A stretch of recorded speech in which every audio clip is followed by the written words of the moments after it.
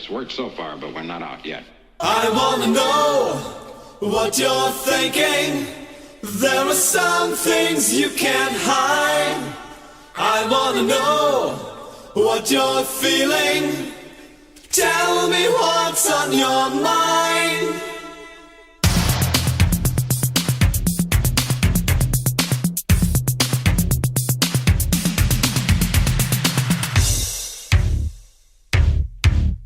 Pure energy. Pure energy.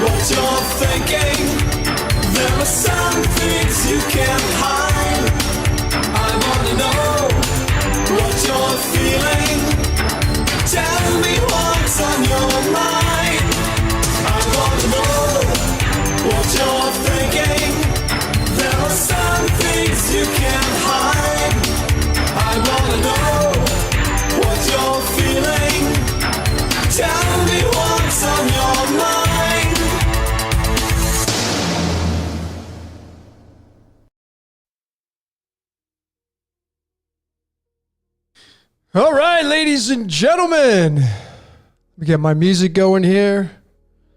How is everybody doing? It's been over a freaking month that I've shown my face. Welcome out, all you great decoders around the world, wherever you may be. It's great to be back for number 41. And what a big deal number this 41 is. Whoo! Tied to my birth latitude, 41 degrees north. That's where I was born. It's just so much significance. Of course, 41's tied to the word Elohim through the numerology in its original spelling through the Hebrew 41. And is that kind of part of the story, what's running this reality? The L, electricity, tied to magnetism. Those two, we live in an electromagnetic world. So welcome out, everybody, to another episode of What's Your Question? As you can see, we got a different look. I'm in a new city. I got a new backdrop. Got a couple new ones actually, but I wanted to kind of upgrade. The next thing's going to be a camera to get a little bit more in fine tune the picture, the quality of this podcast. Trying to give the experience better for all you viewers out there, a better experience. So it's great to be back, ladies and gentlemen. It's great to be back. I just got back from a little tour in the United States, and I was visiting some friends and family in the great city of Los Angeles and Las Vegas. And had a great time while I was there. I missed Mexico, though. I really, really missed Mexico. I missed coming on here and being part of this decoding family. I really did. This is really what kind of exalts me. It really feeds my soul. Knowing that I can become part of this decoding world, helping people out.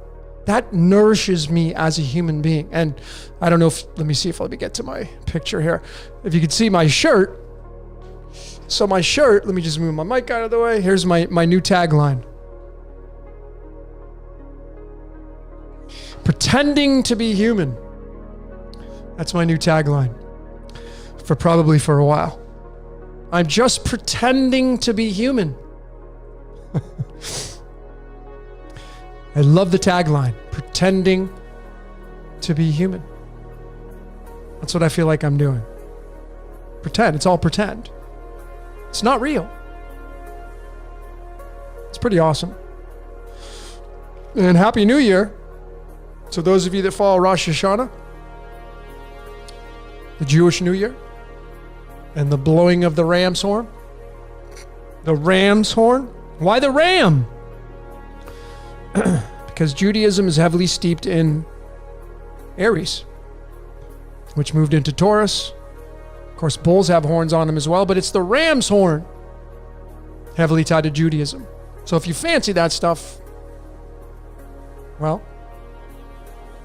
happy Rosh Hashanah. But anyway, great folks, it's great to be back. I was just over at the Syncretism Society. Big shout out to them. Go support them. Santos, my great friend Santos, Danny, I got to sit in for. He wasn't feeling well. He ended up coming in on anyway. Big shout out to the Syncretism Society. Please go support the Syncretism Academy. If you could become a member, you're supporting this great research that we're all doing. We show up to provide you with information. So if you can support the Syncretism Academy, go become a member. Big things in store for the Academy. It will be transforming into something that is not what it is today, I can tell you that. So I'm very grateful to be here in Mexico, live right down the street from these people, these beautiful souls, really working for the benefit of mankind. But man, what a time to be alive, ladies and gentlemen. Woo! What a time to be alive right now. Wherever you are in the world, what a time to be alive. Really. And what a day it is today, the 24th of September, 9/24. Here's the card of illumination that's tied to this day, the Two of Swords, which is why this is podcast 41. This is the 41st card in the deck. So there are many ways you can go by the day on the calendar. Then you can go by, the 41 in my podcast. The Two of Spades, if you flip it, you then have the infinity symbol there. And the tarot card to give us the picture of what this kind of day means. It's the Two of Swords. And, you know, if you watched my Two Thieves decode, I hope all of you have watched. That's one of the better decodes, I feel, if I had to pick a few. That one was very enlightening. It shows the cross, the makeup of the cross, the cube, the Christ figure, and us playing out the character called the Christ. But this is the card that is tied to that. And it's the past, present, and future in there. You can make an infinity symbol over this card, the figure 8, because when you put the swords just like this, you now have the past, present, and future, and the blindfold. This card, to me, is telling all of us that the way for exaltation is through the third eye. You see, one of those swords points to the past, one of those swords points to the future, but in the very dead center is where your middle path will be, your path to neutrality, and the blindfold means close your eyes. Go within. That's what this card means. It's tied to 41. It's tied to 41. Of course, 41 is the mirror of the 14. 14 is dear to my heart because it's 3.14 and my last name's Payette. And then the spirit card to today, or to 41, is the Six of Spades. Card 45, tied to Pandora's box, tied to mind control. 45. And then the tarot card that represents the Six of Spades, which is the spirit card to the Two of Swords, or the Two of Spades, is the 56th card in the tarot, the Six of Swords. 56 meaning lights, camera, action. Lights, camera, action is 56. This is the 56th card. This is transition. So in the context of the esoteric, this means spirit deciding to go on a trip and to become human, a human being. And I have this, I hope I can have this easily accessible. Let me see if I can find it. Hang on. There it is. Let me see if I can pop this up on the screen. This was a huge find. There it is. Let me just pop this up on the screen and show all of you. Let me just, and I'll get into some of your questions. How about this right here? Bam! When you bite the forbidden fruit, 59, you play the game of life. You see?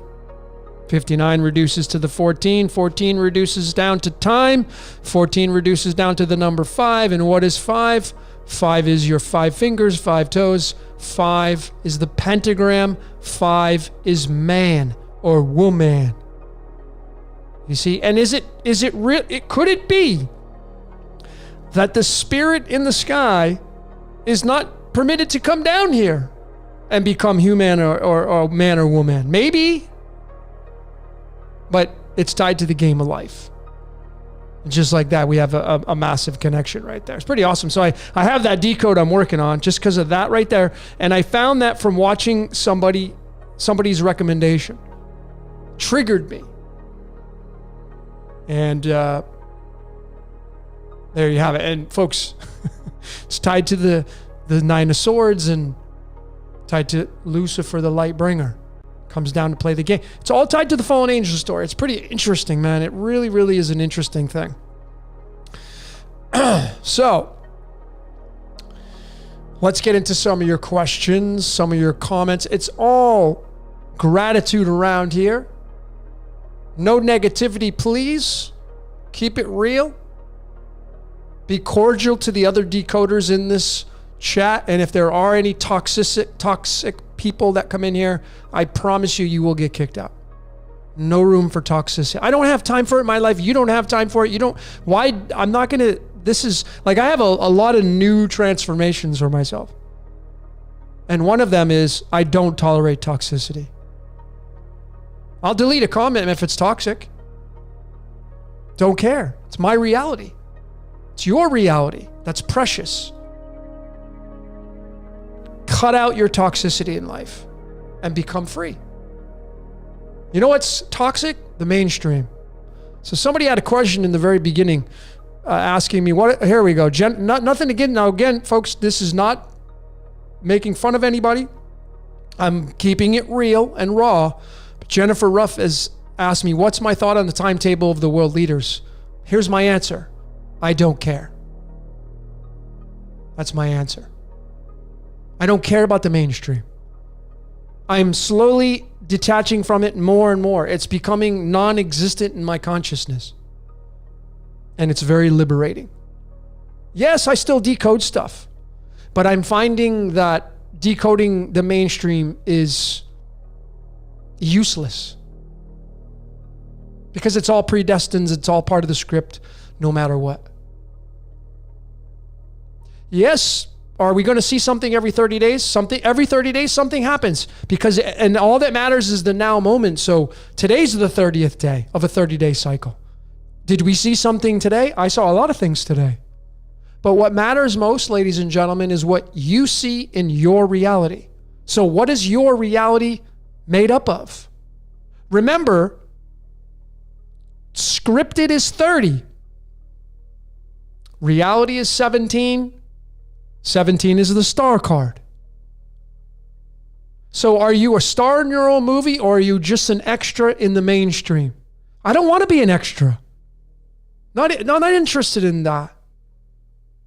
Like the stars in the mainstream movie are the global leaders. That's their movie. Well, I don't have a part in that movie. And if I do decide to walk on that stage, I'm just an extra. I'm just noise in the background. No one knows who I am. If I showed up at the White House in Washington, D.C. tomorrow and I was able to get into the White House, everybody would be like, who's this dude? No one would know who I was. No one. And if there was any exceptions, it would be an exception, right? If someone says, oh, I know you from Decode Your, I doubt it.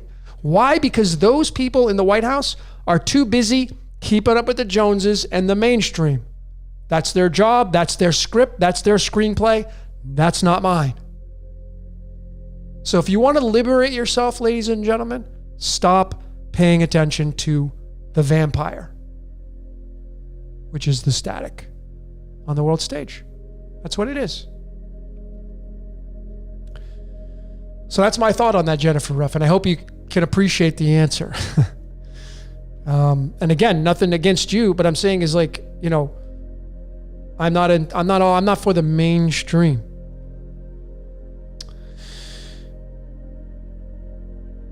There's a lot of great decoders in here. Man, what a family we got, I tell you. This Saturn day. That's right. Thanks, Christine. Christine from the great state of Washington. It's Saturn's day today.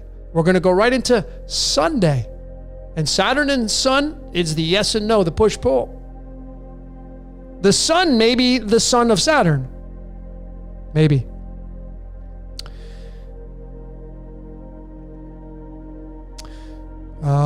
So Newware, interesting avatar name. What happens when we die spiritually? I guess that would be your question. What happens when we die spiritually? Well, you become a demon. You become an animal. You see, the more human you become, the less spiritual you are. Spirit meaning the sun, spirit meaning pure light, spirit meaning no blemishes. So if you can kind of look at, here's my little ball of light.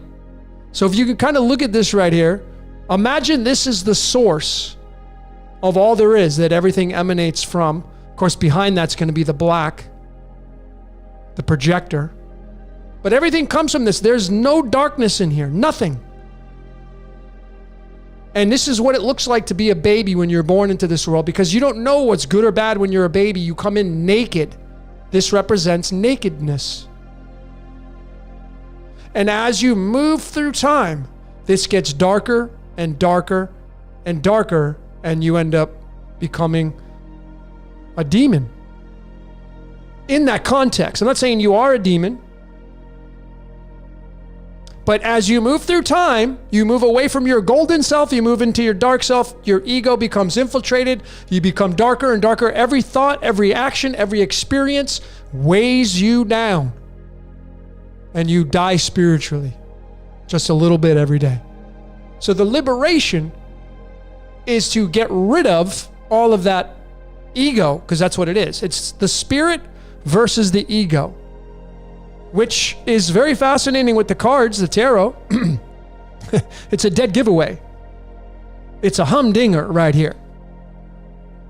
Let me just show all of you so you can get the picture and why the tarot cards are not evil. Okay? They're not. Because they're just as much as part of this script as anything holy in that context. So spirit and soul and Eden are all 19 in numerology. Here's the 19th card. And then the spirit, when it wants to come down and play the game called life and bite the forbidden fruit in that context, you now, voila, you have what's called an avatar, which is your ego. Ego in numerology is the number 15. And there's the 15th card. You're now under the guise of the devil. That's why I say be the best little devil you can be. People that just come into my channel and they've never seen my work, they're like, this guy's, you know, they don't get it. You haven't watched enough of the stuff, the information. I'm not here to, hey, whatever. You are the devil. That's your ego, folks. Playing with your spirit. Here it is. It's the sun devil. That's what this means. So when you die a spiritual death, you move into the devil. And now you become part of the blockchain. It's so funny because blockchain technology, you see what's on that card? The chain's tied to a block. What do you think's going to rule cryptocurrency? Well, the same entity that runs this reality, just like money and fiat currency and everything else. It's light slowed down into physical matter. Light is the devil. I know that may be challenging for some of you to maybe even agree with, contemplate, and because everybody's like, oh, I'm a light worker. No, you work in the dark. If we all go into a room and we turn the lights off, you're not going to be I can't see you. You're dark, man. You're a light being slowed down into physical matter. Your vibrational frequency becomes, that's how we become physical. Because of the slowed down vibrational frequency. The resistance in this reality. And you got to play both. And how you do that is the middle. That's how you become 50-50 in this reality right here.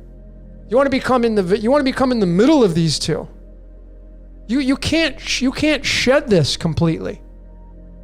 You want to be the guy at the top. But people can't contemplate that because they've been programmed through that the devil's a bad dude. Hence, the game of life is a bad thing, if you want to put it in that kind of context. Life is amazing. And if you got a shitty script right now, well then how can you cut out some of your toxicity? Like a lot of people, I was dealt this and dealt that, and maybe the message you need to hear right now is, okay, if I were to go into your life, I were to sit down with, just like a psychologist or a shrink, if I were to sit down with each and every one of you, and we would go and write out a list of all the things in your life that you don't like. And it'd be like, okay, let's get rid of these things. You know how much freedom you would have after that? If you were actually able to do the work and get rid of it? I've done a lot of shadow work. That's what they call that. How much have you done? If you don't like your life right now, if you're upset, like, oh, life sucks, and first and foremost, have you cut off the mainstream? Have you cut off the static on the world stage? I know it's challenging to do. Those of you that work in the mainstream, you have jobs. I know that's challenging to do, but it can be done. You got to spend a lot of time alone. That's how you'll find your liberation.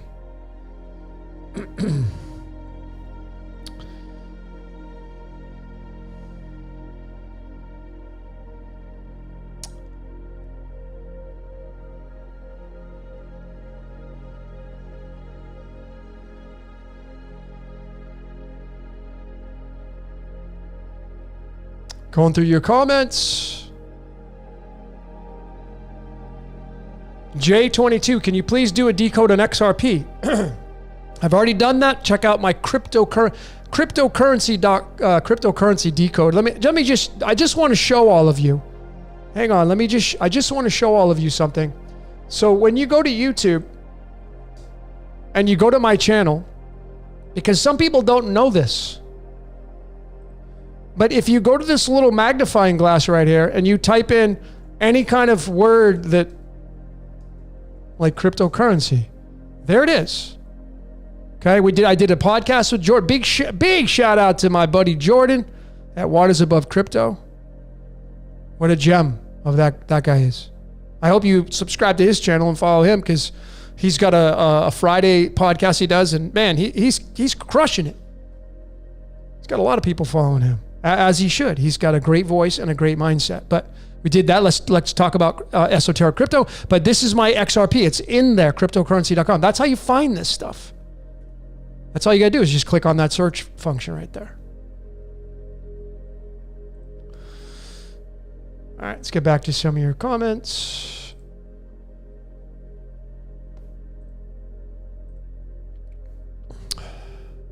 Did we choose our script, or did the parasitic archons manipulate our choices when we recycle for them? I can't answer that, Jeff. I don't know. It would be pure theory. It might be, it might not be. I don't know. I have a decode coming out on the archons. Archons equals 23 in numerology, the same as blood, history, and,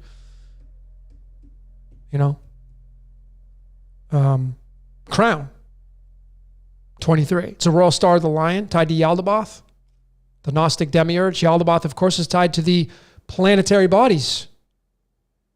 So it could be that the archon, now, did our reality get hijacked? I just don't think that's possible. Because I believe everything in this reality is scripted.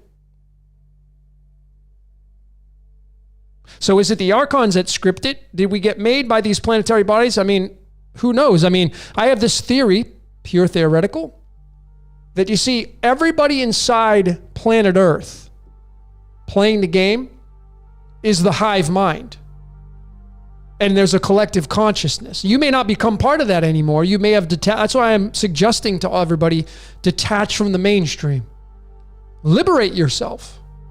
But the collective, as Jason, big shout out to Jason from Archaics, as he says, and as I've said, you're not going to change the collective. It will change you, if anything. So if you decide to go play that game, you're not going to change it. I know some of you, some people think, oh, I'll become a politician. And I'll go in and I'll change that. You ain't going to change jack shit. The collective will not be changed. And I have this theory that on Earth is an embryo. And if you look at an egg, inside of an egg is the vitalis, which is the yolk, which is yellow, which is a representation of the sun. And if you have a chicken sit on that egg for 21 days, it starts to create an embryo, and that's a little baby chicken now. And what happens here on Earth? We're being incubated. Things are heating up, right? But we're being incubated, and we are all part of the embryo, where our cells, just like you have cells in your body. What's another word for cell? How about prison? I know, I mean, do you think you're in a prison? Doesn't look like that for some of you. Well, what if we all are? You have cells in your body? Are you in a cell? Are we in a cell? And the collective, the hive mind, needs you to play the game to create something. And if you go start researching mythology, Greek mythology, which I think is more fact than it is myth, it says that Gaia, which is Earth, and Uranus, which is Father Sky, created all the planets. Again, completely theoretical. But what if that is the truth? How would these planets get all put into the celestial spaces that it is in? And what's absolutely crazy is there are people that actually think, well, and then they'll be like, they're not planets. I'm not going to get technical. Listen, man, I can see them through tons of astronomers and their telescopes. You can see them through. They're not trying to mock or screw you over. Go buy a telescope, go start looking at astronomy, and go start looking at, you'll see them in the sky. So collectively, as a species, as human beings, the collective, are we creating these planetary bodies?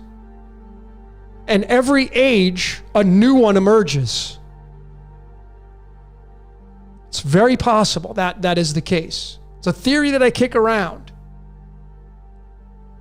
And every single one's got a personality based upon the collective coming together with the hive mind and birthing these new celestial bodies. It's a theory I got. I don't know if it's true, but it's possible.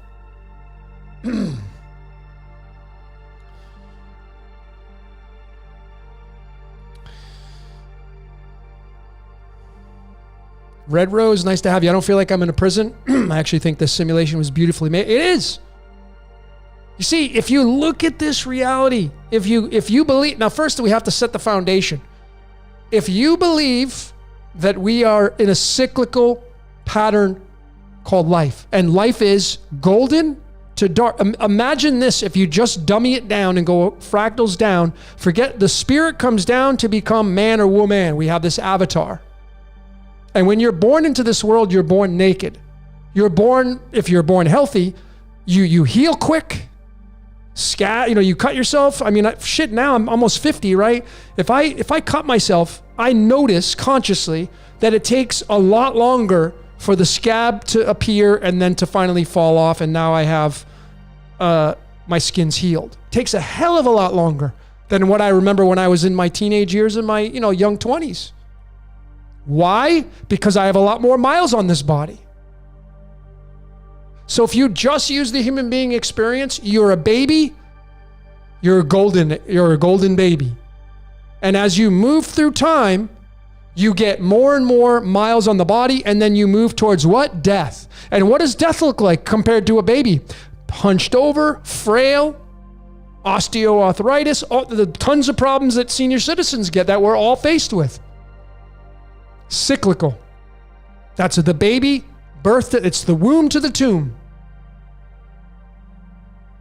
And I feel like that's how these cycles work. Golden age to dark age, repeat.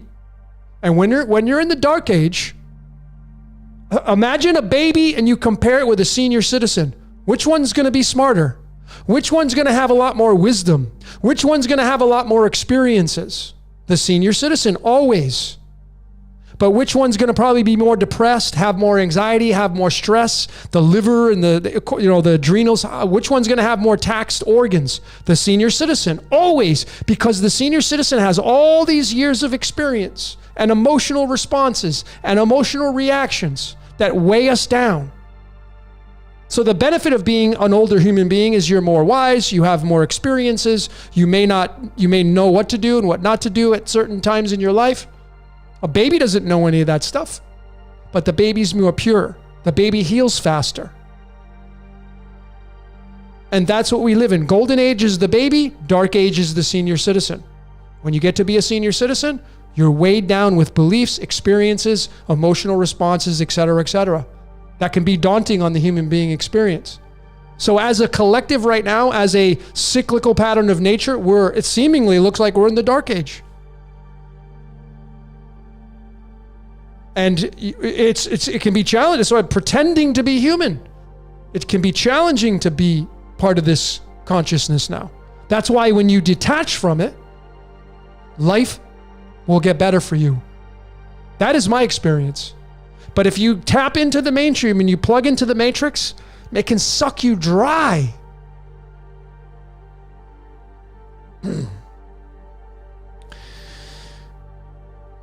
Whew. All right, I hope that helps some of you. What are my thoughts on reincarnation? Bliss. I did a decode on it. Check it out. See, the word reincarnation, remember, repeat, redo.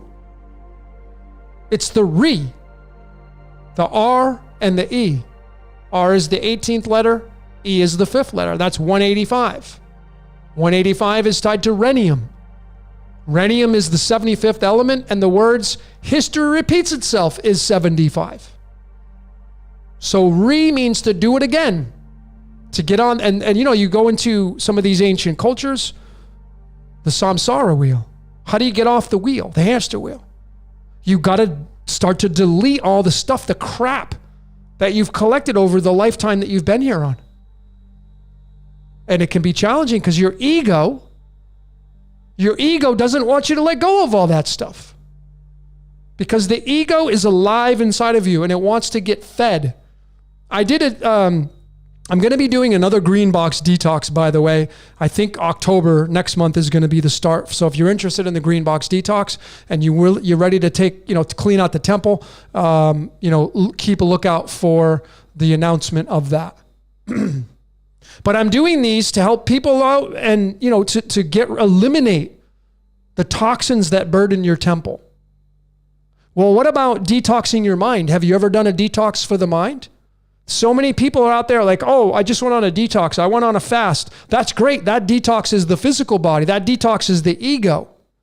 But have you ever done a detox on your spirit? Most people haven't. It's just getting rid of ideas. It's getting rid of programming. It's getting rid of indoctrinations. It's getting rid of dogma. Think about dogma, dog and ma, mother. The dog and the mother, dogma. I mean, how about Albert Pike? His book, Dogma. It says it all right there. See, if you don't believe in what Albert Pike says, will you be susceptible to it? Maybe. Because there is the natural law of order. I just watched the great movie for the first time. Maybe some of you have seen it, called Cloud Atlas. Amazing movie. Is it absolute? I don't think so. But it had some nuggets in there. You should check it out. It's got Tom Hanks, Halle Berry. It's just interesting, this whole... Whew. Bruce Lee. It's so funny saying that. Bruce Lee's got the avatar. Will you ever do ayahuasca? I've done ayahuasca one time, and I got nothing from it. My experience with ayahuasca, I did it in Los Angeles with a few friends. I was very uncomfortable because the majority of the ayahuasca ceremonies that I've heard of, it's like, yeah, bring a yoga mat, and then you go there and you put it on the floor. It's so uncomfortable being on a hard floor. That's what I was on. So number one, I wasn't comfortable. Next time, if I were to do it, I would be super comfortable sitting in a hammock or sitting in a futon or laying in a bed. That's the step number one. You got to make sure all your senses are beautiful. Well, my sense of feeling was not, because I was on a hard floor. And then I only took one dose. And I didn't throw up. I didn't purge. And I think that's a requirement. And I say that because back in the days when I used to party, some of the best times of my life was taking Molly. Was taking ecstasy. And I remember so vividly that when I took one and I threw up, because it made me sick. Once I purged, whoo, man, I took off like a rocket. And the experience of what that substance does is amazing. But purging was sometimes one of the requirements. And I feel like ayahuasca is the same thing. You must purge to have your lid blown off. And it's really the Tower card. That's kind of what my feeling is on that. D. Habib, is this scripted reality? Is our time here fixed? Well, I would say so. I would say that you have a screenplay, just like the movies, Hollywood. Just like the movies. There's a screenplay, and actors and actresses read from the screenplay. Well, you may not be reading from a screenplay per se, but you're acting out your part. So I think that, is your time fixed? Maybe, maybe not. 50-50, right? Just go on the average lifespan, 83, 84. Something like that, 79, 80. I don't know. And then your other question, do our actions in this lifetime have karmic consequences? If you believe in karma. Obviously, if you believe in karma, then anything and everything you do will have an impact on if you reincarnate. So you'd have to attach karma to reincarnation. So if you believe in reincarnation, then karma would attach to reincarnation, and every move you make would be involved in your next lifetime. That's why I always say to people, the way I look at it is, if we do reincarnate, if you never get out of here, then make sure that you're checking all the boxes off the list of what it would mean to level up and to get a better life the next time. You know, and I tell you, folks, let me just show all of you. I really highly encourage you guys to watch this. This was probably one of the most eye-opening videos that I have watched on how life is, man. And just like, if you think your life's shit, if you're like, oh my, I got this bad code, and I'm going to show you, folks, this right here. Check this out. I stumbled across this video right here called Zombies of Nairobi. And this guy goes in and he films it. Look at this environment these people live in right here. They're in trash. And what they're doing, these kids, majority of them, in that bottle, they're carrying around glue. And that's all they do all day. They sniff glue. It's shoe glue. Some of them, if they get money, they end up ingesting jet fuel. Look at that. And this is the conditions that they live in right here. All this stuff. Look at it. And they just pass out in the trash. I would highly encourage you, if you think your life sucks, this to me right here is what hell would look like. Like, if you don't level up and you have to reincarnate, you'd actually have to reincarnate in an area. Look at this kid, barefoot, you know? Just, I mean, these kids eat barely once a day. So this guy goes in and films it. Look at how these kids are all on glue, sniffing glue. And why? Because their life sucks. Because they have nothing. They got nothing to look forward to. This, to me, this is what I would think is the representation of hell on earth. And if you think about it, if you had to reincarnate and you didn't level up, you may be planted inside of a body of one of these people. Because we're in the dark age. Like, this wouldn't be around during the golden age. Look at this environment. Nairobi. So, anyway, I would highly encourage all of you to check that video out, please. And really, that to me is a pure indication of what hell on earth would be like. And you would never want to have to reincarnate into that. That is hell.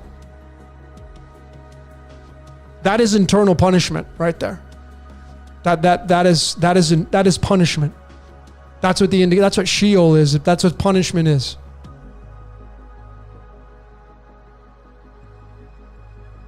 And when I watched that video, man, it really made me grateful for my life. I had a lot of care and compassion. It really made me tear up, just the way these kids are born into it. Their mother sniffing glue. They get the baby in the arm. It's just like, imagine you think your life's that bad. Compare it to that video and start to live. Start to be grateful for become a gratitude junkie.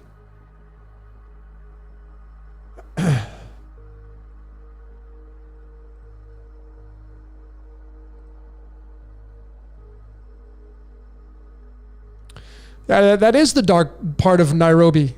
I mean, I just got back from LA, Los Angeles. There's a good part of Los Angeles. There's a dark part. The homeless population is increasing like wildfire in Los Angeles. And it's just a matter of time before that seeps into the rich culture areas that are wealthy. Can't keep it out.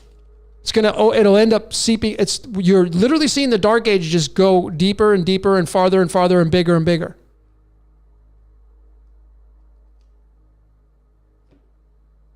Anyway, that's just my take on it. I would highly suggest the Zombies of Nairobi. Go watch that video and then compare that to your life and then start to live. It taught me, like, okay, am I doing enough? Am I helping enough people? Someone made a comment, Alex, saying if we were picking up trash with doing something help, then maybe yeah, exactly. So do you have to go pick up trash? No. But are you helping people? Are you at least helping yourself? First, I had come out with this graphic that I made a while ago, and I said the first requisite for freedom is slavery. Think about what I just said. The first requisite for freedom is slavery. You need to know you're a slave to become free. Some of you are a slave to your own ideas. Some of you are slaves to your own ideas. And you got to undo that. You got to like not undo it, cut it out of your life. Cut out the programming. And then at the same time, it's like, you know, some people like, you know, they've really never done a spiritual detox. And a spiritual detox in that context is cutting out the mainstream, cutting out the static. It's like doing a physical detox. Like, okay, I'm going to juice for 7 days. And then all those 7 days, along with the juicing, you're out drinking a ton of tequila. You're out eating pizza. You're out eating spaghetti and meatballs. It's completely not detoxing. So when you're taking a detox from your spiritual or detoxing the spiritual, you need to cut the mainstream out. That is the toxicity. But you know what? People love their dirty laundry. They love it. It's their drug. Like the heroin addict sticks a needle in his arm. People, all they got to do is the needle is their eyeball. And they'll just turn on the mainstream. Hey, let's see what's going on. That's their fix. And they get a daily dose. Folks, the mainstream is not medicine. It's toxic medicine. It slowly kills you.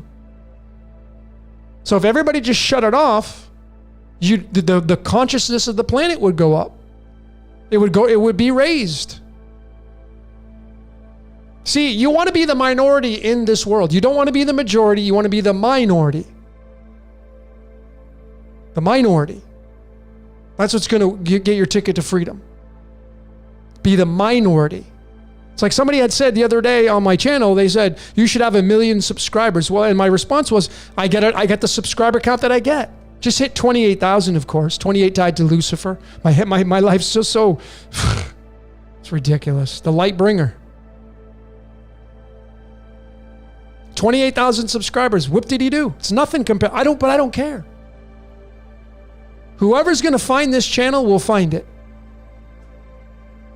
And there are other channels out there that supply information right along the lines of what I'm doing. So if you don't resonate with what I say, maybe you resonate with somebody else says. Some people don't like who I am. Some people don't like my hair, my face, the way I talk, the way I say folks. Cool. Then maybe you'll find I'm not the only dude, and I'm not even a guru. You're the guru. Be your own guru. It's like, I mean, Santos had said that. He's like, I'm not a guru. He even says it. Neither am I. I'm just Logan. And you got to find, you know, the influences in your life. And then you got to be the influence. Are you being an influence? Of course you are. You influence people when you're around them. What kind of influence are you? Are you a dirty influence? Or are you a clean influence? Are you at least, you know, a neutral influence? Like, I want to be a ghost. I want to be like, where, you know, can't see me. Because it's just, you know, I've met some people along the way that their job is to play the game of life and be that angelic persona. And they'll tell you, you know, you need to do this, and you need to raise this, and you need to raise that, but you know, if you're tying that to because you're looking at the downtrodden, what the opposite of that, you're playing the game. So my take on it is just be an observer. Of course, you want to be love. Of course you do. But when you're just the observer and you're looking at the hot and cold, both sides, you're looking at the good guys and the bad guys. Okay, which side do I want to be on? You see, I think the trap is choosing a side. It's like, well, I don't want to be part of the demons. Yeah, I want to be an angel. I want to be part of the angels. But you see, the angels wouldn't have a job without the demons. So when you pick a side, you're playing the game. When you sit in the middle and you're just the observer, as I say, you're just the watcher. You're like, okay, well, they're doing that. I'll just sit and watch. Don't want to play the game. You know, I had shown that this card right here, and this is not the only one, but this card right here, the 5 of Swords, is tied to the game of life. It's tied to the game of life. This is the birth card of the Bavarian Illuminati. Nothing bad about that whole organization. Don't know them, don't care. But this card right here is total ego. which is a separation from the spirit, but your ego is something you must use during this transition of this journey. And this card, if you look at it, these two people in the background, they've thrown their swords down and they're like, I don't want to play anymore. I feel like that's what you got to do. And this guy right here collecting the swords, that's Mr. Smith. And he's like, okay, I'll just pick up your swords and I'll be on my way. These other people, they're walking away. Just like when you look at the Eight of Hearts, the Eight of Cups right here. Look at this. It's the same thing. This person in the background, it's got its back turned, just like this card. They got their back turned and they're walking away. This is going on a spiritual journey, a retreat, walking away from the things you once had because there's something else that you're left to do. And I feel like this Five of Swords right here is tied to the game of life. It's tied to your ego. And this is the mainstream right here. This dude represents the mainstream.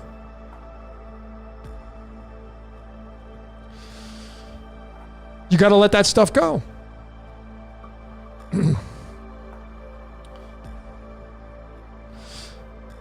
Never take the jab.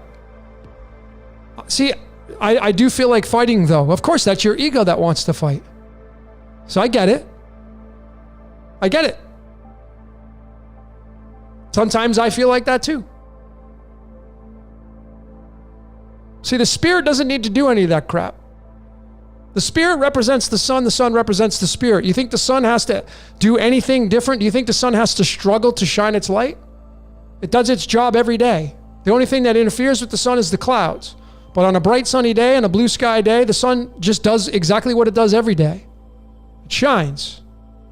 Gives its yang energy. It doesn't have to struggle. It doesn't have to fight. It doesn't have to defend. It just does.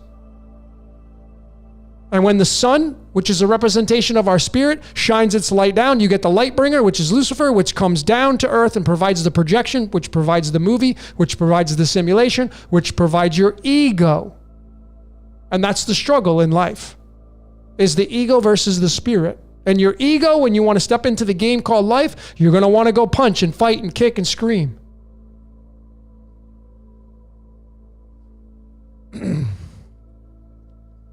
Dr. Savage, what's up, brother? Genesis 1:1. The verse Hebrew is 2701. Yeah, 2701 is a permutation of the 127. 127 is the 31st prime number, which is tied to Lucifer and the light. You see, Genesis means birth. Genesis in numerology is a 25. If you take the 1 and the 1, that's 27. That's 100 short of the 127. 27 is tied to heaven. The word heaven is 27. So what do you think creates this reality? The sun does. So it's got a big say in it anyway. But all these occupies 165, 166 is tied to the Tetragrammaton. 167 is a prime number, the 39th prime number, tied to Lucifer. 666 is, you're living it out. We're living it out. So I'm not surprised. I broke down Genesis 1:1. I think I did in the beginning, right? Starts with the letter I. Genesis 1:1 starts with the letter I. I. The I am. And then the last letter in the Bible is the letter N, as in Nancy. Amen.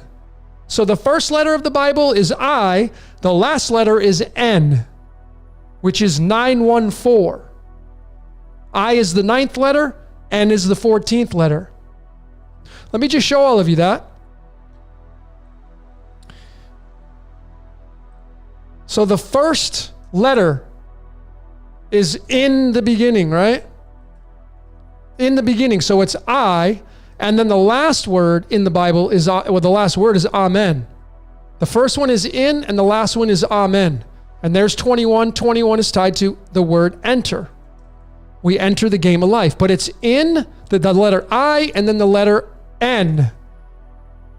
Okay? The I and the letter N. And if you go look at this, the 1-5, that's the devil. And then if you look at it from the English, it's the 914. And what is the 914? How about this? It's tied to the pineal gland. Pineal. 914. 23. 23 is tied to this right here, history. It's tied to this word right here, blood. It's tied to this word right here called crown. The first letter of the Bible is I. The last letter is N. There's the 23. You see? It's all a script, folks. It's all a predestined, pre-planned out script. So easy to see it once you have the tools. It's difficult and challenging when you don't have them, of course. That's my take on Genesis 1:1.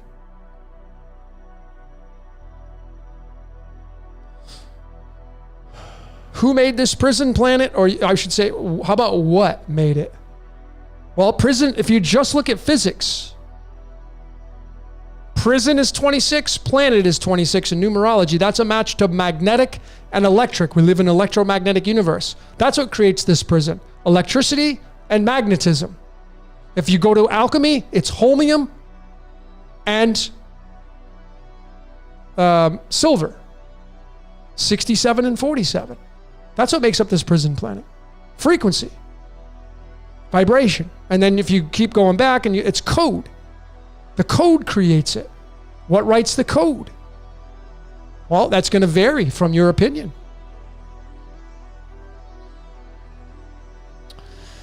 Maximus, what's going on, brother? Have you had other gods as well as Prometheus come up in the research? Yeah, I've decoded Zeus. I've decoded Kronos. I've decoded Hyperion, which is the father of Helios, which is the sun. These are all tied to the origins of how this reality works.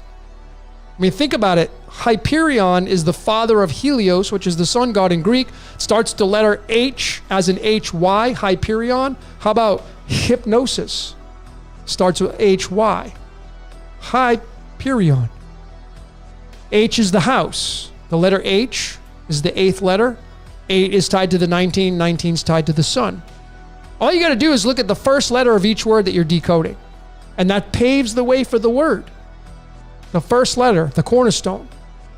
Just like the first word of each of your names, you can decode that. Forget about all the other letters. How about just if you got a first, middle, and last name, what's the first letter of each of those? And I would also encourage you to include your mother's maiden name, her knee name. I've suggested this now. I'm telling you, it's profound. As a numerologist, use the last name of your mother's maiden name, because your mother and father come together to form you. That's a last name from her heritage, and it's a last name from his heritage, coming together and forming a union. And the word union starts with the letter U, which is uranium, Uranus, father sky.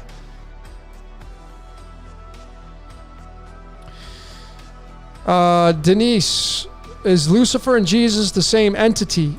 It's beginning to look like that. And if they're not the same entity, it's the yin yang, and it's the good cop, bad cop. But you have the light of the world and then the light bringer. I mean, if you're curious, go watch my Scripted Reality Part 3, the last decode I just came out with yesterday. I showed with clear and convincing evidence that Lucifer is Prometheus, without a shadow of a doubt. And it runs this reality. It's a scripted reality.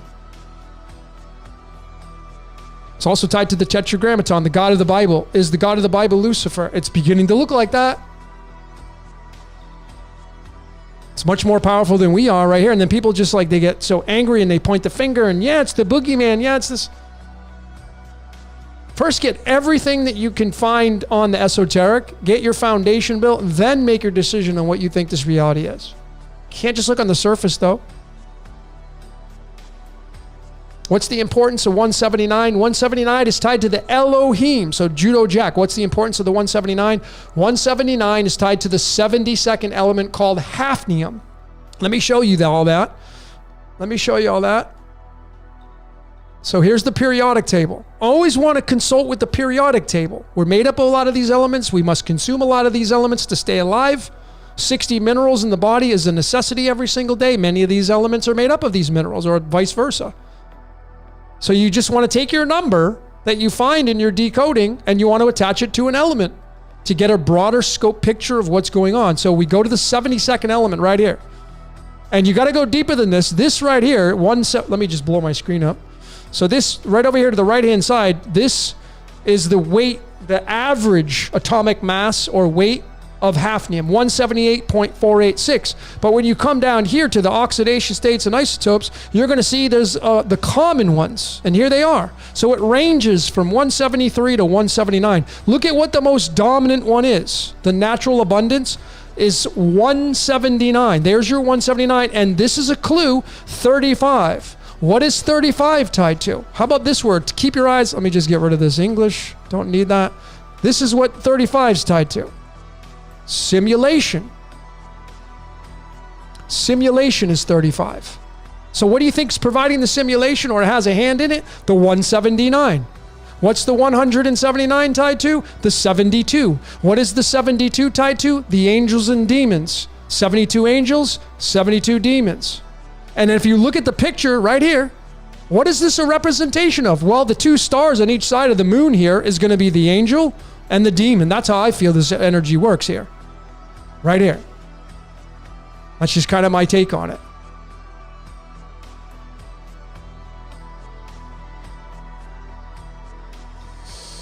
Okay, let's get back to your questions. I hope that helped you out. 179 to 72.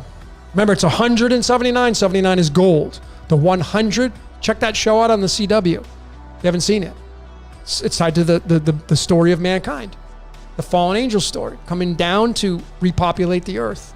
From the ark up in space. What is the ark? It's the sun and the moon.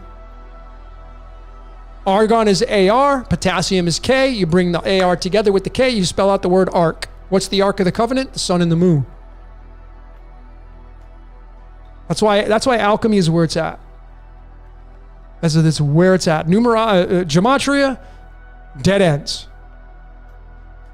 You can't just use numerology. It's numerology anyway, but you can't just use words to numbers and, oh yeah, I got to figure it out.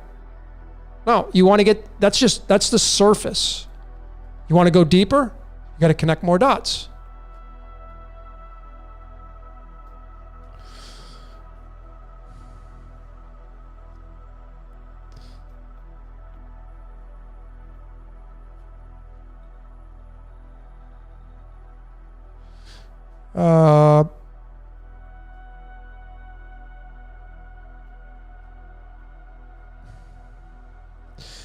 Bryson Reed, Satan, Odin, Pride, Enlil, Zeus, Prometheus, all the same. I would imagine you say person, I would say entity. I mean, think about the word Satan is an anagram for the word Santa.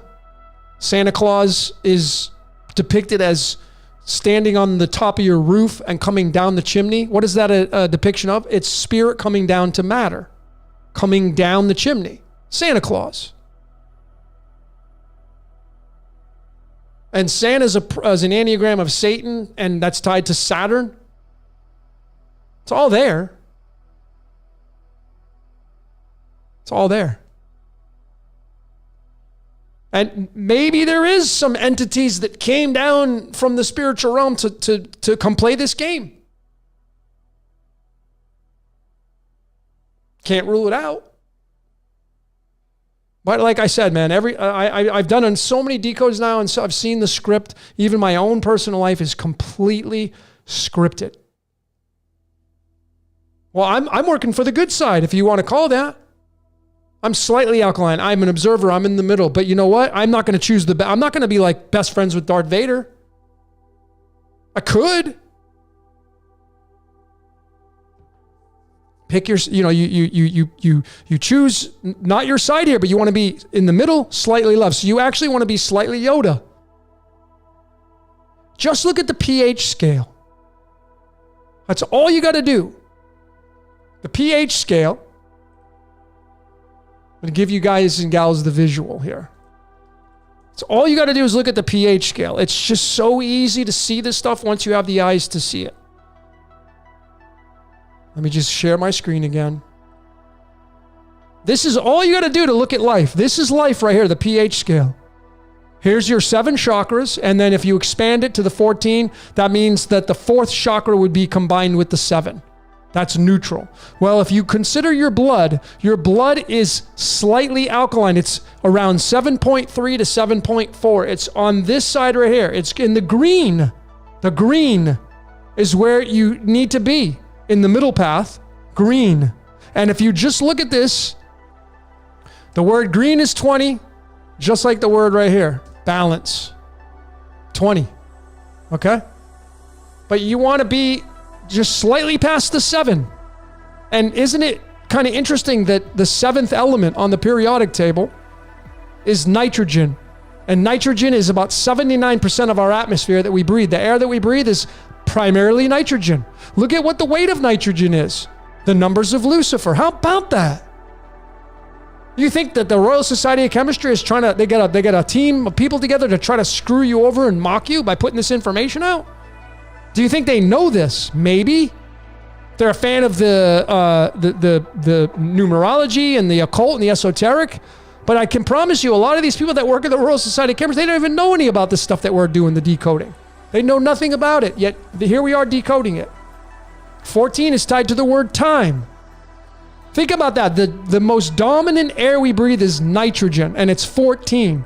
So if you go here, look at what equals 14. Time. You enter into the world of time, and time is ruled over by God, otherwise known as Satan.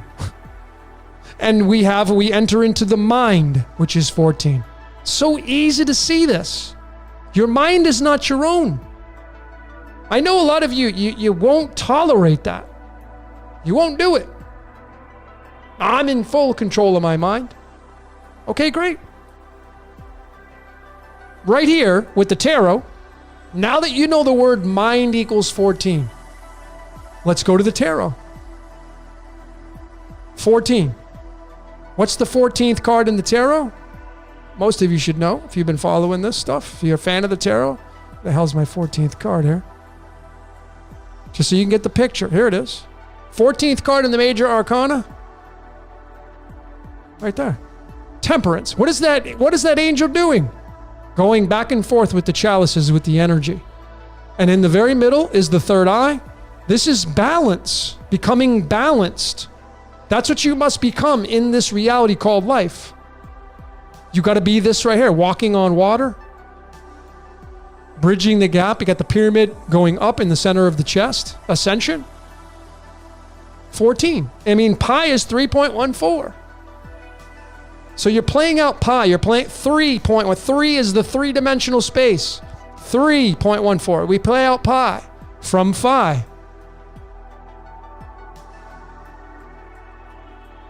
This game of life is amazing once you see all the components.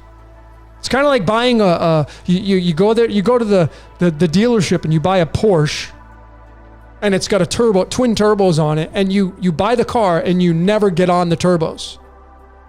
You drive it like a grandma, as they say. You never floor the gas to get a full scope of what that Porsche can deliver to you. The experience.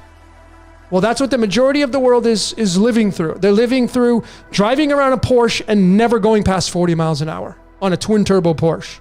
They don't even know what the whole life's about. They're content being 40 miles an hour in a Porsche with twin turbos that goes 200. See, I want to go 200. The more tools you have with the esoteric, the more you're going to be able to tap into the twin turbos. It's pretty awesome.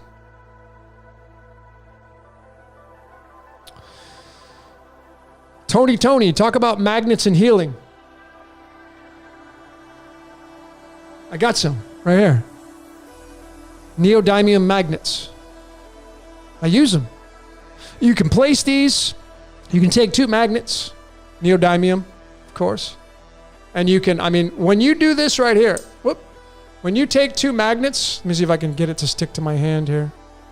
Yeah, it'll stick to my hand. You see, now it's not strong enough, but let me get it on a finger. When you take 2 magnets, yeah, it's not. Let me see if I can get this on camera here.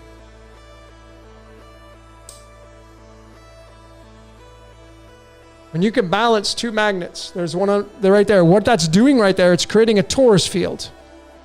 And if I just move my finger, it'll see. So it's creating a torus field on my finger. And you can heal the body this way when you put the 2 magnets in between.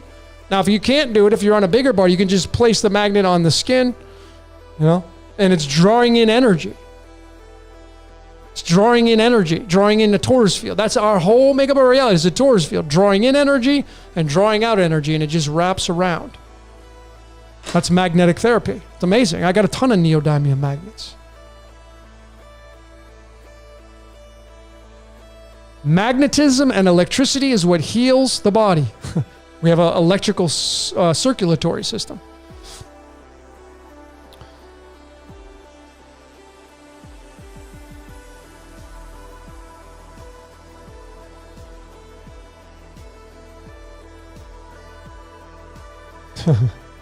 Yeah, those magnets are anti-Logan, yeah.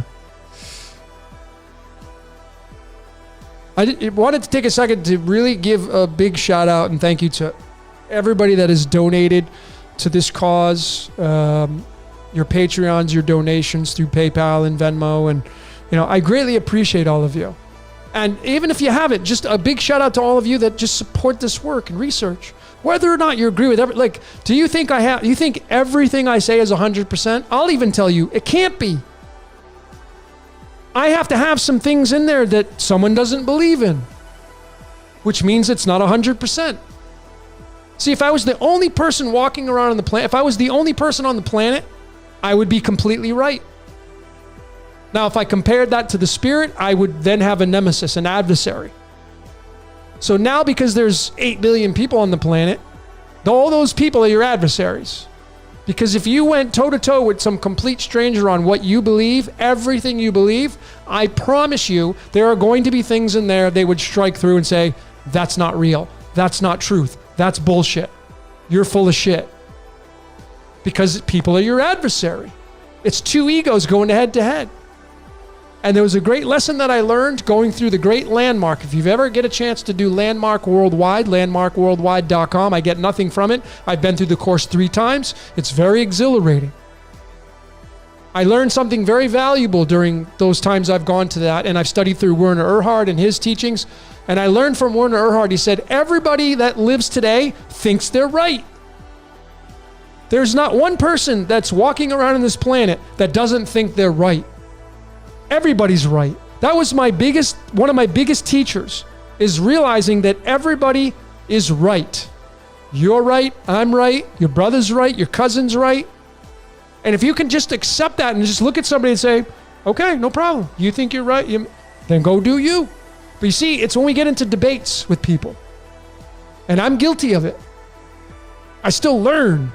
Someone writes in a comment, oh, you're a dumbass, or you're teaching bullshit, or whatever. And it's like, you know what you want to do? You want to go in there and punch them in the face sometimes. That's your ego.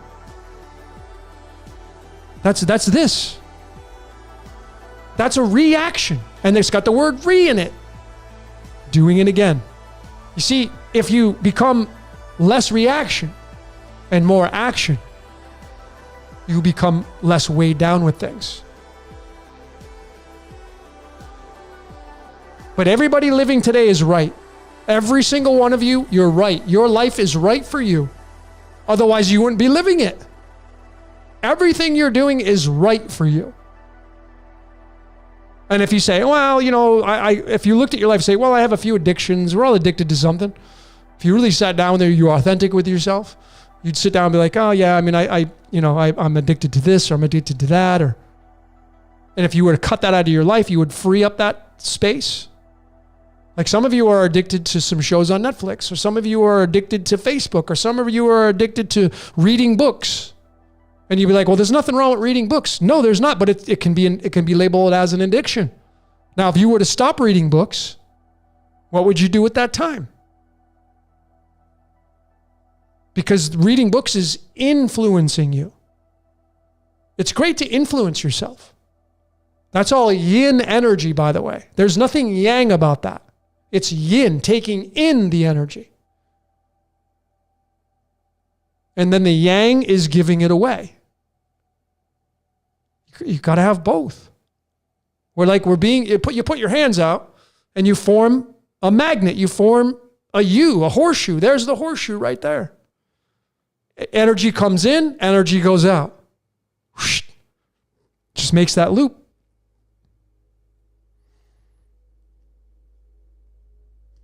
Never take the jab My cousin is not right. He watches CNN every day. Of course he's right. What are you talking about? I really want you to get this concept. Everybody is right. People that watch CNN, they're in that world. They believe they're right. How are you to say, well, they're not right? Because it's CNN? No, when you understand the machinations of how this reality works, everything under this dome in this self-contained system is part of the same matrix. Otherwise, it wouldn't be here. So if somebody watches CNN, if somebody watches a mainstream news station, okay, cool. I don't. And if I do it with a fun-loving heart because I know it's a joke. It's theater. Just like when you go to the movies, is it real? When you turn on your favorite show, is it real? And I know you're going to say no. Okay, then why do you get emotionally involved with it? Why do you get angry? Why do you get mad? Why do you cry if it's not real? See, because you can't tell the difference. How do you know what's real and what's not in this reality? This one right now. How do you know what's real and what's not? You don't some other times. You don't know if it's a crisis actor. You don't know if it's a real person that actually happened to. You don't know if it's a fake thing that happened, a staged event, or if it really happened. Which is it? Which is it? See, sometimes you just don't know. Sometimes I don't know. That's why, I mean, think about it. We say, I don't know. I. You're the I am. I don't know. I don't know. What do you think about that? I don't know. And then when you start to say, well, I think this, it's still the I. You're projecting your yang energy. Well, I think it was staged. No, I really think it happened. That's a download for you to take part in. So if you sever the ties of all that stuff, start to cut the cord on those things, you become free, become more free, and become more free. I come out with this meme. It says, simplicity is severing ties with complexity. Simplicity is severing ties with complexity. So if you want to have a simple life, free of the burdens, start severing the ties with complexity. And it can be challenging to do because your ego wants complexity. This right here, it's never enough. It's never enough. It wants more, and it wants more, and it wants more, and it wants more. It's never enough.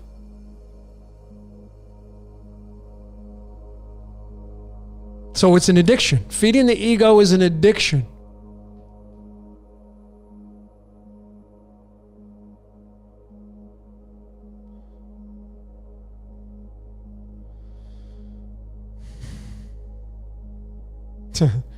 Steven Seguru, hi, I'm Steven and I'm addicted to decoding. That's right. I can say that with a light heart, having fun. So that's primarily what I do. I'm a decoder. So am I addicted to decoding? I love doing it. Someone who's an artist, who's a musician, and they love playing a musical instrument, or they're part of a band, or I love recording, or I love being a sound engineer, or I love being a movie producer. Can you say that's an addiction? Well, I would say it would be. It could be.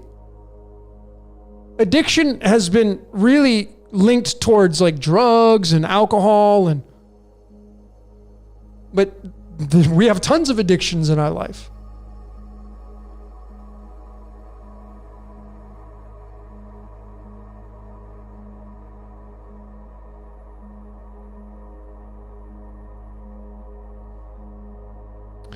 Waters above. If you want to know where the grass is greener, it's wherever you want it most 100%. Yeah, I mean, I think that's totally true.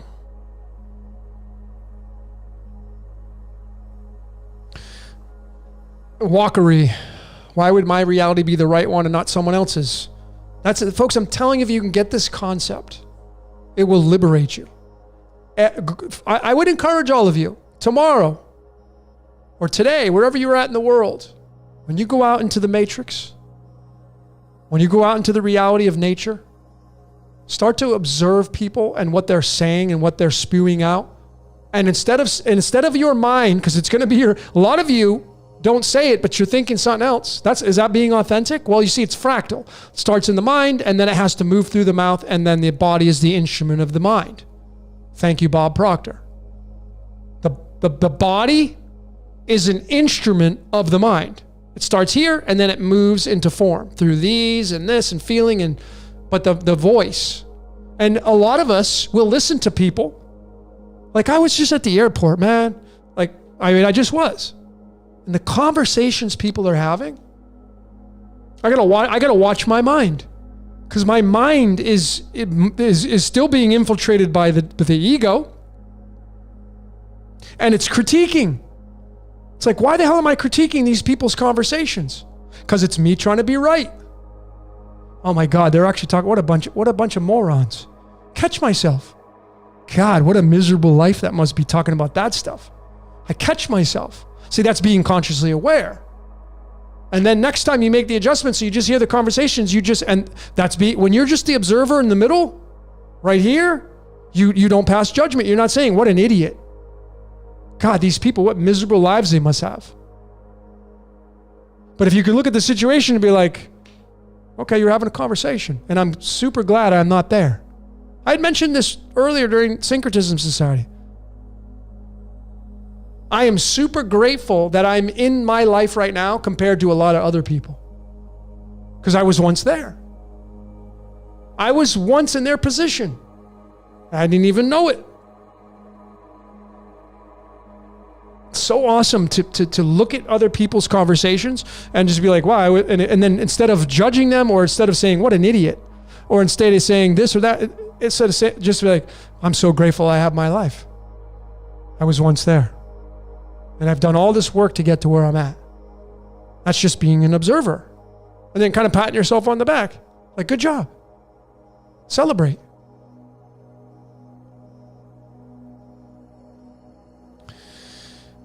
Whew, I tell you, folks. The airport is toxic energy. Can be. Can be. So, if the airport is toxic energy and you walk into the airport, are you toxic? I know, and then here's you trying to be right. You know what you're going to say? I'm not toxic. That's you trying to be right. So when you walk into the airport that you think is toxic, which, it has toxic energy there, of course it does. Well, if you measure the energy at the airport from toxic to non-toxic, it's probably going to be in the range of toxic more than it is non-toxic, if you're in the context of that.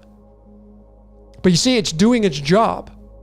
The airport, if you look at it as an archetype, has a job to do. Now, the main function of an airport is to bring people from one place to the next.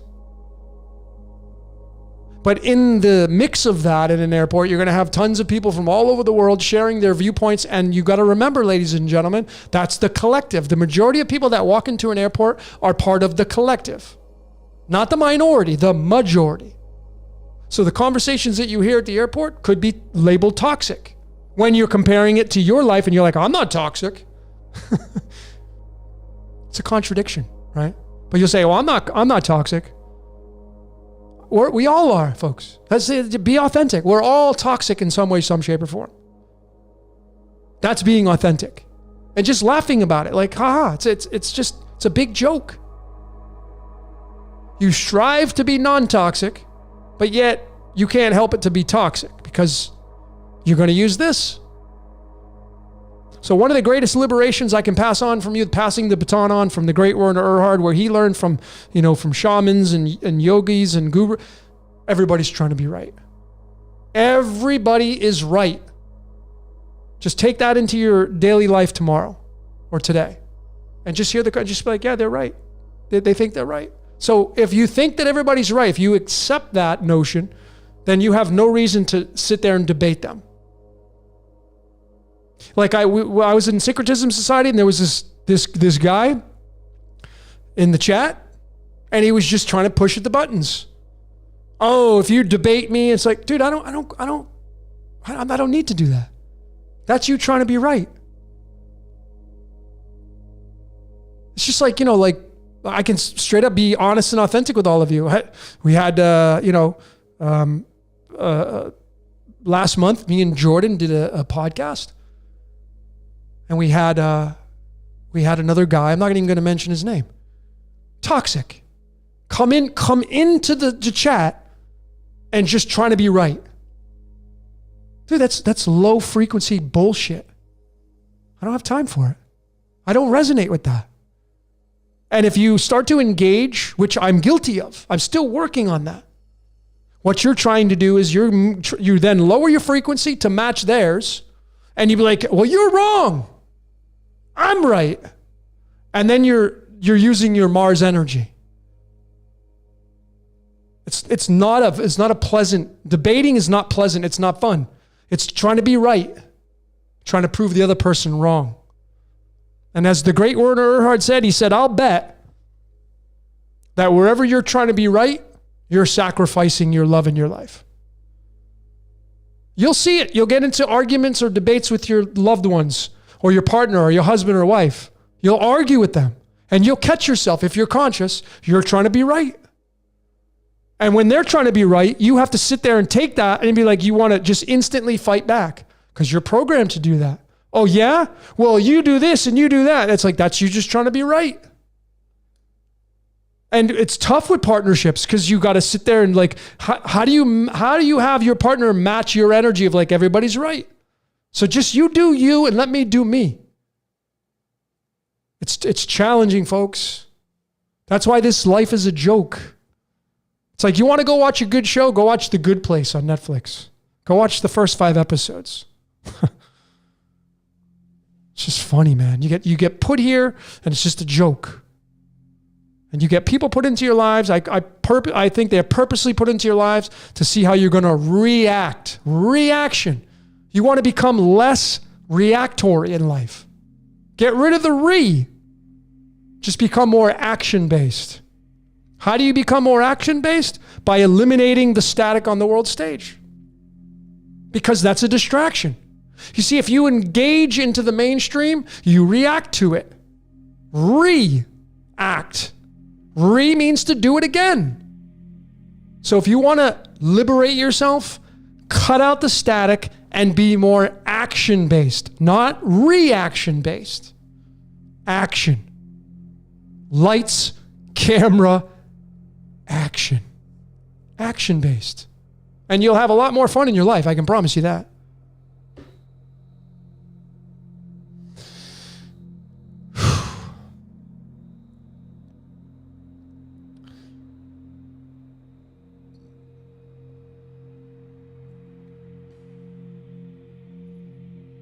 Yeah, my buddy, Waters Above, my buddy Johnny from Los Angeles, kind of one of my teachers, if you will, like a really close friend of mine, he had said that. I don't know where he got it from. I know that he got it from somewhere else, but he said, would you rather be right or happy? Would you rather be happy or do you want to be right?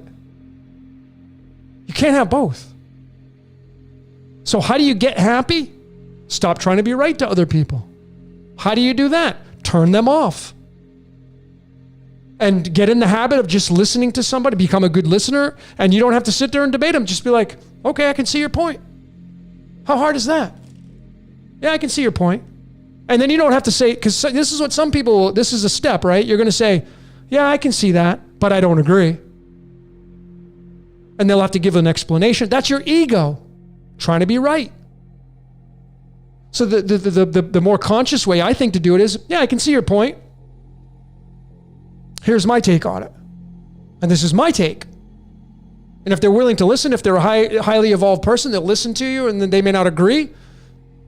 But again, when you say, I don't agree, and here's why I don't agree, you're just looking for a debate. And we're all guilty of it because we're in the habit of doing it.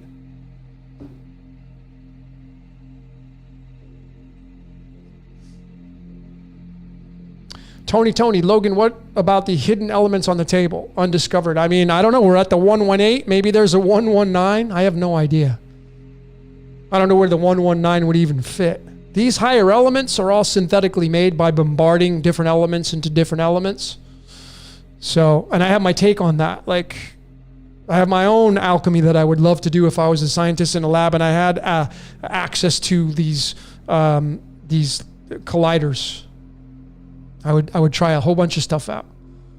Be fun.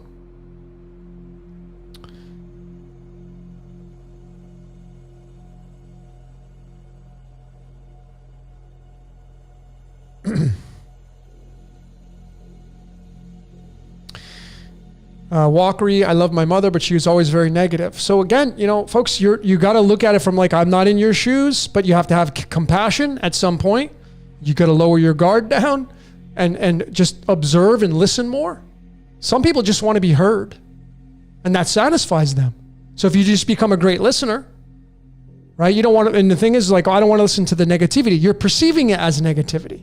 So then we add another layer to it.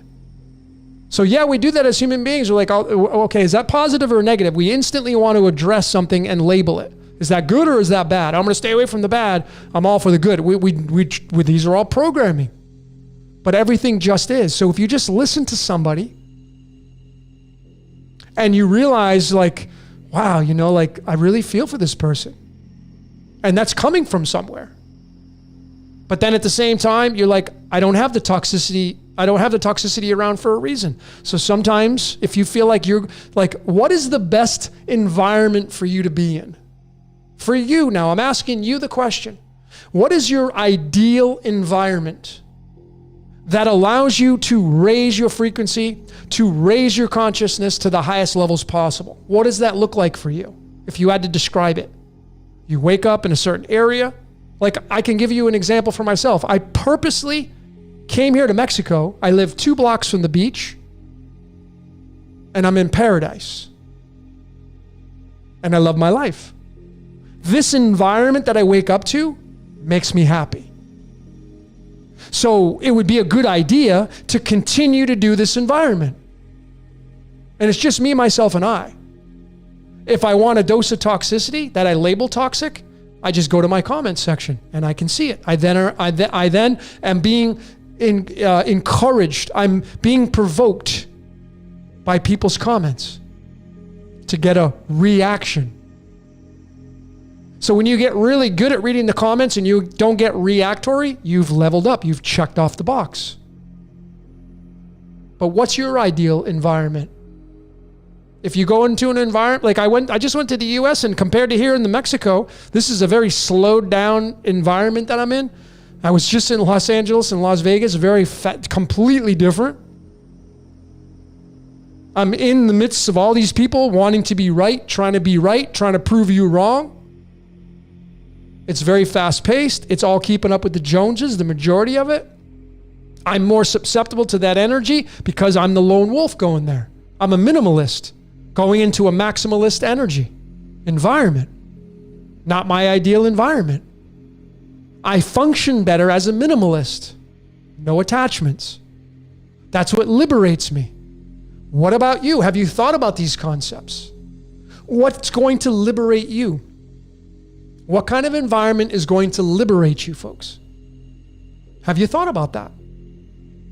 I encourage you to look at and go within. What will liberate your life?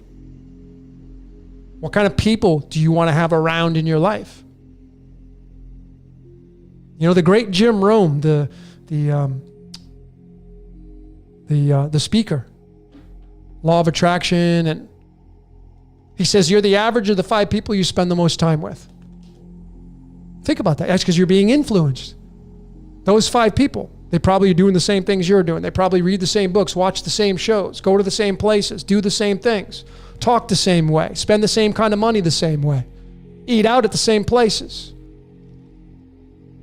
You're the average of the 5 people you spend the most time with.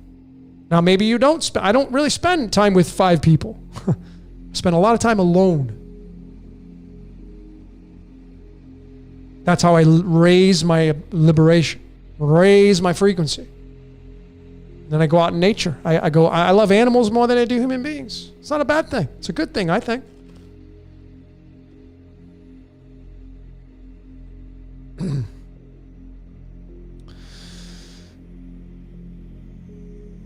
I'm telling you, minimalism is been the greatest experience of my life. I mean, I just, like I said, I just was visiting Los Angeles, Las Vegas. It's like you live there and, you know, you have a job or you got to go somewhere, you need a car. Got to get around. That becomes a liability. Then you got to get insurance to tack on to the car payment or to tack on to, every time you drive the car, it depreciates. So even if you don't have a car payment, you're susceptible to a flat tire, a broken alternator, a dead battery, someone smashing into you. So it becomes a liability. Then you got the mortgage, liability. The rent, liability. So you want to reduce these things down. If you want to become a minimalist, you try to get rid of as many liabilities as you can. And it's very freeing to me. To me now, this is me now. Maybe that's not you. It's fun to go in and play the game and have all these things. I was there. And I may go back there at some point. I don't know. Whatever my script's going to take, whatever my screenplay is going to put out in front of me, it's where I go. But I'm telling you right now, ladies and gentlemen, you as an individual, whatever you're doing right now, you love it. You love what you're doing. And if you say, no, I don't, well, then why are you doing it? You're not going to do something you don't love. So when you're in a relationship with somebody, you love that person. You love the situation with that person. So you know what some of you are going to say? No, I can't stand that person. And some of you don't even tell your partner that. You can't even tell them you can't stand them because you know it's going to cause havoc. And you don't want to experience that. Who the hell does? Have an angry partner or a resentful, or who the hell wants to have that kind of partner? So you just wake up every day and live this miserable life just because, you know, for whatever reasons you're afraid, you're scared, you fear. Folks, this is the time to cut your toxicity out of your life. You'd be doing that person a favor. If you're in a relationship right now and if you spoke your mind, you'd be like, I can't stand you. Some of you are in that position. You can't stand your partner. Yet you don't get out of it for various amounts of reasons. Why are you doing it to yourself? You're not only doing it to yourself, but you're doing it to them. Because if you can't stand your partner and they don't even know that, you're not all in. You got 1 foot in and 1 foot out. That's not a true relationship. So if you got 1 foot in, 1 foot out, make a decision. You're either going to go all in or you're going to go all out. Don't be a 50-50 kind of person. In relationships, you can't compare that to the middle path of neutrality because it doesn't work in that context.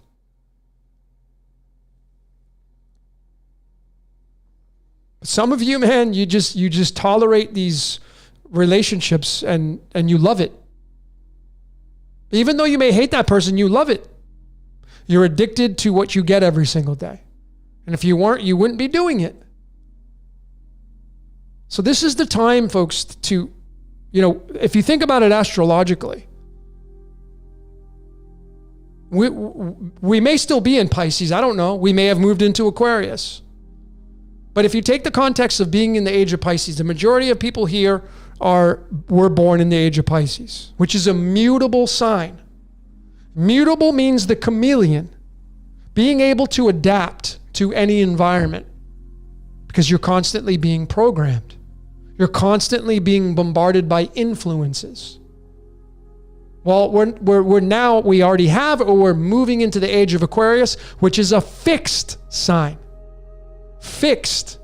Much different energy. This is the age of I know thyself. You see, if all of you were authentic with yourselves and you really discovered who you were and you knew who you were, you would get rid of a lot of the things in your life.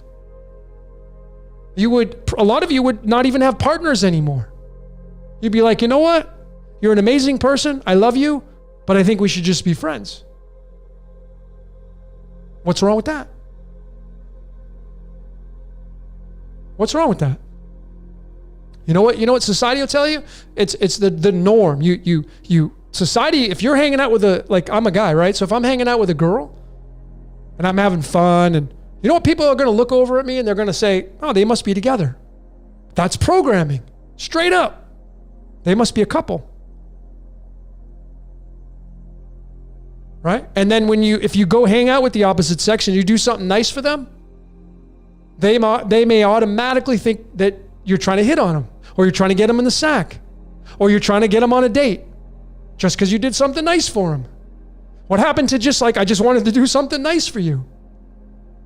But you know what? Programming of society is led us to instantly thinking, for the majority, that if you do something nice for the opposite sex, you want to get in their pants. How about you just want to be nice to somebody?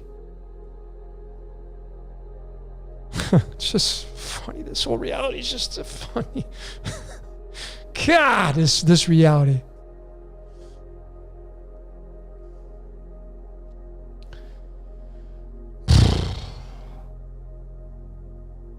What does fixed mean?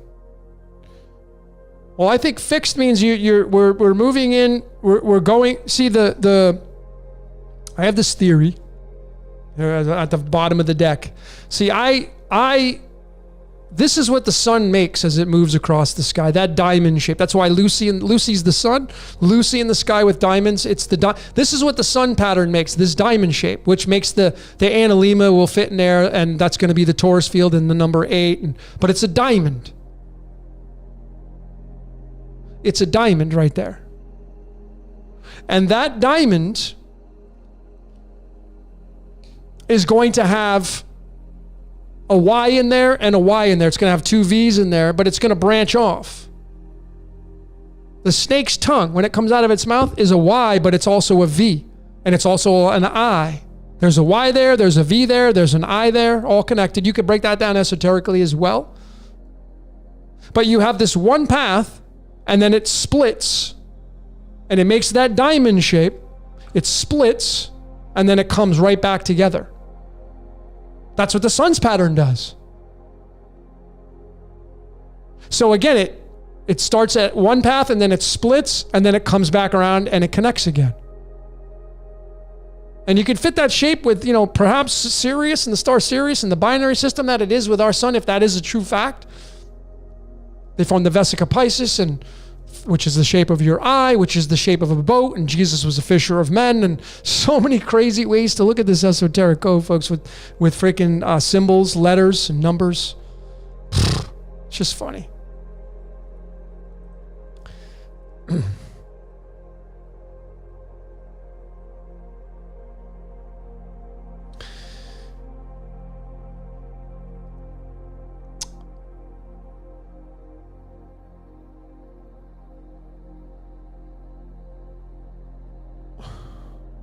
Last Jedi, you become skinny Logan.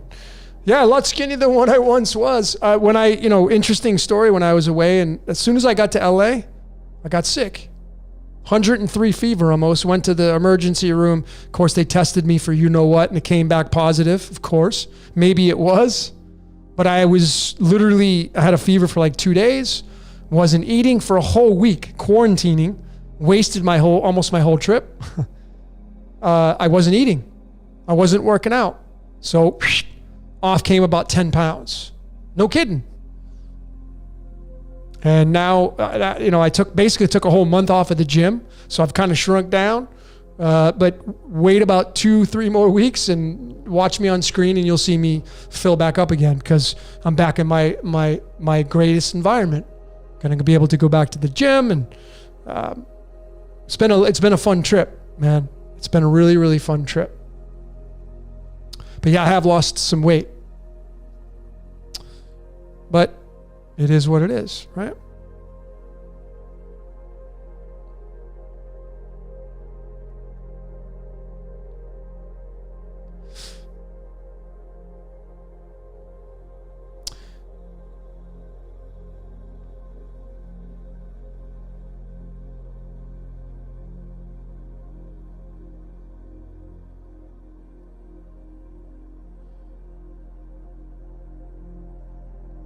Inner knowledge, what repeating numbers do you see a lot?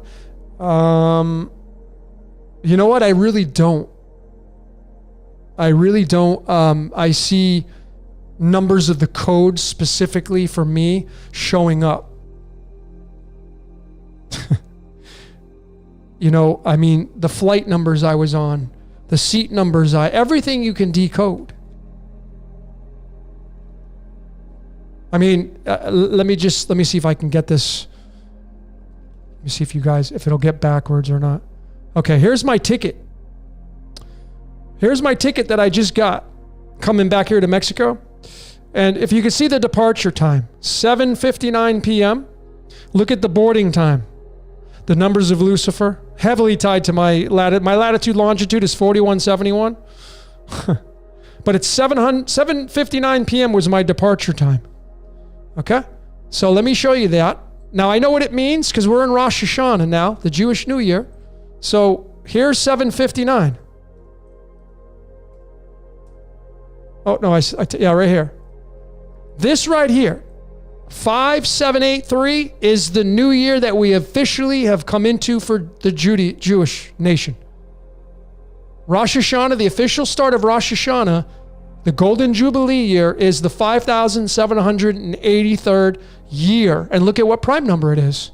The freaking time of my flight just yesterday on the start of Rosh Hashanah. At 7:14 p.m., the numbers of Lucifer. You want to tell me my life's not scripted? Oh, actually, let me do that bet. This right here, I said it and I wasn't even doing it. Right here. 5783 is the new year we've just moved in through the Jewish nation, the Rosh Hashanah New Year, September 23rd, 24th, 25th. This right here is the 5,783rd Hebrew year this year, which is 2022. Triple twos tied to Radon, the light bringer, Lucifer, etc., etc. It's the 759th prime number. 759th prime number. And the ticket that I got to fly back here, the departure time, 7:59. Right there in the right-hand corner. You see? And I gotta show you, there's so much. It just goes on and on and on for me. And the more you get in tune with this reality, the more the code's going to show up for you. The more you're willing to let go and detach, reaching the state of nirvana means to get rid of. The more you're willing to get rid of the things that weigh you down, the more free you become, the more in tune you get with nature and the code.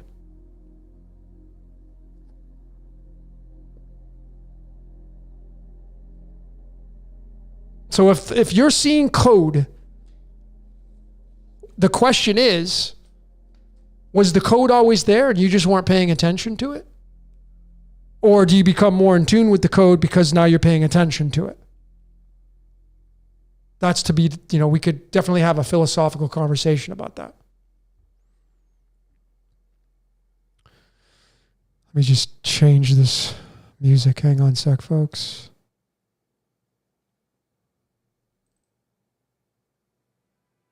Okay.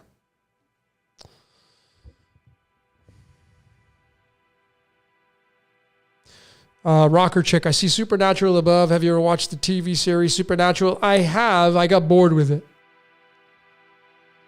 I've watched Travelers. I got bored with it. Some movies I just get bored. I like the action. I like action. I like things that make you think, but it has to have action and to keep you inundated, to get you emotionally involved. I still get emotionally involved with shows. That's what the shows are designed to do.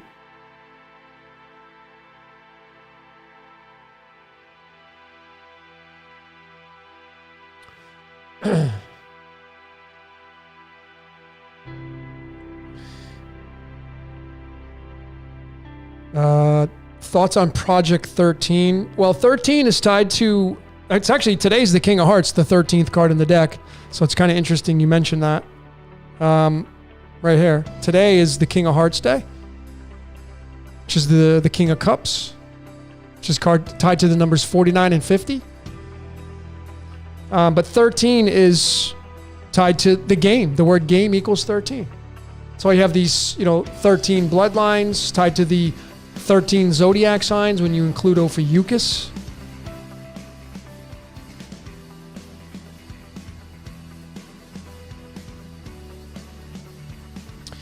What's up, Bobby? Appreciate you, brother. All the support and donations, man. I'm sending you a ton of love there. So wherever you're at, because you travel around a lot.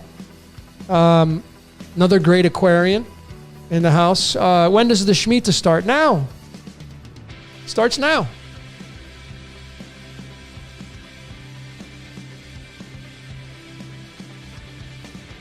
Any updates for the 88 decode? Still working on it. Man, I tell you, when I went back to Las Vegas, I mean, my life, it's insane, folks.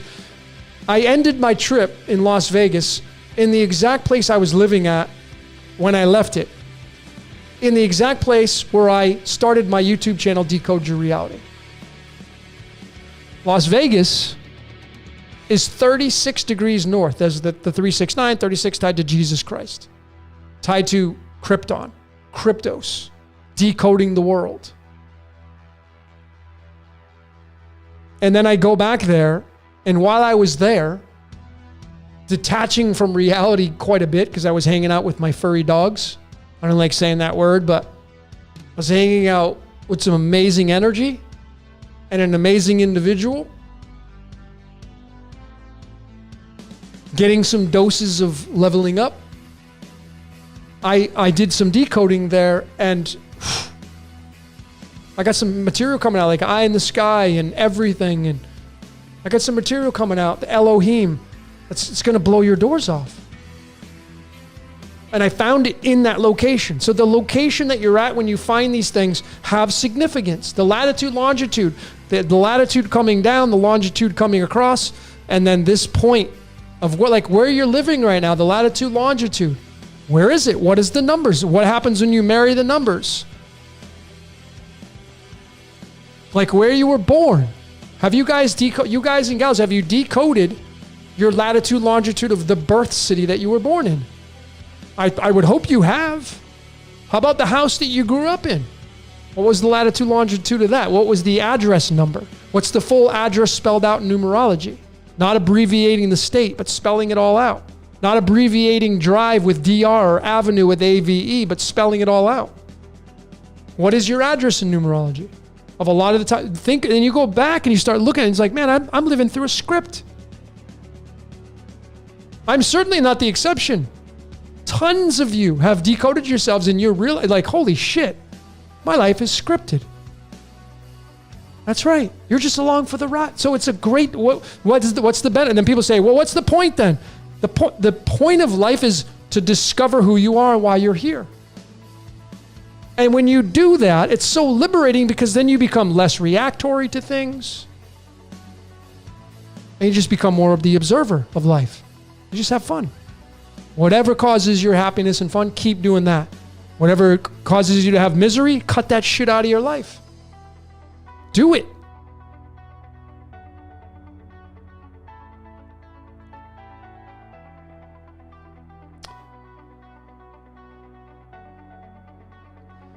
Yeah, so I see a lot of comments about the Shemitah and so the Jubilee. And so I'll give you guys and gals my take on this. And this is purely theoretical. Okay? 2022 is the 222 with the 0 in there, which causes infinite possibilities. And 222, if you watched my, hold on, let me just get this. I want to give you exacts. When you watch my Eden's Recycled Garden, if you have, in there, I showed the connection of the Lightbringer and Radon. Lucifer, which is the tied to the Elohim, is tied to Radon. The element Radon. And Radon is spelled R-A-Don, D-O-N, Radon. We call it Radon. Radon is a byproduct of radium, which is radium, or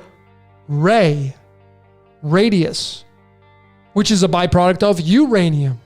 Just goes up, and then uranium has a decay process of going, when it over time it decays down, and this is telling us the allegorical representation of how life works. It's uranium, which is the universe, is a depreciation of it as it goes through its time of decay, and it goes all the way down to the element lead. And that tells you the allegorical story. We start from the you, which is maybe where the gods hang out, where the spirits hang out, where the whole origins of how we got here came about.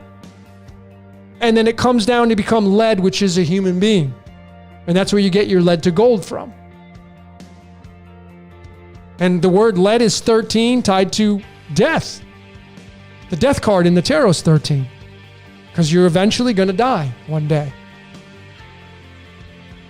And so lead being a massive element tied to Saturn, well then, do you think Saturn has any say in our aspect of time? Well, you go to Greek mythology, and it's Chronos. It's not even Saturn. That was the Romanized expression of Chronos, the father of the rings, the Lord of the Rings, Saturn, in that context. And Saturn is known as Chronos, which is father time. And if you're wearing a watch, you have a chronographic watch, which is Chronos. And so does Saturn run time? Is that what its job is as an archetype? When you look out there through a telescope, you're like, oh, I could just see this thing out there. Where do these ideas come from? Where do these ideas come from? And so if Chronos is the timekeeper, it's also the Grim Reaper. That's why Saturn and Chronos are shown with the sickle and the dark suit, and it's the grim. Why? Because it will eventually kill. Time kills you. Because when you're born into this world, you're instantly faced with death. At one point in your life, you will die. So that's Saturn. Saturn rules from the time you were born to the time that you die, in the context of Saturn, astrology, etc., etc. Now, if you don't believe in that kind of stuff, then you're going to describe it some other way. But when you start to dive into the esoteric and astrology, which is what the Bible came from, the Bible is astrology. That's why Santos, the great Santos, astro-theology. But the stars above us. See, if you take the 12 constellations and you put them in a circle, as they are depicted in the natal chart, you have all 12 all the way around. If you take that and you turn it like this, you now have a donut, an O, the portal to get in here. And when you come down here, and the sun has an influence with your rising sign, tied to Radon and Lucifer. Lucifer is known as the son of the morning. Another word for morning is dawn. So as the sun comes up, or appears to come up over the horizon, if you're a flat earther, when the sun comes towards you and you first see it, that is the rising of the sun. That's Helios in the Greek mythology, which is tied to Lucifer and Prometheus, and now you have light. And then you tie that to theology, and it says, and God said, let there be light. Well, in the context of that, tying it to everything that I've said, what would that point to as being God? And now we have not just a monotheistic based thinking. We now have a poly, meaning more than one. So which is it for you? I mean, if you study the Greek mythology, man, there's a freaking God for everything. It's not even the sun. It's like Helios, and then you get Eos, and you get Nyx, and I mean, it just goes on and on. There's a name for every damn thing. Anyway, I started with 20. How did I get on this tangent? Well, I don't know why, but 2022 is the 222. Which I just showed you, the 5,783rd Hebrew year starts today. So 2022 and 5,783, the Hebrew calendar year, which is the Shemitah tied to the Golden Jubilee, which is the 50th marker, starts today. So 2022 and 5783 on the Hebrew calendar, they're tied together because they simultaneously are doing their machinations through this reality called life. The Gregorian calendar has its say, the Hebrew calendar has its say, the Coptic calendar has its say, this calendar has its say, the lunar calendar has this, and it's like, then you look at them all and you're like, which one's right? And you know what you're going to get? You're going to get some people, well, the Gregorian calendar, that's wrong because it's not 364, it's 3... Folks, everything can be decoded and shown you its own truth. Everything in this reality just wants to do one thing, express itself. That's it. When a flower and the sun comes up and the flower comes out, it's expressing itself from the bulb, and then it goes out. It's saying, hey, I'm a flower. I'm a rose. I'm a tulip. That's what you do when you go out into the matrix. Hey, I'm so-and-so, and I do such and such. And you're wrong. So that's what we do. It's just funny. Anyway, I'm getting on some tangents.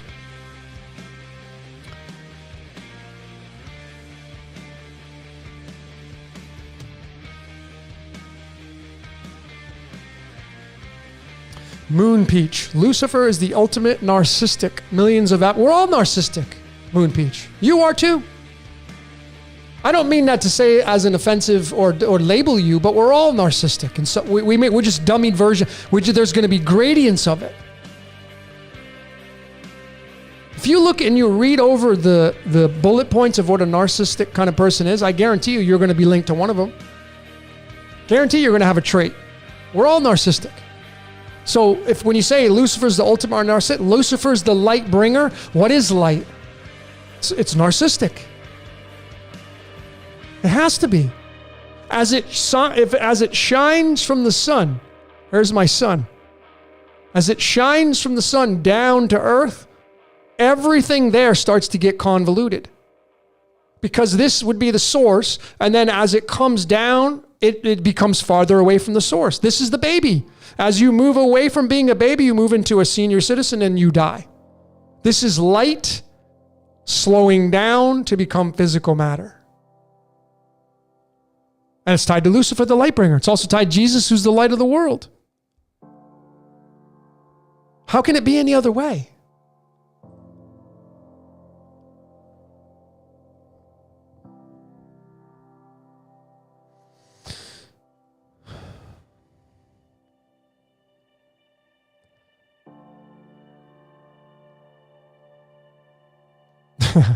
Miss thing. I love being wrong. Then I can finally be right. That's funny. But that's how much habitual exercises that you do on a daily to try to be right. If you catch yourself like, man, there I was trying to be right, trying to prove that person wrong, and sometimes you don't even say it. You're just sitting there observing, and you're just sitting there trying to be right. Like, holy shit, I'm trying to be right. Yeah, it's a habit many of us do on the daily. Welcome to living in this age. I mean, you have this religion, you have that religion, you have, this belief, you have that belief, you have this culture. And if you just want to get really philosophical, folks, at one point in this, and this can't be my opinion, this has to be a fact if we start from the monad, the beginning. There was once just one religion, labeled as just one. So my question would be, what the hell happened to it? Why are there over 10,000 now? Because people get bored. This game, if you're looking at it from the machinations of this reality, operates just like you and I do. When you get into the car and you turn the key, that's you playing the game. When you go to work and sit in your cubicle, that's you playing the game. When you interact with people at lunch break, that's you playing the game. That's you playing the game. And when you look at it from the machinations of light, like a fractal above, it's playing the game. When you turn on a show on Netflix or turn on a show on Amazon Prime or turn on a show or go to the movies, or you're now playing that game that's being presented in front of your face, and you get emotionally involved with it. And you think about it. Next time you watch a movie, are you getting mad? Like, I wish they'd kill that person. I can't stand that character. Guess who gets that energy? That character. That's magic. The people that made the movie, they get the energy. It's a funneling aspect. Energy is funneled. It's like, all of you plug in your electrical devices. That plug has an electrical source, and that can be traced all the way back through lines and wherever it comes from. What's the source of electricity? The nuclear power plant, or the coal plant, or whatever's producing energy for your city. Like I was just in Las Vegas. It's the Hoover Dam that produces the majority of the lights that go on in Las Vegas. The Hoover Dam. I mean, I could decode Hoover Dam, show you how that's scripted, of why it was supposed to be the energy source of Las Vegas. Electricity has a source, it sends it through wires, and then it delivers itself to you. That's what the sun does as well. But as the sun rays come down, they get infiltrated. It slows down. When the energy from the sun, this is the source of it. Well, when it releases itself and then it comes to Earth, it gets diluted. It's not as potent or powerful. It's not acute. It's now been infiltrated with whatever is living in this environment. And it takes on the form of everything living in this environment, in this self-contained system, under the dome, in this place we call Earth, life. So the sun provides the energy to create life on this earth. And the sun, if you're a fan of eggs, is the yolk, the vitellus. And in the egg, the vitellus is the source for the embryo, which is the baby chicken that will eventually be brought to life through incubation, through heat. And that's the sun provides photosynthesis on the leaves, which provides, the air that we breathe, things to grow, the grass grow. If you're out there mowing your lawn, why do you mow your lawn? Because it needs many things, but two main components of your lawn is sunlight and water. Sunlight and water are two necessary components for your grass to grow, for a plant to grow. If you got an indoor plant and you put it in a dark corner and you never give it water, it's going to wilt and die. If you put it in the sun and you don't give it water, it will start wilting. But if you give it water and you put it in a really lit environment that it's naturally accustomed to, that sucker will grow. Think about cannabis. People that harvest and cultivate cannabis, what do they have to produce great offspring of cannabis? They got grow lights, and they're on timers. And they have automatic spray systems and irrigations to keep that marijuana cannabis plant growing to its prime condition. And if you take that same context and you bring it into your life as a human being, you're the plant. What's your environment? Are you getting water? Are you getting sunlight? You need those things. You need the vitamin D. You need the sun. Otherwise, you die quicker. You need to drink water and stay hydrated. Otherwise, you'll die. Two main components for plants is the same two components that we need as human beings. And if the sun doesn't provide its light, it changes the whole circumstances of this entire reality. Now we have to rely solely on, we say artificial. It's man-made light. And now it's a fractal down from the natural light. You see?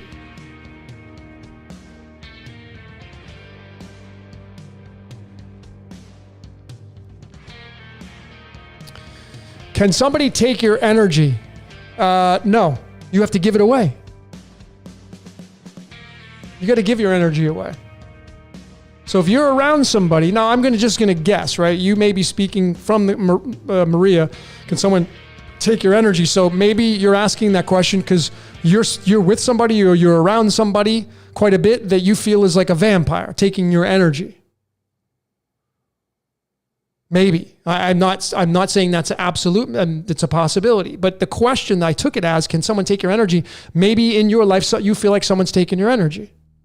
Well, I'm here to tell you this is my opinion. Remember, this is my opinion. You have to give it away willingly. So if you're reacting towards somebody, can you say they're taking your energy? Well, they may be accepting it.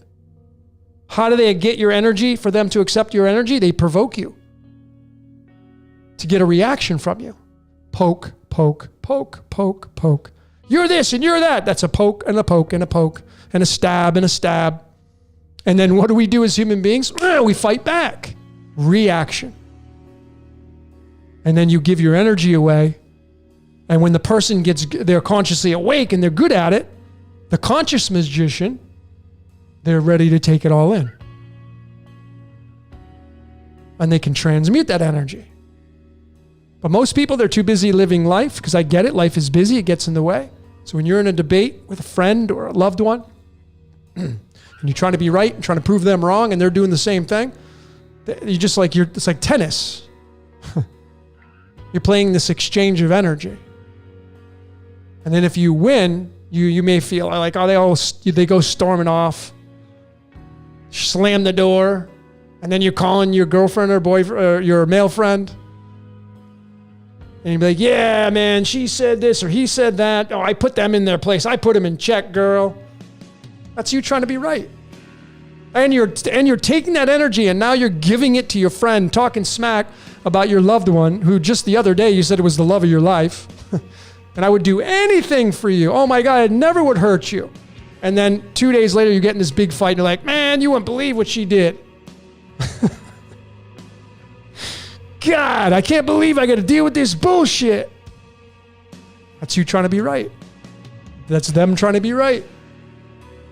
And even if you are right, like even if they were in the wrong, they still don't think they were in their wrong. Many people are in their wrong and they won't admit it.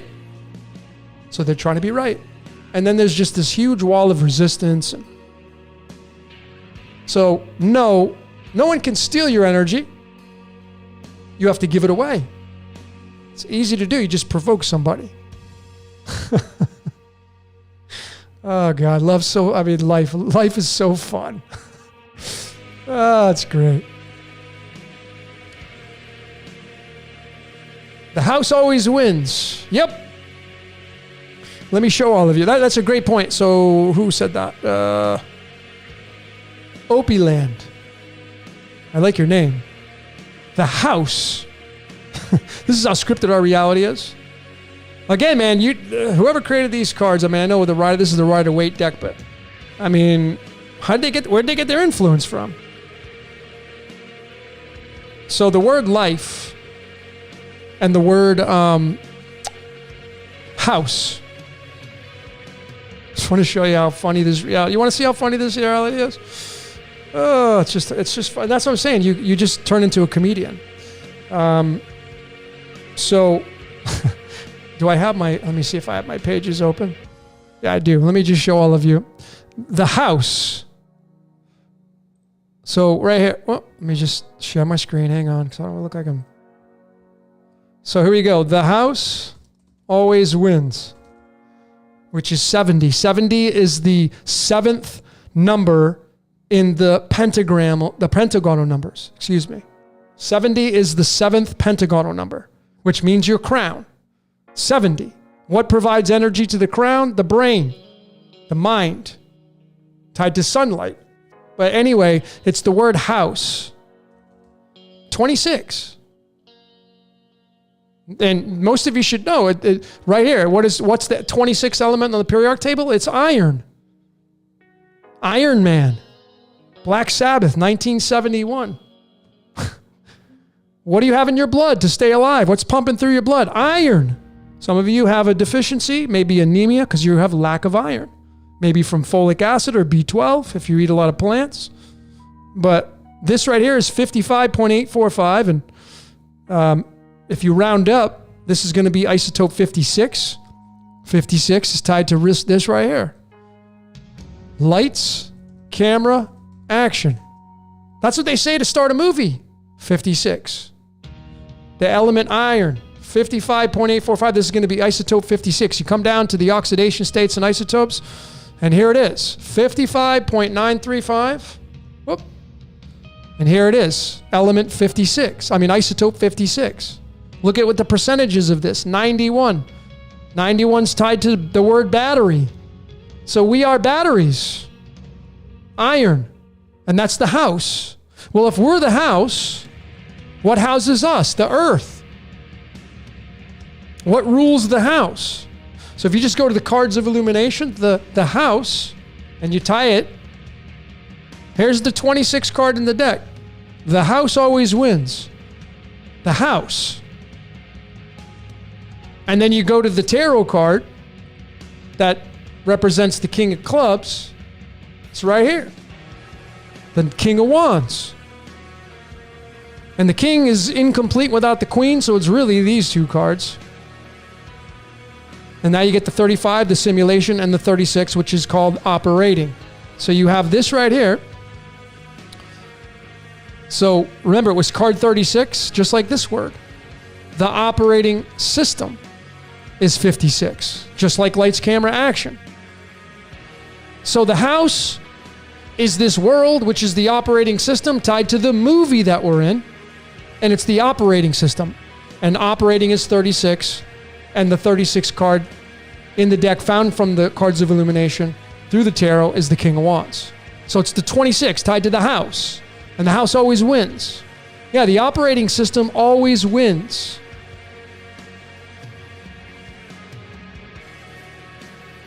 That was a little fun ride. The operating system is the house. The house is what always wins. If you just look at it from a fun context, I was just in Las Vegas, played a little bit of Keno, didn't win, but it was fun. That's why it's called gambling. And if you take this story about what I'm going to suggest, if I gave you $1 million and I said, hey, I want you to take, I'll give you the $1 million, but you got to do one thing with it. And that you got to go to Las Vegas and you got to go to a casino, and you either going to bankrupt the casino with your $1 million or they're going to take all your money. What do you think's going to happen? You sit there for days and days and you're playing your cards of illumination to gamble. You're going to eventually lose that $1 million. The house is going to take your $1 million because the casino's got more than you got. 10 million, 20 million. You're going to get bankrupt. They're going to take it from you. The house always wins. What is the house? It's Earth. And it's the operating system. And, I feel like it's very possible that we're all gambling. We're being gambled about. I mean, the word gamble is an 18. Gambling is a 22. And 22 is tied to the word organic. The word organic is 22, like organic versus inorganic. Well, organic is tied to that 22. And the 22 is tied to the letter V. And the V is tied to vanadium on the periodic table, and vanadium is the 50th element. 23rd element tied to the words blood, crown, and history.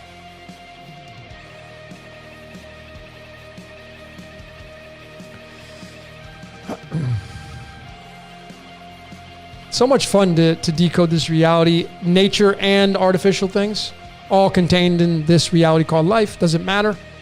Organic, inorganic, it's all two sides of the same coin. Just funny. Oh, that wasn't for me. Galactic volcano. Gaia is operating system. Absolutely. But that's not the boss. It's part of the operating system. If you take an engine of a car and you break down the engine, I used to be a mechanic in the military. That was my job. We had to fix engines. And if you look at the components of an engine, you got the battery, the alternator, the main parts, the stuff that breaks the alternator, the things that move, the water pump, the pulleys, the alternator, the things that get used the most, that are small, you may have to replace them. Like, oh man, I've had to replace an alternator. I've had to replace batteries over the course of my life in cars that I owned. Tires. See, Earth is a component of the engine. It is not the operating system. It is a component of it. And it's just a Mandelbrot set, folks. If you know what Mandelbrot means, it's just never ending. It's bottomless. Everything is the operating system. And we're all just pieces of the engine operating at different speeds and cycles and sounds. And it's just when you look at these contexts and you place it into things that we've built, you can see the body's a machine. The machine inside the car is the engine. The engine runs the car. The organs run your body. And then you have your mind. What runs your body? Because the body is the instrument of the mind, your brain. The mind. Mind in numerology 14, time 14, God 14, Satan 14. 14 tied to Silicon. Silicon Valley. Silicon Valley is for the future of the world. What do you think we're being used for? To create the future. Brain is 11 in numerology, tied to sodium, the salt of the earth. Sodium has a weight of 22. I just showed you organics 22. The sun is a component of this operating system that we live in called life.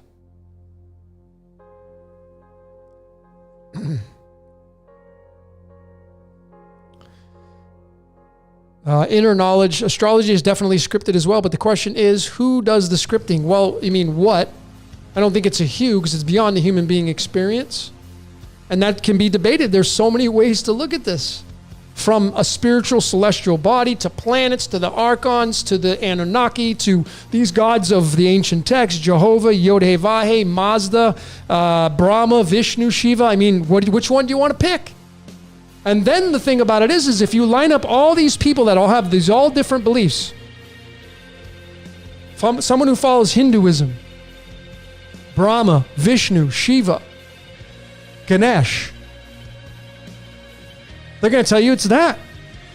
Then you go to somebody who studies the Quran and their, the Islamic traditions. No, it's Allah. And then they start debating. Who's right? Both. How can it be? If you stop fighting, then we become peaceful. Instantly, when you start to use another archetype, you create more resistance and more division. And when you create another archetype, another religion, there's 10,000, there used to be one. When you create another one, it creates more resistance in this world because now you created it because you think something's not right and the other one's out there. But every time you add on another religion, every time another pastor opens a new church, it's more resistance for this world. More resistance. They may become a Protestant-based church, or they may become a Christian-based church, or they may become a Catholic-based church, or maybe it's a mosque, or maybe, it's a temple. These are all archetypes in this self-contained system, all a component, all a piece of the engine, working for the same boss, feeding the same boss. It's as simple as that. It doesn't get any more simpler than that, folks. You are a cell inside of a battery. That's why you have cells in your body. The fractal down is your cells. You got trillions of them. You don't talk to them. You don't pay any attention to them. You don't have birthdays for them. You don't pledge to them. But yet they're working in the background to make you alive, to make you function as a human being. And then you think it just stops there? No, we become cells. Our entire being is a torus field, which is magnetic, electric. It's being affected by the things on the collective. And it feeds the machine and it moves the machine, which is called life.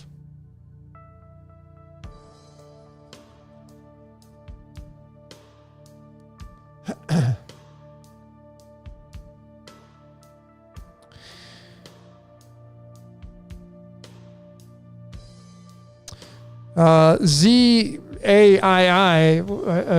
humans are wicked. Well, we all are. What do you mean? Everybody has an ego, and that's wickedness. And then when you start to clean up your act, someone could still be cleaner than you and then look at you and say, oh, you got more shit to deal with, man. You're more wicked than I am. There's always going to be somebody out to outdo you. Oh, I'm so spiritual. No, I'm not saying I'm not talking about you. I'm just saying in general. I know people. They like, I'm heavily guided. My angels, and I have, I'm divinely this, and okay, great. So am I. So are you. So you see, when you stop saying it, you own it, and then you don't have to see. When you tell this over and over to people, the reason your objective of telling people that you're the Messiah or telling you that you're like, I'm more spiritual than you, or trying to compare. That is them needing your approval so they can feel better. Effectively, you're their medicine, or you're their fix. People sometimes need acknowledgement like a heroin addict needs the needle stuck in their arm. People need validation because they don't own the space they're in. And it can come from programming, from wounds. It could come from the Chiron placements in astrology. It could come from past lives if you believe in that stuff, which could include karma, which could include the Akashic records. It's just a Mandelbrot set.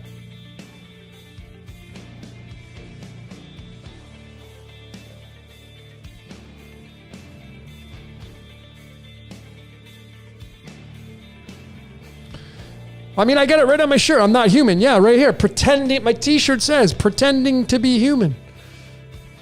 Yeah, I'll put it right in the chat box. Pretending to be human. This is my new meme. Right here. There it is. Boom. Pretending to be human. Let me pin that to the top. This is what I'm being right here. This is what I feel like I'm being as a human being. I'm pretending to be a human being. Pretending. What does pretend mean?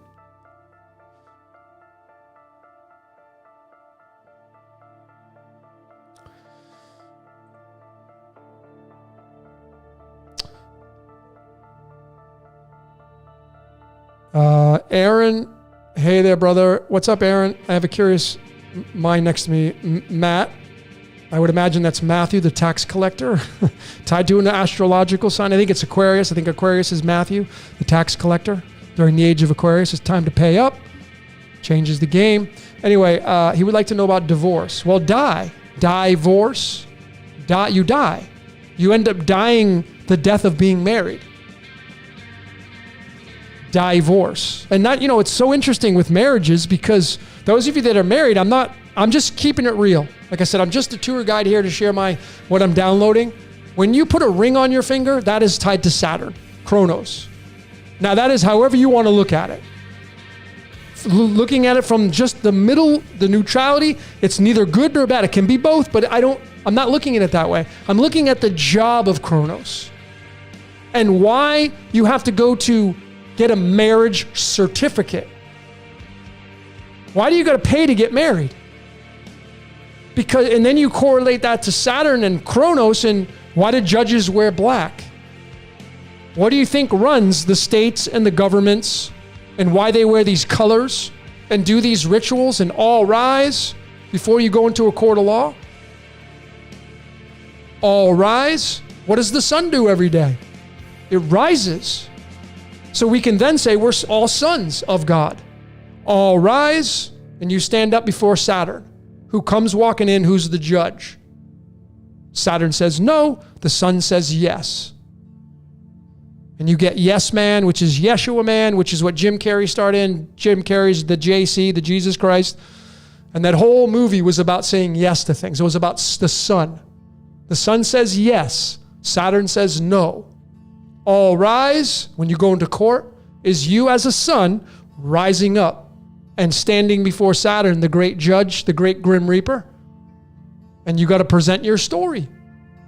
You got to convince Saturn that you're right. And your way is the way that is yes. Sun, yang. I want to be right. And then Saturn's the great judge. In that context. So if you get married, you put the ring around your finger. I just went on a tangent. Sorry, folks. You get married, you put the ring around your finger. Now you're under a contract. That's why you get a marriage certificate. And the only way you can break the contract, you got to pay some more money to the government, which is ruled by Saturn, to take that ring off and be officially demoted from, or not demoted, but officially departed from your partner. Saturn. It's just easy when you see the things. And I'm not saying that Saturn is absolutely running this reality. It's a possibility. Because then you would say, wait a minute, let's get this straight. So if you just forget about NASA now, go to a website, go to YouTube tonight and just type in amateur astronomer Saturn. Or just astronomer Saturn. And you're going to go to a ton of YouTube channels of people that have their telescopes out, that they're not trying to screw you over. or mock you. And they'll go zoom in on Saturn and they're going to show you what it resembles what NASA shows you. Now, you could say a whole host of things. That's just an illusion in the sky. It could be. But you see, because so many people have seen it and they've labeled it and they've put ideas to it of what they thought it was, it has become now that archetype. And maybe that archetype has just been downloading information into our brains to tell us who's the boss.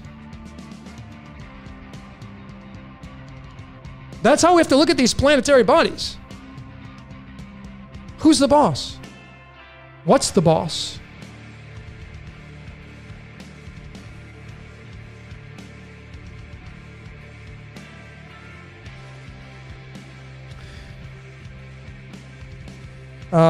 I want to be clear. So, who say Solitaire? Saturn is tied to the Devil card. Well, I want to just give you an alternative way to look at it, just so you can see, and then I can show you, and then you can make a decision of what you want to believe. If you use numerology and you type in the word Saturn, I can do this digitally. It's just so much easier to pull these cards out. So if you go to numerology and you type in Saturn, it's 21.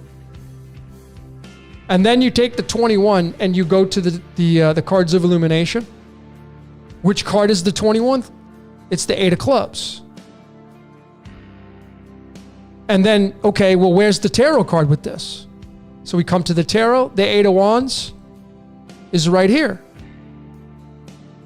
Card 29 or 30, just depends. These will move if you take the Fool out of the 22nd position right here. If you take this out, these cards all move down. So this right here is the 30th card or 29th card. Now, what is the 30 tied to? Well, this word right here. Can't spell tonight. Whoops. 30, demiurge. Which is also tied to this. Being role played. Tied to zinc but the Saturn card in the major arcana is this one right here. It's the world. So this card right here is expressing through Saturn. Saturn saying, well, I'm tied to through the source code of these labels and layers. I'm tied to the world card, which is the 4 fixed signs of astrology, the portal, the naked being going through the portal, representing you as the individual, being naked, being thrown naked into this world. And these cards are heavily influenced by Jewish mysticism. So Judaism, and these are the 4 fixed signs of astrology, the 4 Gospels, Matthew, Mark, Luke, and John.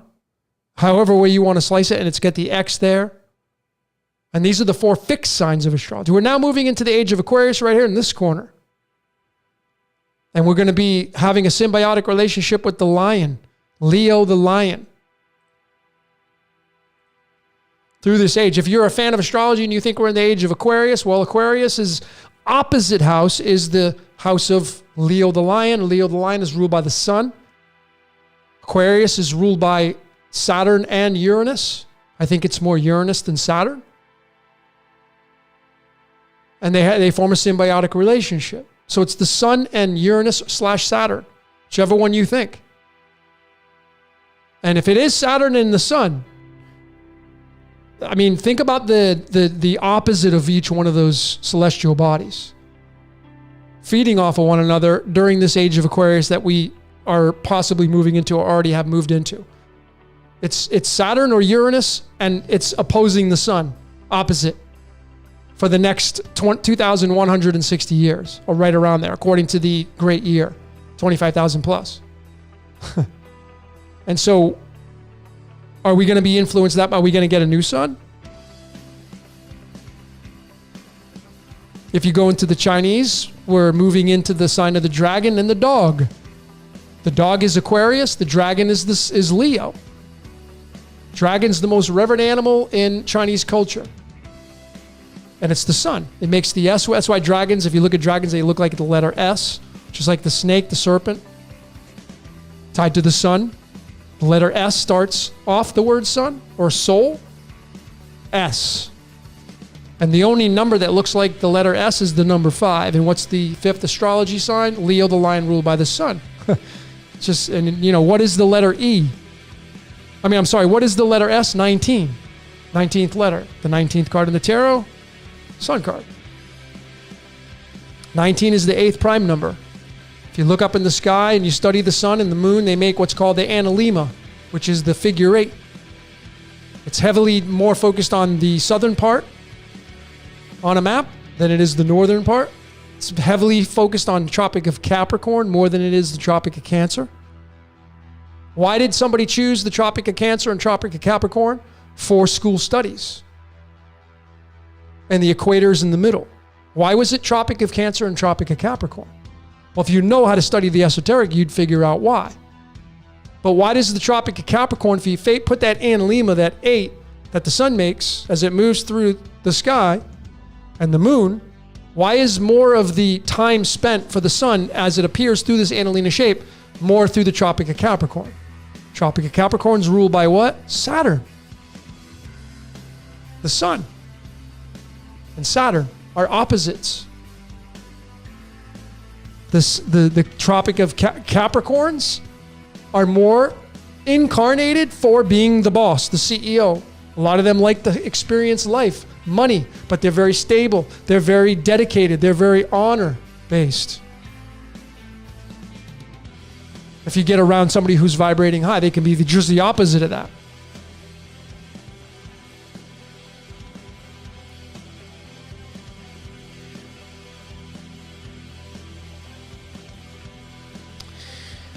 ZIIAII, you don't have to keep the capital letters on there.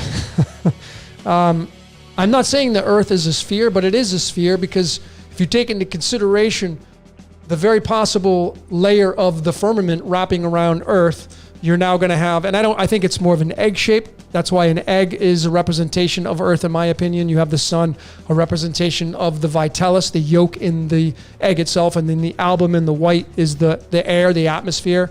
And then the eggshell is what's wrapped around this planet. That gives it self-contained system, its expressions. So it is a sphere. It's a sphere because a lot of people believe in the globe. And again, they're right, so they make it so. And then, you have the concavers, the concave Earth people. They think you live inside of it. And then they think they're right. So now you have the concave Earth people. Then you get the flat Earth people. And then they nope, I could see the horizon, it's flat, and I'm just being basic here. It's flat. And then you get the people that believe in flat Earth. Then you get people that still believe that we live on a globe. And then they're right. And if you take all these organizations, the flat earthers, the concavers, the globers, and you put them all in a room together, what would happen? Well, they'd probably start fighting and debating and yelling and screaming. You may get in a fight. But if you can bring a group of consciously mature, advanced spiritual beings in the context of that description, and you bring these groups in, and you bring them into a room, and you have that experience through these adjectives that I'm applying to the nouns of people, consciously advanced spiritual beings, well, then you would have probably no division because you would realize that those people are right, those people are right, those people are right, those organizations. That's it. Okay, cool. You're this. Awesome. You believe in this? Cool. I don't really care. I mean, you don't wake up in my bed. I don't have to lend you my shoes. I don't have to let you drink out of the same glass as me. It's just them being them.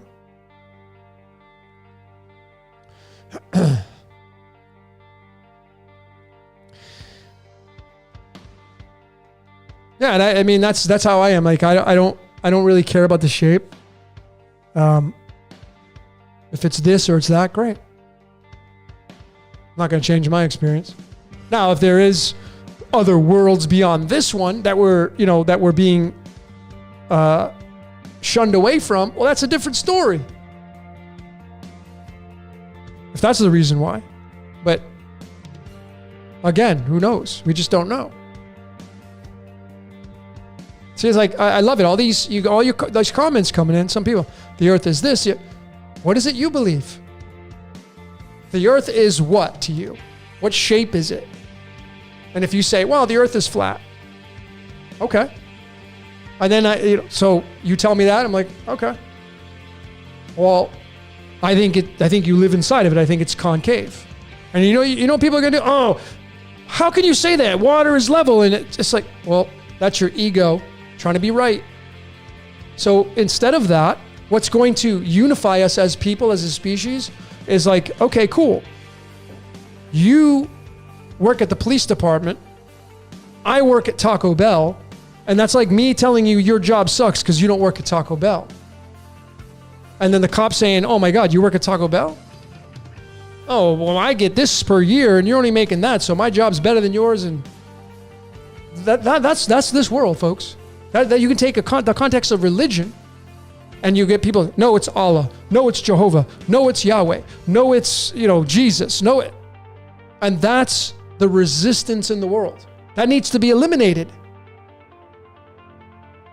Once everybody just says, you do you, I'm going to do me, and that's it. It's pretty easy.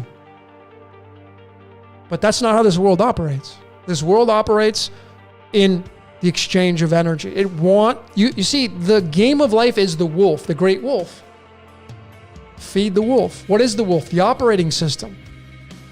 And in order for the operating system to move, it needs your attention to create resistance, which causes friction, which causes heat, which causes this whole thing to move.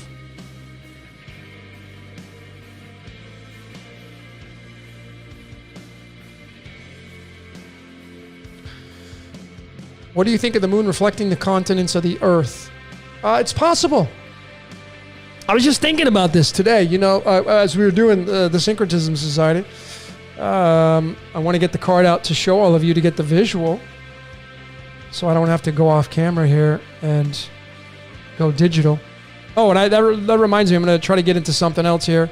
I wanted to kind of tell all you guys something that I found, all you guys and gals. The hell's my card here? All the way at the bottom, go figure. So these two, to give you the visual, these two cards, the sun and the moon. So you were asking about the moon. Now, does the moon give off its own light? That's the big question. Well, when you look at the full moons on an astrological map, the sun will be the opposite side of the moon, giving perfect light to the moon to illuminate it. Well, then if you find somebody that says, well, the moon is self-illuminated. Okay, so then my question would be, what causes the shadow? Why would it just give you a little piece of it? How does it light up that way? I mean, how would I make a crescent moon out of this? I'd have to block a piece. What's the blocker for the moon cycles? What's blocking it? Well, the sun and the moon, they have to be the Ark of the Covenant. Potassium is, let me show all of you. On the periodic table. Potassium is right here. The 19th element. So naturally it's going to be tied to the sun card. Potassium. What is the sun measured in? Kelvin. This is called kalium in Latin. This comes from the word potash. And that is the 28 tied to Lucifer. And then this is the letter K, which is the sun card. And then if you move to the argon, the previous element, you now have this number tied to Jesus, because Jesus is 18. And now you have the AR. So you have the AR and the K. And if you put those letters together, it spells out the word arc. So argon and potassium are the two elements linking to the tarot and telling you that these two right here is argon and potassium, the Ark of the Covenant, which seemingly move this through the sky and form the Annalena shapes. And this is not even my opinion. And I say appear that way because if they're illusions and they're not even real, well, then they certainly they look real, they feel real. Shit, the sun can burn your ass. The moon provides light at night. So this is the Ark of the Covenant right there.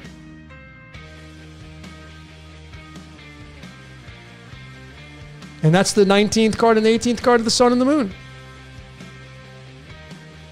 That's my take on it. 19 and 18 is 37. 37 is tied to the words eye in the sky. 37 is. Sun is in a team duo or symbiotic relationship with the moon. And then you have the trifecta, which is the earth. The sun, the earth, and moon are the trifecta that form the pyramid, the tetrahedron, all feeding one another. So if the moon is just a projection, okay, great. Maybe it is. But it still has to be a component in the machine because there it is in the sky every day, moving through its cycles in the same patterns of the sun. I can feel the sun every time I go outside and it's sunny out. Feel the rays of the sun.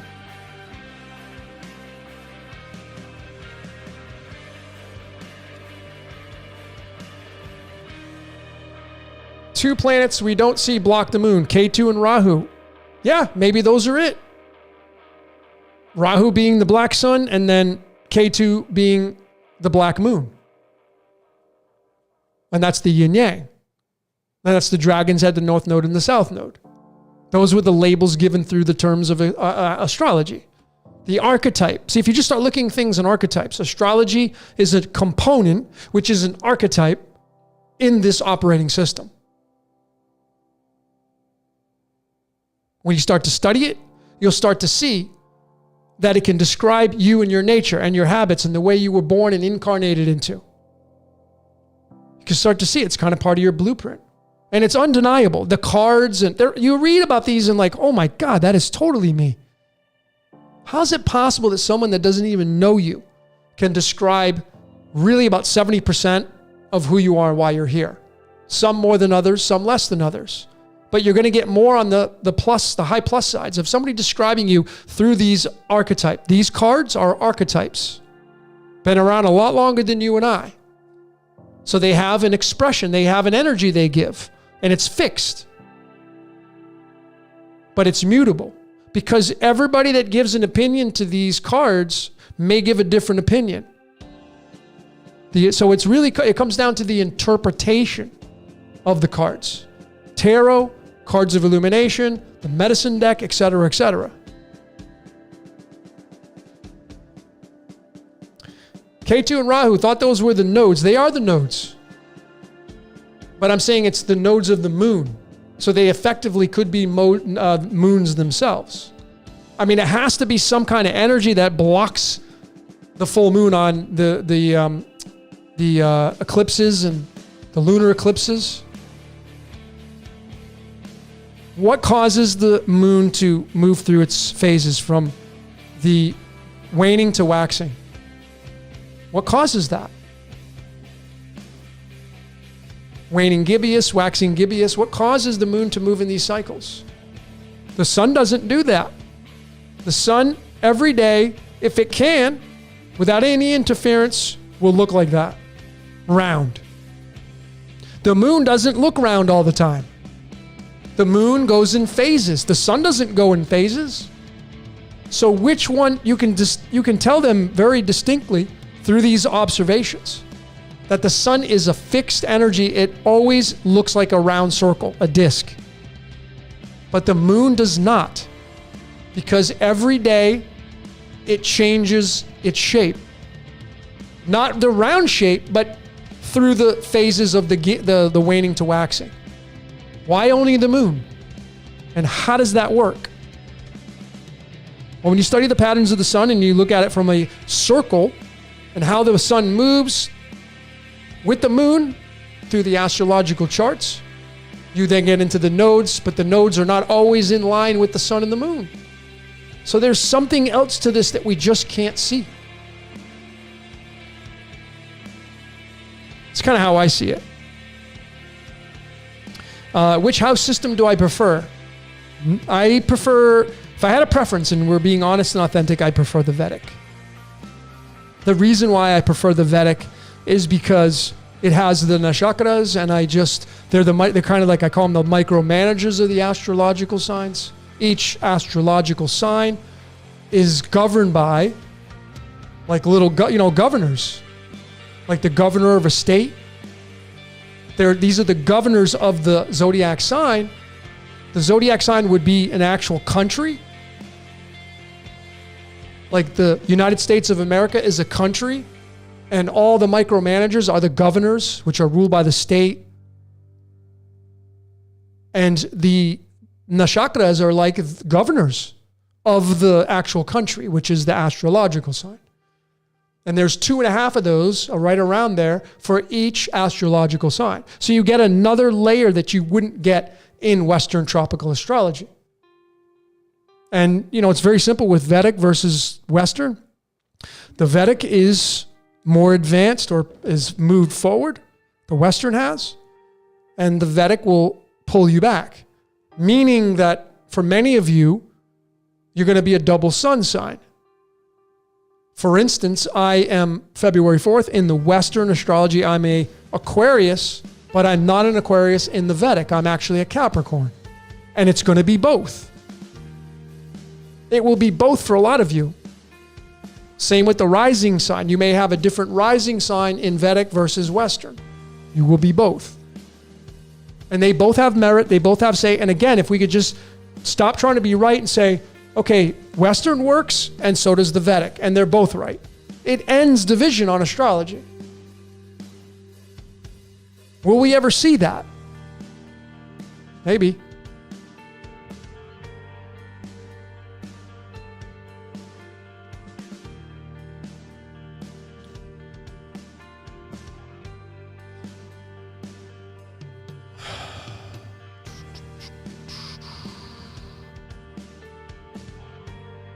Aiden Bally, 2 Corinthians. So we're now getting into some New Testament, written by the Greeks. I want to show you guys this. Satan is transformed into an angel of light. What is Satan? If you're coming from a theological, Christian-based background, Satan is the devil. Okay. So who's the devil? What is the devil attributed by? If I compare it to the spirit and the ego, it's the ego. It's your ego. That's why I say you're the devil. Be the best little devil you could be. So if I take that same context and I place it into the celestial bodies above our head, which is called the sun is the spirit in the sky. And when it shines its light down to the earth, the light comes down and it weakens. And the rays of the sun cause radiation. Radiation. Radiation, if you have cancer, that you get chemotherapy and radiation. What does it do? It fries the cells. What are we in? A cell. You're in a big cell. The earth is a cell. Mandelbrot, fractal. The earth is a cell, and you're in it. And you're a little mini cell running around, giving energy to the large cell, which is called earth, making it grow, making it move into a certain way of life. And it wouldn't do that unless the sun rises every day to give life and photosynthesis. And in order for you to survive, you seemingly seems you need the sun. But you live in a cell called earth. And you're not getting out of here till you die. That's the fun way to put it.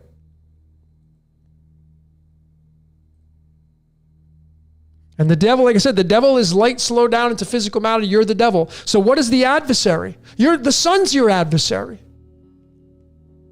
So think about it. I just was in Las Vegas. Go to there in the middle of August. Go to Las Vegas. Go there in the month of August and go stand outside for a couple hours. And then you come back, report back to me, and I would say, okay, today, what was your adversary? The only thing you could think of was the sun and getting in shade because it's so freaking hot there, or Arizona. So anything can be your adversary. So in this context of the sun being very hot, what would be your savior? What's going to save you from the sun's radiation? The shade, the shadow. So the shadow becomes the adversary of the sun. And now you have your duality. And the sun is the spirit, and the embodiment of mankind is the devil, playing the game of life. That's the operating system. And there's more components to it than that. So you become the devil. That's why this card is so amazing when you look at it. And you're one of those people chained to the block. You want to slip that chain off your neck, and you want to level up. You see, this devil right here is light.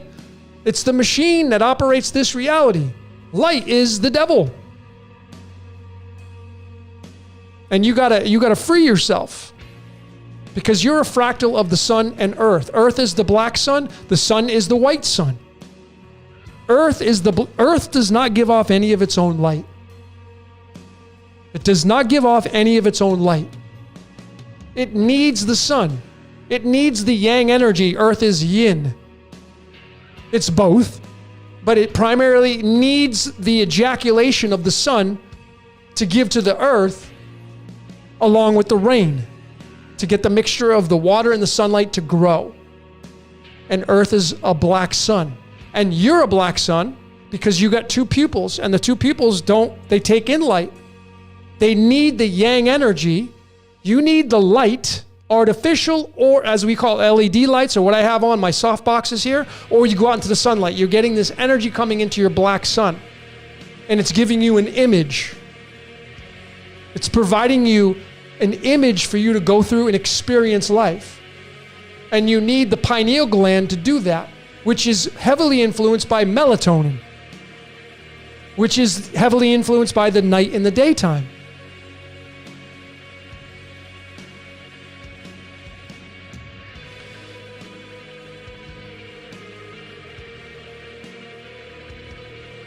Light is your savior, as ZIIIAII.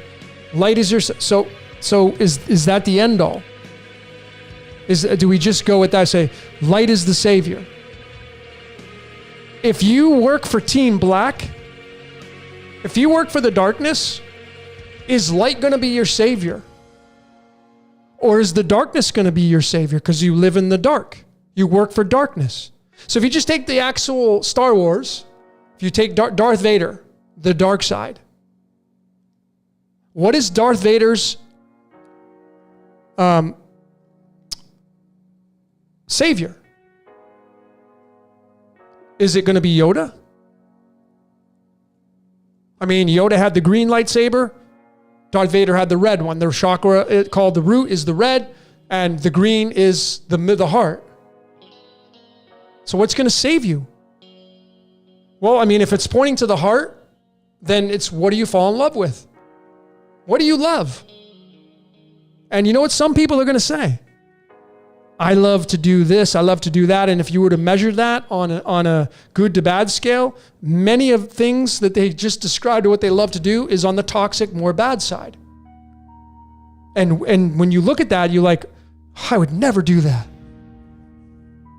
And then you compare it with where you're at in life, and you're like, oh man, I work for the light. Light is the way to go. Light is definitely lighter than the darkness. The darkness weighs you down. It grabs the energy from the sun. The earth is the black sun. It needs the light. And when the light gives to the earth, it grows, causing things to happen. When you have the light enter your eyes, you grow, you have experiences. So you're essentially a byproduct of the earth, and you are the black sun. You got two of them. And then, again, going back to this adversary aspect or savior complex. See, if I close my eyes, I'm now in the darkness. I can still see light coming into my eyes, but now I've shut the light out. And this is what we're told to do to simplify our lives, is to go within the third eye, which means you got to block out these two, and you go into the darkness. There's no light in here right now. So is light the savior? Or is darkness the savior? It's going to be debatable, right? It's going to be brought down to an opinion, depending on what context you attach it to.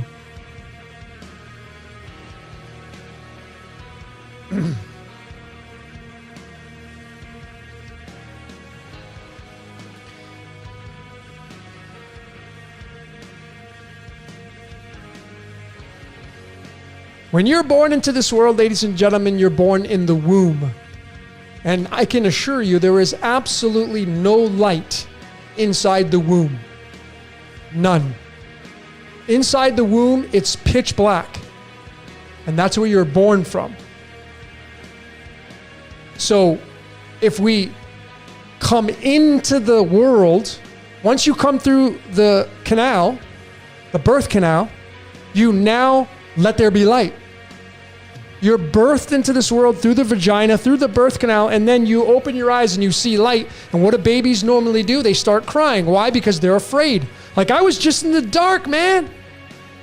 What is all this freaking light? Now I'm in the light. Now I'm in the spotlight. Holy shit. A lot of people, people's number one fear is public speaking. That's getting up and people seeing you.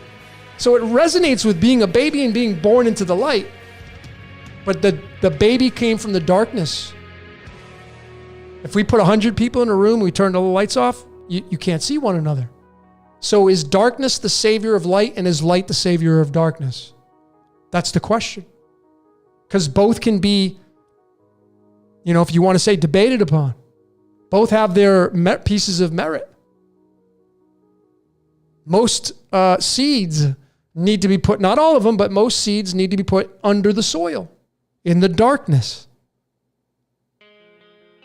And then when you take the nitrogen of the soil and then the sunlight, and then you have to have the water, this machine starts to grow, and boop, out pops a carrot, or out pops some peppers or tomatoes. That's no different than the hair growing on your arms, or the hair growing on your face that you got to shave. That's like a tomato plant growing, but it's a hair follicle. And how do you feed it? Through water. You drink the water. And then you go out in the sun, and now you have a recipe for the hair to grow on your face and the hair to grow on your head. But does it need all those components? Well, it certainly helps. You have to be hydrated, that's for sure. You got to drink water. You got to drink water. And that's feeding the soil. And the soil ends up being the skin. The skin's the largest transporter of toxins, by the way. That's why you sweat. But the skin also grows hair, and facial hair, and underarm hair, and leg hair. That stuff grows. Especially if you start shaving it. Grows even faster. It's like, what are you doing to me, man? Why are you cutting me off from life? Every time you shave your face, you guys, it's like, imagine all the hair follicles are alive. And they're like, oh shit, today's the day. The sickle's coming out. It's the razor blade. And then you start lathering your face up with the shaving cream, and the hair follicles are like screaming and begging for mercy because you're about to freaking cut them in half, cut them out. Like, when you go outside and you mow the lawn, that grass is alive, And you think the grass can communicate with each blade and say, oh man, today's the day Harry's pulling out the freaking lawnmower. It was nice knowing you, Harry. The blades of grass talking amongst themselves. So funny, man. But is that really what consciousness is all about? Do blades of grass communicate with one another? Some plants do. Marijuana plants, the female is what produces all the trichomes. And if you take away the male plant, the female plant, because I guess when you grow, you can't have male plants around, or you shouldn't. So what the female needs to mate with the male. And the only way it can communicate is by producing the sticky substance on the buds of marijuana. It's like it's having an orgasm. Or that's its pheromones calling for the male plant to come mate with it.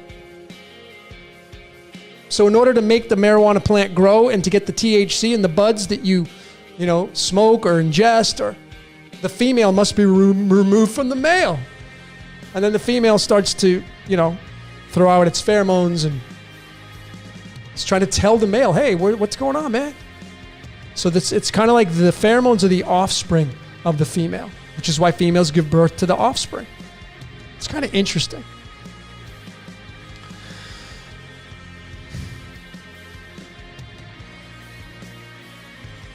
Tanaz 1, hair is like antennas, receptors of signals from spirit. So I look at it a little different. I mean, I got short hair, and I'm in a space of being the most in tune with my human being experience than I've ever been.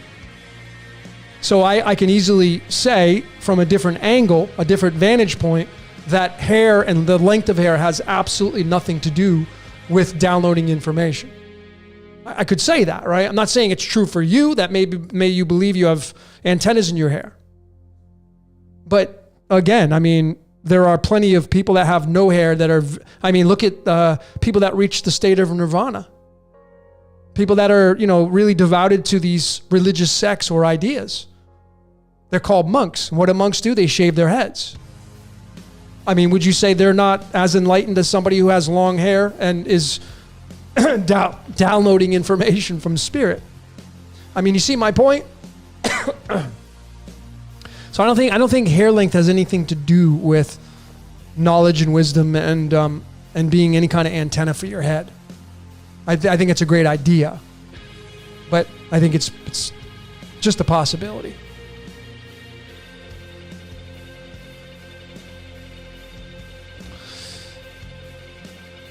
Yeah, it's just the whole plant thing. And that, man, folks. What goes into to making things on this planet? Like if you're a gardener. If you're a gardener and you rely on, as a business, from planting food in the ground, like, you harvest, lettuce and cucumbers and carrots and potatoes and whatever. And in order for those things to really flourish and become sellable, you have invaders on the farm. You have bugs and aphids, and you have all these invaders, crickets and grasshoppers, and you have all these invaders coming on your land that you have been trying to grow and sell as your livelihood. Then you have, never mind the insects, how about the animals under the ground? The gophers and the rodents stealing your vegetables, ruining your soil. I know plenty of people's lawns have moles living underneath them. Ruin their lawn. Can ruin your crops. So what do the farmers do to remove the invaders? What do you do to remove them? Some will rely on chemicals. Some will kill the invaders. They'll just kill them. So, with that in mind, is the invader better than you? Like, with the aphids that eat leaves, and like if you're someone who does flower, my mom's been doing flower, but sometimes you have a problem with aphids. What's an aphid's job? It's a nemesis. It's an adversary of someone who grows flowers and plants. So they get ladybugs. A natural way, instead of spraying pesticides on a rose bush that has aphids, a natural remedy is to buy ladybugs. They sell ladybugs. And the ladybug, as cute and beautiful as they are, it's a freaking predator. It eats aphids. So you buy the bugs, you buy the ladybugs, and you dump them on your flowers, and the ladybugs, if they stay, the concept is they feed off the aphids and they kill them, saving your flower. So you see, you got to go out and you got to buy the ladybugs, or you got to buy some kind of, chemical to keep the invaders away. Well, who's right? It's like, dude, the aphids have just as much of a reason to live as you do. But you see, because you're higher in the food chain, survival of the fittest, you're going to get those ladybugs. Like, well, and that is the ecosystem of this reality. It is survival of the fittest down here, folks. It is killed or be killed. It is, it's to eat or to be eaten, and it's a contradiction because we do a little bit of both. And when you're a gardener and you're doing all that harvesting of the land, guess what you're doing at the same time? You're disrupting the homes of ants and worms and bugs that have diligently been putting in hours and hours of work to create a beautiful home for themselves. And then we go as human beings, we dig up that soil so we can plant our vegetables, so we can survive and make a living as a farmer. So is that any worse? Is that any worse than killing an animal and eating it? Well, I know ethically, because animals, you can have, you really don't have worms as pets. You don't really have ants as pets, but you'll have a dog or a cat. But you wouldn't disrupt their home. You're going to take care of those because those are domesticated. And then you would get into the farm animals and why people have become vegans, because the cruelty to the animals. If you removed the cruelty to the animals and that was non-existent, would people still kill animals and eat them? Because again, if you go just to the straight up way of observing life, when we go out there and farm the land, you're disrupting and killing a lot of insects who have just a right to be where they're at, than does you as a person, than does a goat in the farm. They all have their house and their family. And you see, this reality that we're all living in, ladies and gentlemen, it needs to have energy moved. So death is an exchange of energy. Imagine death being something on the engine like a pulley, and it's in the pulley, like two pulleys that spin, like your alternator that spins with the water pump. It's on the same pulley system. It's causing a symbiote. They're both using the pulley to be fed. And that is what feeds this reality called life. It's death and life constantly. So going deep on this, I just went off on a tangent. Does disrupting soil to promote veganism any different than promoting the idea that you're killing and disrupting tons of insects for your livelihood? And then moving into having a conversation with somebody who's saying, well, I think if you raise an animal, with a lot of love and compassion, they're gonna justify what their beliefs are on the world stage. And they may use what I just said about the soil and disrupting the homes of thousands, if not millions of other insects in the soil, just so you can plant your carrots and killing off. And these things they may use these philosophical points to say why it's better to maybe do this. But I just say, if you just look at the entire operation of this reality called life, it survives off of a symbiotic relationship between death and regeneration. The leaves that fall off the tree, they are scripted and designed to grow, to wither away, and to fall down on the ground. And when they fall on the ground, they turn to soil, and soil becomes part of the growth period again. And our lives are the same way, folks.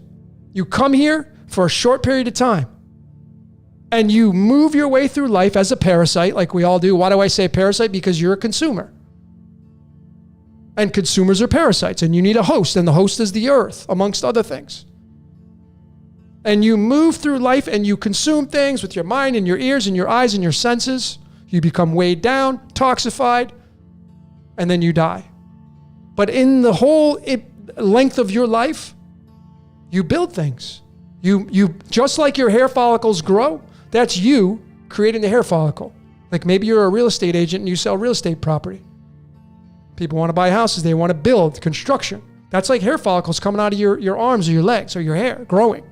This is all everybody building things on this planet. And it's all death and regeneration here. And it's unavoidable for any living being.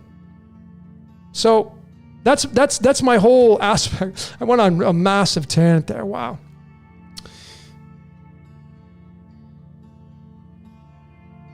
It's just funny. All right, let me get into some of your questions. I've been just on some tangents tonight. Aaron Conwell, let me see if I can find your question.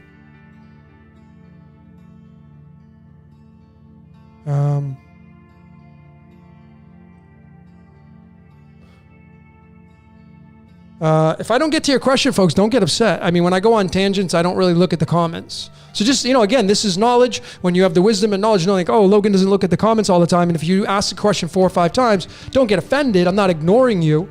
I'm just not paying attention to the comment section. That's all. Let me try to get to your question. Now that you've drawn my attention to it.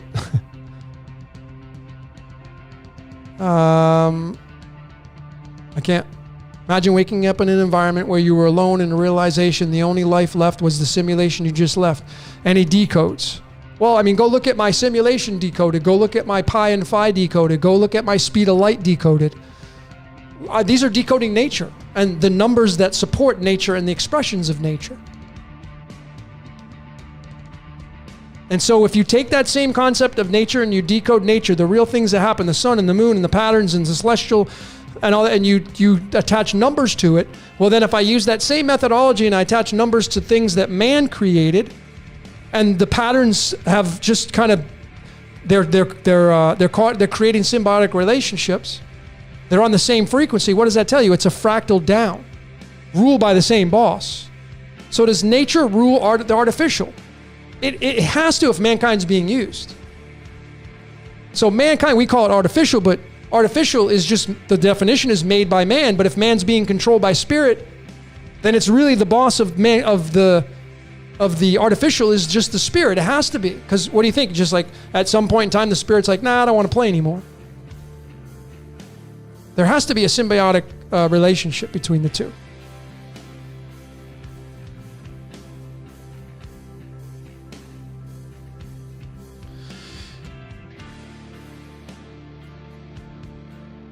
What does it all mean to fall in love? Well, that's just, I'll just be funny with all of you. The funny part about life is it's just all about the male chasing the female. I mean, if you're a dude and we just want to have fun with it, it's like, it's chasing ass, chasing tail. And the women, what the women do is they get dolled up for you to chase them. They go out and they do the best they can about looking sexy and good. You may not do that now, but when you're in your prime, maybe. If you're a girl, you're getting dolled up, changing outfits 3 to 5 times. You're going on your first date and you want to impress the guy, you're getting all dolled up. And then the guy is probably doing the same thing. Making sure you're putting on deodorant today as a dude. Like maybe yesterday you forgot, but hey, you were just going to work. But now you're going on a date with this girl you're attracted to. So you're making sure double dose of the deodorant, tons of sprays of cologne, chasing the ass. And the girl welcomes it because this reality is based on procreation. And it's just hilarious. It's, like I'm observing, I just got to hang out with my 2 favorite furries, dogs on the lower vibrational scale. And one's a male and one's a female. And the female's not in heat. But the male still tries to get on and mount the female and start humping. But there's a time for dogs to mate. That's when the female's in heat. Now this is, the average. Now there could be some exceptions out there. I know males, they try to hump no matter what. That's what he was trying to do. Why does he do that? Why does the male hump when the female dog's not in heat? I don't know. But that's what was going on.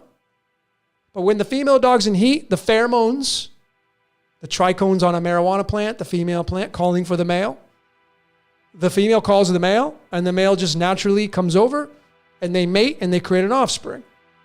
And the offspring is an asset because the offspring creates energy. Every human being is an asset, which is why you got laws and commands, and because you're an asset, because you create as a human being. And maybe you don't create, maybe you're on disability, or maybe you're reliant on a check from the government, or maybe you maybe you're retired and you're getting Social Security. Nothing wrong with it, but that's you rely on that. Your host becomes the Social Security check every month, and you become the parasite. Like, hey, give me my money. I earned it though, whatever. If you follow those kind of things.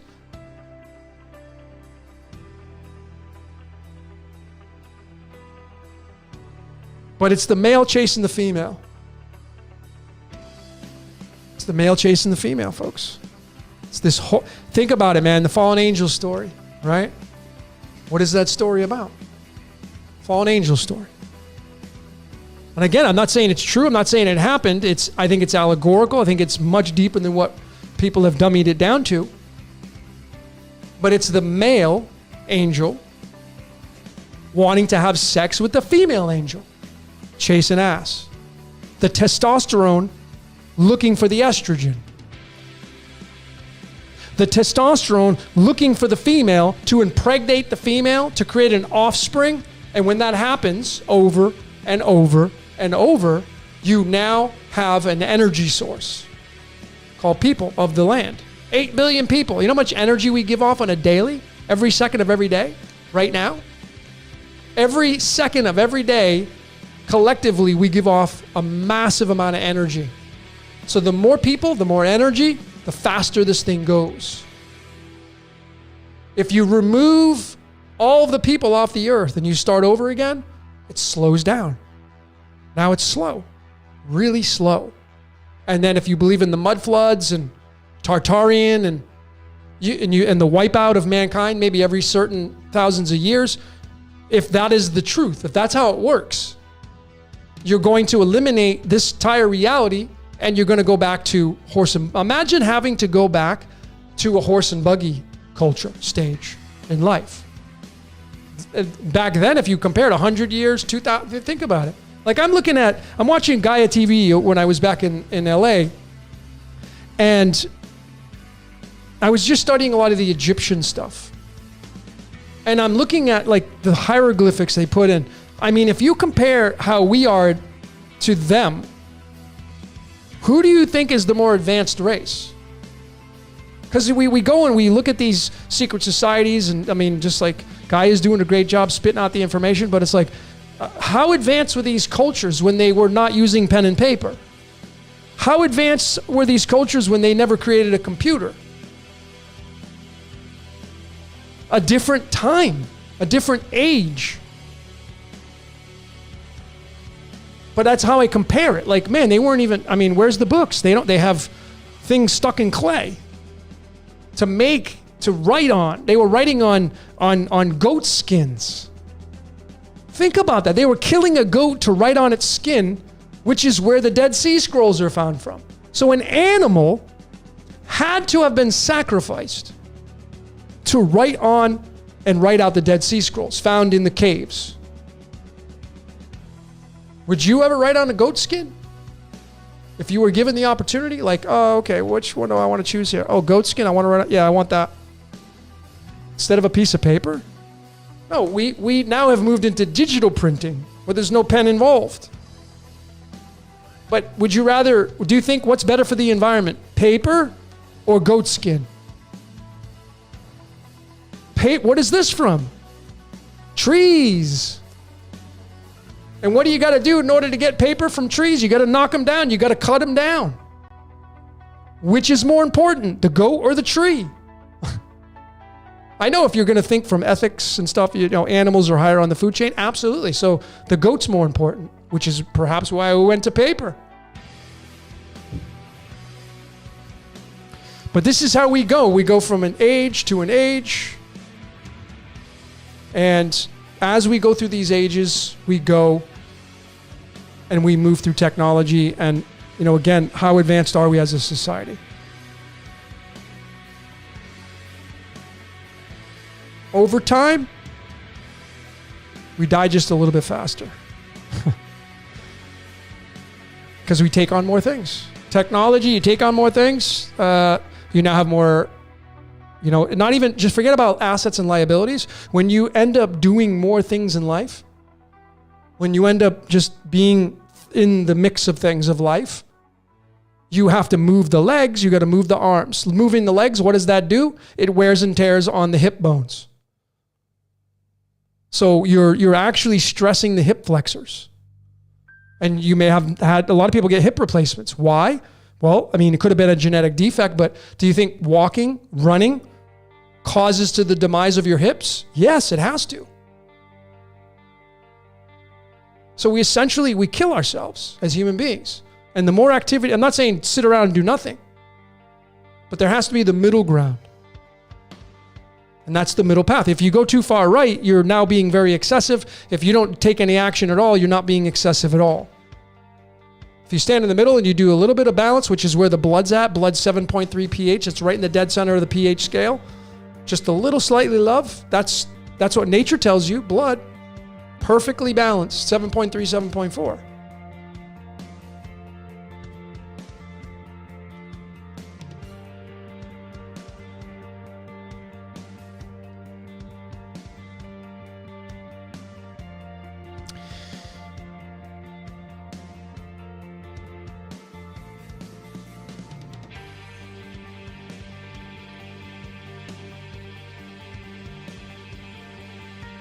Looking at your comments.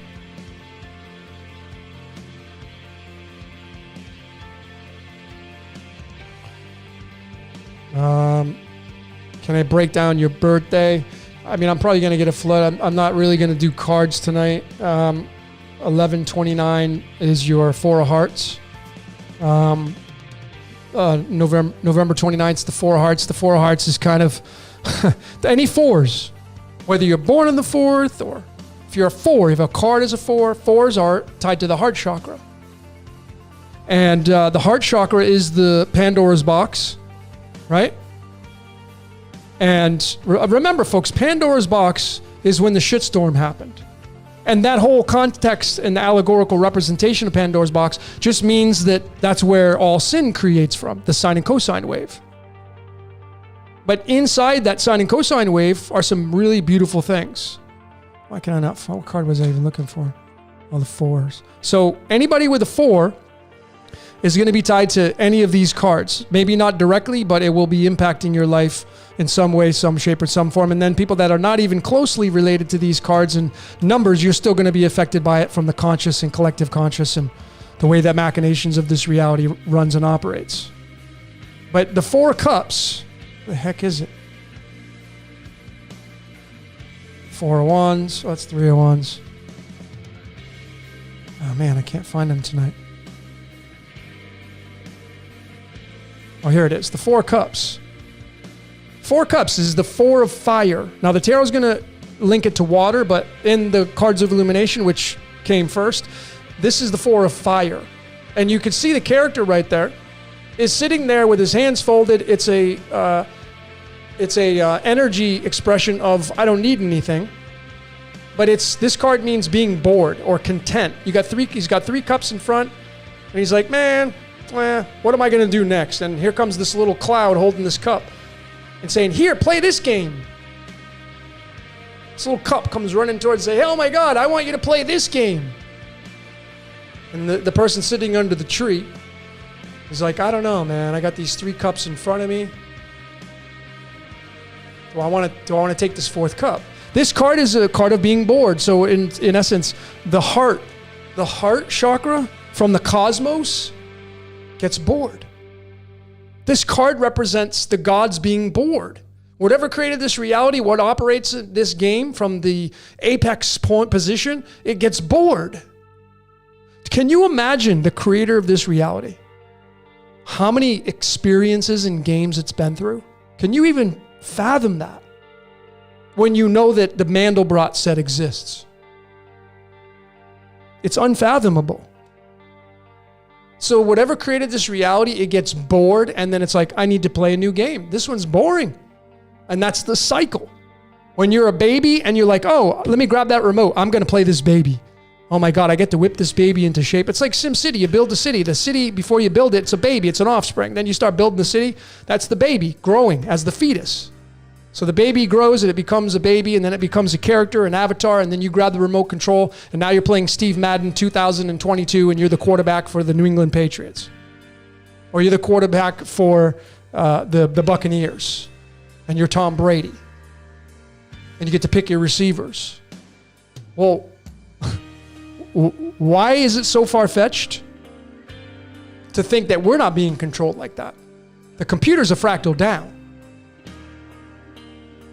The gods get bored. You pick up the remote control, you're like, yeah, because, the Four of Swords is tied to the Four of Cups. Even if you may not be a Four of Swords, the Four of Swords, this card right here, is tied to the spiritual side of the fours, because the swords mean spirituality, figuring it out. So this is the card of going into a deep sleep. And the deep sleep perhaps is the lucid dream the entire cosmos is having right now as it tries to become more spiritual. But it does that out of the context of being bored. And it runs through its cycles. And then you get the Four of Diamonds, which is the Jack in the Box card. You're stuck in this position until the game ends, and we don't even know what happens after that. That's kind of a four is the cube. This. What do you think we live inside? It's the square squaring the circle. The inside here is the circle, the pie. Saturn's magic square fits on this aspect, but inside here is can be the Earth. It's contained inside the cube. Got this in Mecca, and I mean, you know how much money that thing must have cost to build it in the Mecca? Well, they have a lot to say so in the collective and their way of thinking. I'm not saying it is the way, but I'm saying imagine how much time and money goes into Saudi Arabia and the Mecca, and what it costs to build that cube in the middle of the desert. Whew, I can only imagine. A lot of energy going into that on the daily, let alone the construction of it, the date that it was built, the day it was, completed, the birth of the Mecca. Every archetype has a birth time, a birthday. Let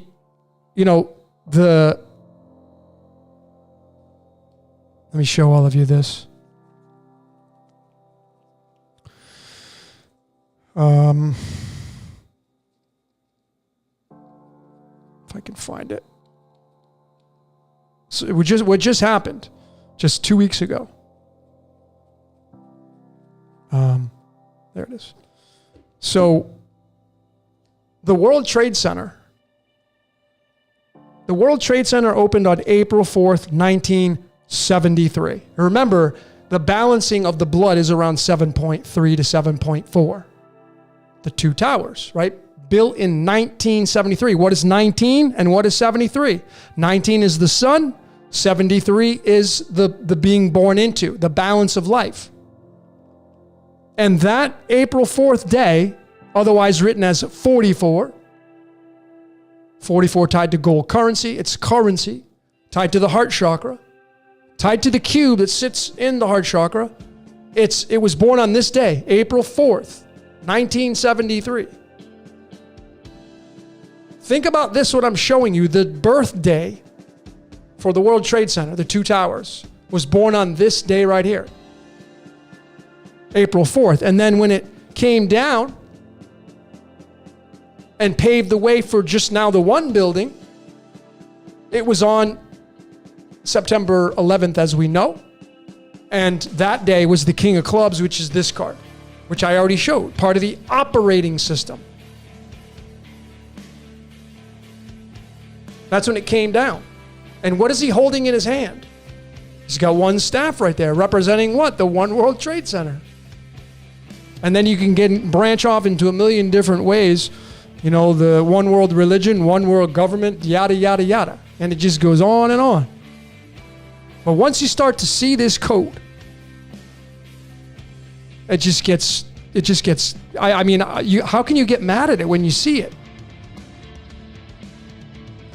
I mean, folks, let me just show you with the cards of illumination how scripted this reality is.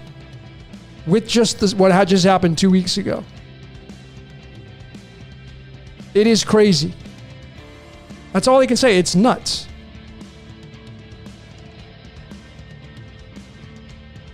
The World Trade Center opened on April 4th, 1973, which, as I said, is this card right here.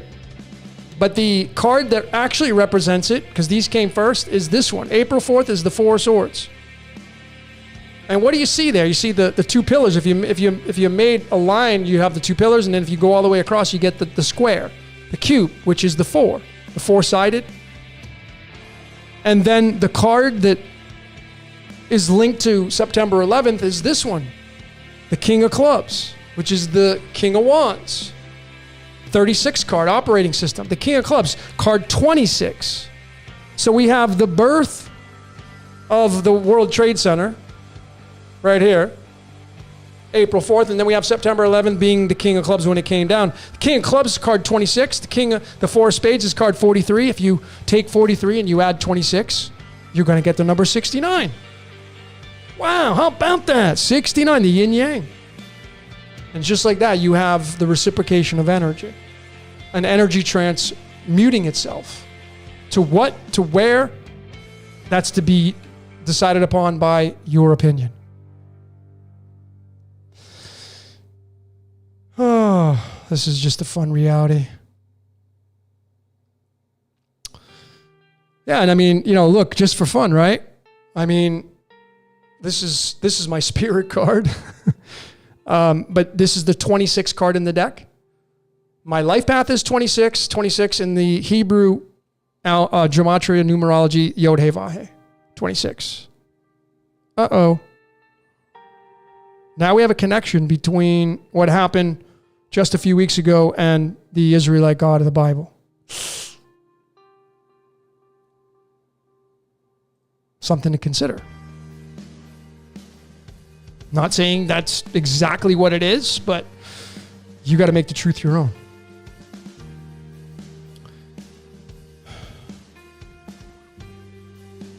Infinitely curious. Can you decode niobium? Niobium, it's to link to today. Right here. Niobium is the Two of Spades. This is the 41st card in the deck. The word, the Nephilim. I'm sorry, not Nephilim. The Elohim is 41. This is one of their cards. And this card to duality. Flip it over. It's the infinity symbol. And the two means duality. It means creating partnerships. Two of Swords, as you know, is right here. And it's which way you want to go. Past, present, or future. Present being in the middle where the blindfold is, telling you to observe through your third eye. But that's the element niobium. Niobium being the 41st element, tied to this Two of Spades, tied to actually today's podcast, being podcast 41. And it's telling you, niobium. Niobium has a weight of 92, which then goes to uranium. And uranium's tied to Uranus, which is tied to Father Sky and Anu and the Anunnaki. And they say in Greek mythology that Uranus mated with Gaia and created all the planets. Maybe. I don't know how that works, but that's what they say is how it goes.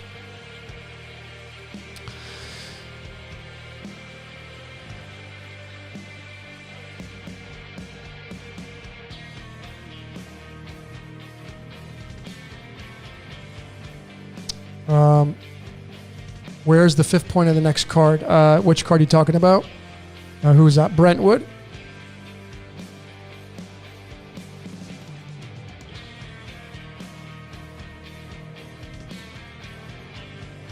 Well, okay, so let's define, so Mojave, ritual, Satan, satanic is the yin, shisha. I don't know what you mean by that, but everything down here, Satan means time. God, folks, Satan, if you just remove all the programming, remove all of the programming you have right now, just for a second, I'm encouraging you to do that. Take this step with me. Remove your programming of the word Satan and your ideas of it. And we look at it from Satan. Starts with the letter S, which is tied to the sine and cosine wave, sine wave. And what is the sine wave? It's time. Time is the sine wave. And over time, what happens to you as a human being? You start to sin. Sin, sine wave. You sin over time. Inevitably, you will sin. And Satan is time. It owns, that's why Satan and Saturn have similar resemblances with using the same letters. Saturn is known as Father Time. Saturn is known as Satan. Satan is time. It's the God of time. The word God is 14. time is 14, Satan is 14. Mind is 14. All in Chaldean numerology. Satan is time, ladies and gentlemen. Over time, you will sin. Your challenge is time. It's that simple. And your adversary is time.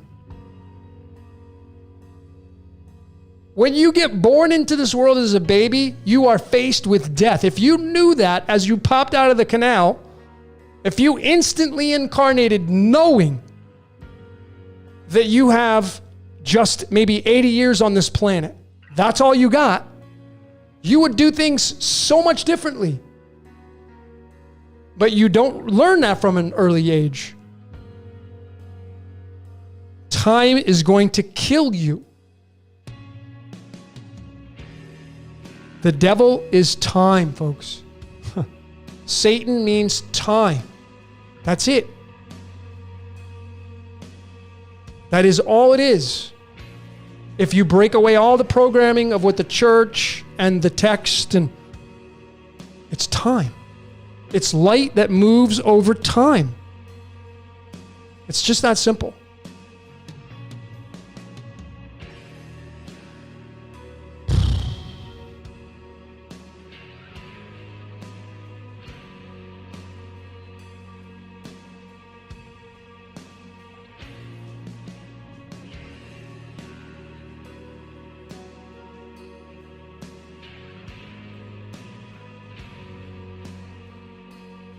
Looking at your comments.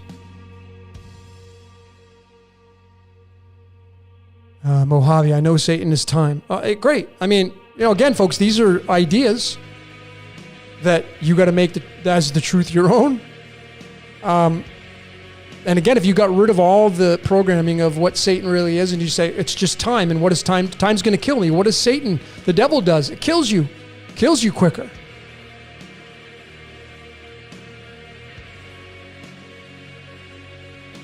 That's all it is, time.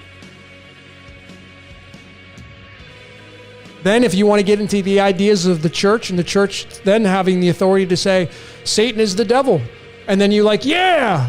And then you go to church every week and you're programmed with Satan is this boogeyman devil that's out to get you. And you adopt that as your belief, that becomes part of your reality. And now you live through that archetype. But if you removed it from your beliefs and you created more nirvana, get it cutting off, you'd free yourself. That's a liability. The church and joining the church and adopting the belief that there's a boogeyman running around out to get you is a liability. It ain't no freaking asset to believe that. Believing that there's a boogeyman out to get you is a liability. It is not an asset. And what would the asset be in this situation? Well, it's going to be the church that's going to tell you it. You got to come to church. You got to pray to God. You got to come to church to get your fix every Sunday. Some people do that. And it's not, again, I'm telling you how this ride works. A church is an archetype. It's a component in the machine. That's all it is. But the church has created its symbiotic relationship with the boogeyman. It's saying the way the game works is you got God and you got the devil. And they feed off of one another. Obviously, the adversary, and it's a push-pull. It's black sun, white sun. It's duality. But if the church just dissolved the devil, there would be no need for people to go to church. Like if you believe in the devil, right? If you believe there's some satanic ghoul running around as the boogeyman trying to, out to get you and all that. If you believe in that stuff, and then it goes into the lake of burning fire and sulfur, and then it's no more. Okay, great. Well, then you're going to completely change your life, aren't you? Now there's no more devil that you can blame your shortcomings on, or you can blame the world on for doing. And then you're free, right? Now what are you going to do?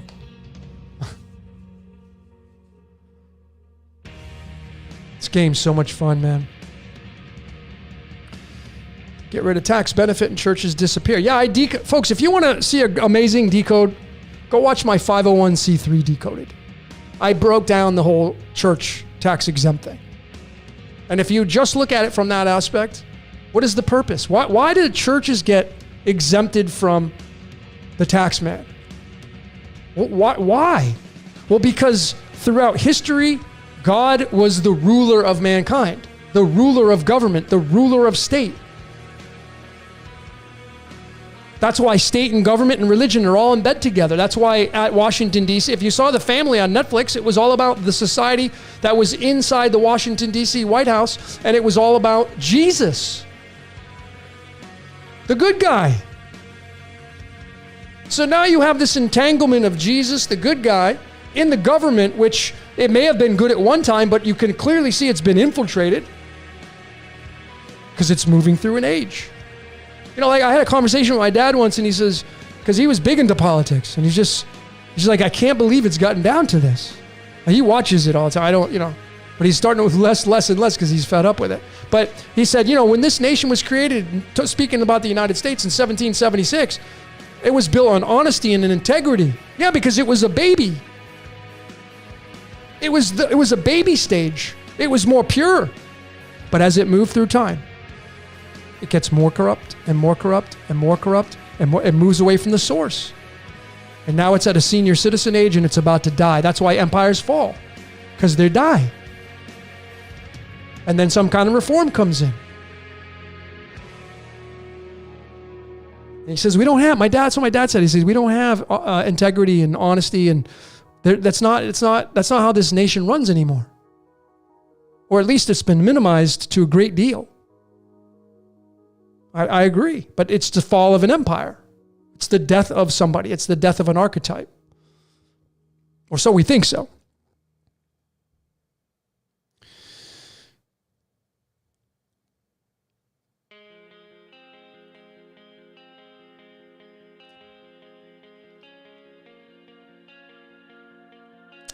Maria, because I was depressed too long and can't wake up on time, I'm a clown.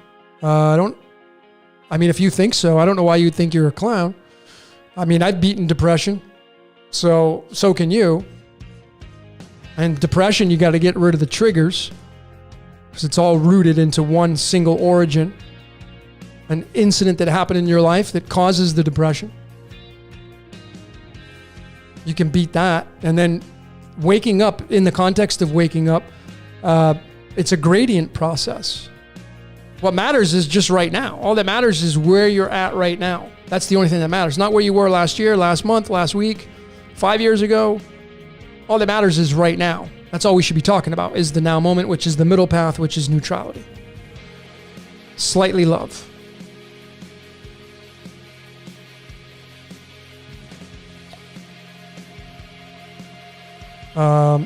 That's why I'm here, to reestablish source code and planner. Not everybody, but a lot of people are here to do their job. Everybody's here to do their job. Everybody's got a job to do. Some people incarnated just to be extras, or they incarnated to be a movie star, or they incarnated to drive NASCAR, or they incarnated to be an artist and a musician or a painter. Some incarnated to study the occult. Some incarnated to be a follower of Christ and being a born-again Christian. Some people incarnated in being Jewish. Some people incarnated with the belief of the Quran and were heavily influenced by Allah and the teachings of that through where they primarily, probably where, not saying everybody, but where they were. Your environment is what creates you, where you were incarnated into. Everybody's got a job to do, ladies and gentlemen. That you're doing your job. What's your job, man?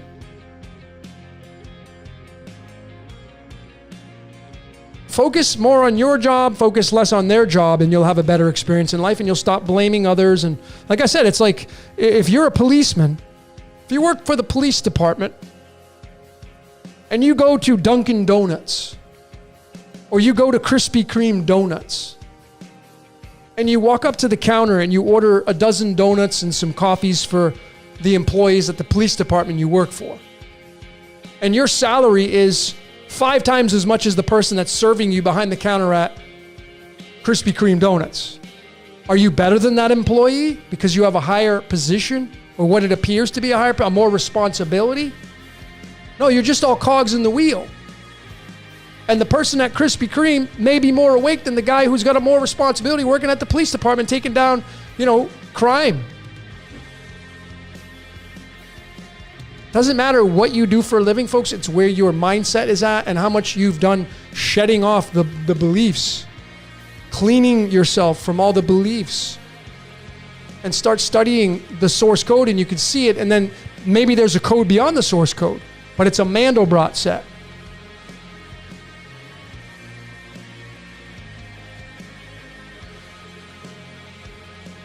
Cycles are meant to be broken. Well, they don't break. They just renew themselves. That's all they do. Nature runs this reality. Spring, summer, fall, and winter, they're all cycles. You're not going to change the cycles. Winter has its say. Summer has its say. Spring has its say. They all have different jobs. Start looking at our reality, nature, and looking at everything as components.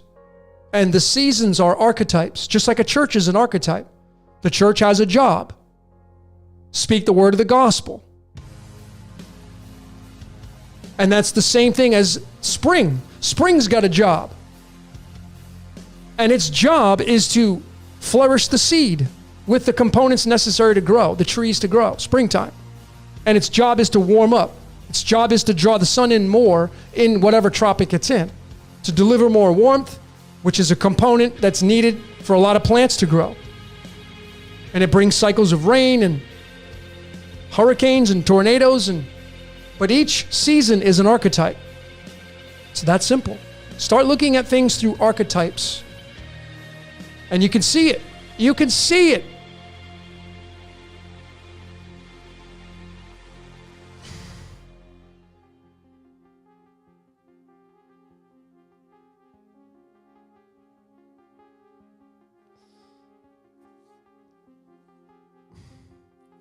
Let me just take a sip of water here.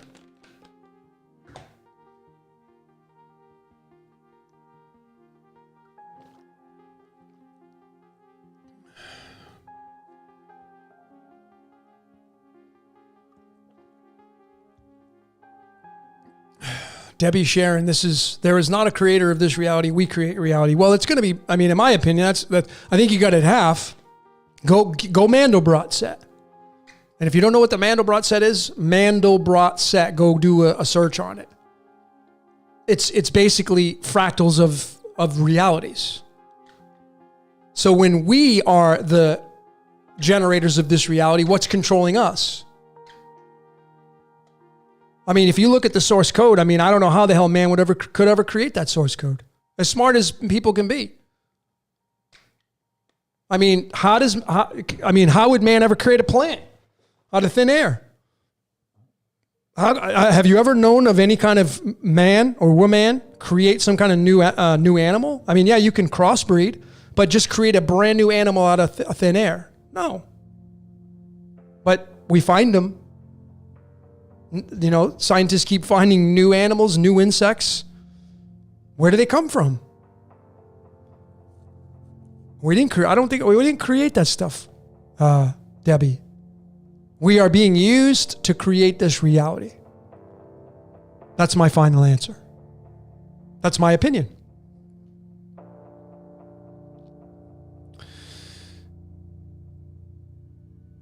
Yeah, guys, I will be doing a collective card pull here, probably just in a short bit. I think I'm going to end my transmission here and get something to eat. And I didn't want to go too long tonight. Okay, get my cards together.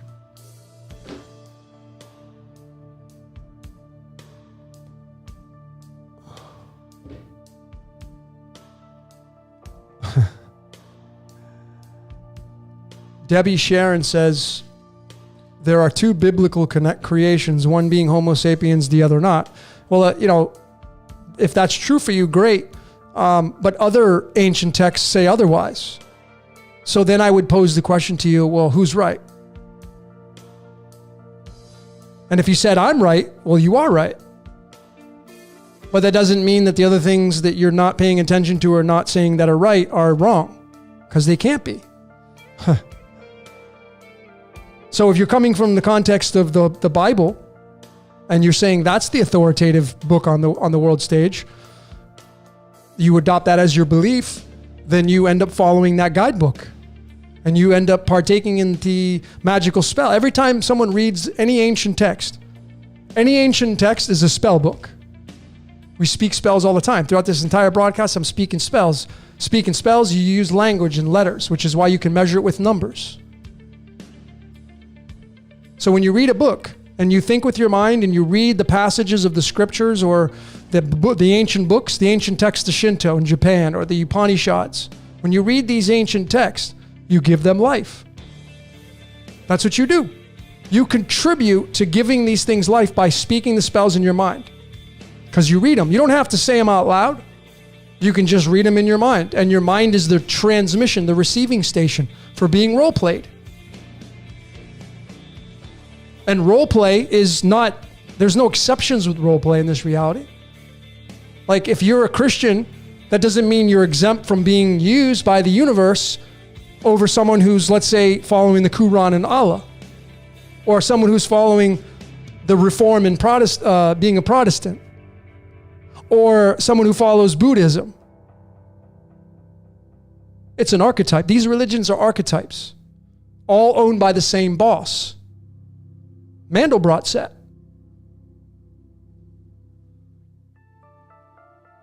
I mean, okay, so Z is saying seated by the Palladians. Awesome, that's an idea. It's not a fact though. It's maybe your fact. I'm not saying it's wrong because that's what you stated it. And you're stating your comments, all of you great decoders. You're stating your comments. These are your truths. They're not absolute because they're just your truths. But if you go head to head with somebody else in here who doesn't agree with you, who's right? And again, a lot of this tonight, both of you are right. Debbie Sharon, computers did not exist here until a couple decades ago. How do we know that? How do we know for sure that there weren't computers? There's been computers for thousands of years. How do we know that maybe the people that survive, imagine if we have a cycle of time complete itself and we go through an age and the age involves the death of empires and nations and basically life as a whole. And these ages are ruled by the astrology zodiac signs. And then you can link that to Tartaria and the mud floods and what the hell is going on with these buildings. So maybe we go through these cycles and maybe some people that have knowledge of right now, they go underground and they escape the fundamentals of what it means to go through this reset, the cleansing of the earth. And then when they emerge, when the cleansing is done and we have a new place to live, they emerge with all this knowledge. And now the people that are born into the new world to start the age over, they're dummied down compared to these people. And these people have advanced technology. Imagine that, let's say, if you follow Jason from Archetypes or you follow, what's his name? Who does the mud flood stuff? God, sorry, I forgot your name. But anyway, it slips my mind tonight. But there are a lot of speculations on the mud floods. And then, Jason from Archetypes, every 138 years, you get the Phoenix rising. And a lot of people are buying into that idea. Maybe it's true. And that's the reset button. And imagine people survived the reset. And back in the 1800s, when Jason from Archetypes says the last reset happened, the last Phoenix event, maybe tied to the mud floods, people survived it. And imagine they survived, maybe they created cell phones with technology and they had this back in the 1800s. But when they emerged, they weren't allowed to use it freely like we are. But they were doing video conferencing back in the 1800s where you got people still shooting guns and riding around in horse and buggy. Who's got the advantage? Well, obviously they would. So where we are right now, computers, were computers just, I did a decode on computers. I showed the computer and the whole decoding of it, all these people that were involved in it were being used to create it. Doesn't matter when it was created.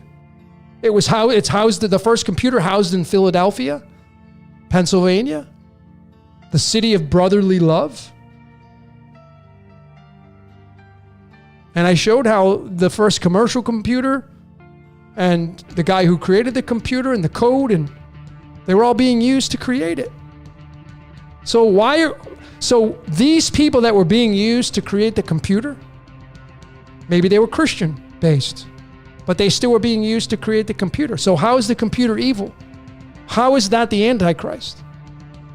How that would be if mankind's being used to create it. Maybe we're all building a digital system called the quantum realm because naturally that's where the universe wants to go. We can't rule it out. And I'm not a proponent of anything, folks. I sit in the very middle and I'm looking at trans. I'm going to keep it real with all of you. I might as well keep it super freaking real with you right now. I'm not going to say that I'm somebody authentically. I'm not going to tell all of you here that I am a proponent of transhumanism. I'm not going to say that. I observe transhumanism. What is transhumanism? It's man moving into the digital quantum realm. It's man moving into machine. What would happen if we actually took our consciousness and moved it into a quantum machine? What benefits would that be for mankind? Well, do you think you'd suffer in the quantum realm? I mean, does the cell phone, does it suffer like we do? I mean, if it heats up, some of you had cell phones overheat. Well, the heat, even though the cell phone doesn't have the mindset you do, it overheats, it shuts down, it has a natural response. This is a man-made machine, but are we moving into the quantum realm? And naturally, because we're moving into the age of Aquarius, or we already have, which is the information age. And the information age is built the WWW. It's going to pave the way, the computer, the quantum computer. And this right here, you go into the quantum, is the paradise talked about in Christianity that made it famous? You're going to go to the paradise? Is the paradise the quantum realm? Or is the paradise, you're in paradise? Or could it be both? Where would you remove all suffering? Where would you, in this context, in this space right now that we're talking to, or I'm talking and rambling on, where do you suffer? You suffer in the avatar because you feel pain, you feel emotional miseries, you feel emotional happinesses. Both of them are essential to feed the machine. So it doesn't matter what you want to label these emotions you feel, they give off energy. And as you move through time, you suffer, you end up facing death, and you end up facing hardships and physical sicknesses and diseases and broken bones and, wear and tear on the car. If you took the consciousness of your human being experience right now and you moved it into a quantum computer or the quantum realm, forget about a computer, just in the quantum realm, it's beyond computers now. You would end up moving into a quantum paradise, and that paradise would be free from suffering. You would not grow old. You would not die. And that fits in the context of the most popular spell book on the world stage, which is called the Bible. And I'm not saying it's wrong, because there could be that story, and that story is the people that believe in the Bible, they'll move into that fractal and they'll start to create that game. Imagine this reality, this archetype is like it's playing out a game and it's creating shell games, it's creating different games, and these games become archetypes. And the people that believe in these archetypes, once they die, they'll be transformed into that archetype of what it became. And they'll continue to play that game. That's their leveling up. There's leveling up, but there's not really leveling up. You just move into a different existence. If you believe that energy is neither created nor destroyed, you just change.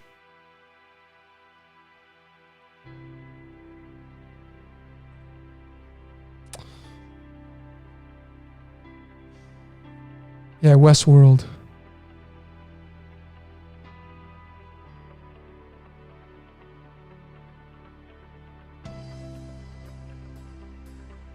I miss thing. I keep seeing 25 and 52. 52 is tied to tellurium and earth, and then 25 is tied to the black sun. So they're kind of harmonious together, and coincidentally, they are the mirrors of one another. So earth tied to the 52, earth tied to the 25, because the words black sun equals 25. The earth is, I think, the black sun. And then the 52nd element is called tellurium. So let me just show you this, because alchemy is going to have its say in all this. We just go to the periodic table right here, and we just look at the mirror of these elements. So we go to, first let's start at 52. So it's this element called tellurium, if you look to the right of my screen. And it comes from the Latin word tellus, which means earth. There are 52 cards in the deck of the Cards of Illumination, 52 matching the 52 weeks in a season. And then when you mirror this, you go to the 25, and it's manganese. And what's fascinating and kind of the comedy is, you see this photograph right here? This right here, to me, is telling us that we are cattle and we are being pulled off the ground, and this magnet is the universe, the U, tied to uranium and Father Sky and Anu and Uranus. And we are all being grabbed up off the earth, and this is our spirit leaving. I mean, this is all about exchange of energy, and this is a magnet, and we're electrical sources of being. This is the symbiotic relationship between humans and the gods, if you want to look at it that context. And it's the 25th element right here. And if you know what the 54 is, well, it's tied to phosphorus and the light bringer and the game of life and the broadcasting station, trying to keep you in a hypnotic trance because the game needs players. So it's this 25 and 52 that are in a symbiotic relationship with one another. I mean, even the melting point of tellurium is 722. If you divide 7 into 22, you're going to get pi, which is 3.14. So these are all clues. This is how deep I go. And it's a lot of fun. It's a lot of fun, folks.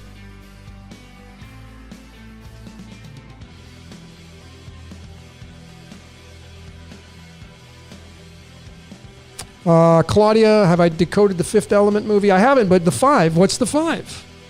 The fifth element. See, in the tarot, I'm just going to go back to the tarot because they have their own say, and we think in pictures, and it's much easier to look at things, symbols, and experiences on piece of paper to kind of deliver to us what this 5 means. But the 5th card in the major arcana is called the Hierophant. And where the hell is it? Hold on. Wow, what the heck? I keep having these all the way at the bottom of the deck. Oh my God, I was at the bottom of the deck again for the second time. You think I would learn? So the 5th card in the tarot is the Hierophant. It's the Pope. They think this is the sun in human form, because what rules the 5th house of astrology? The sun. And that's why Christianity has always got the sun around them, or it's all sun worship. And the 5 is the letter S. It looks like the letter S.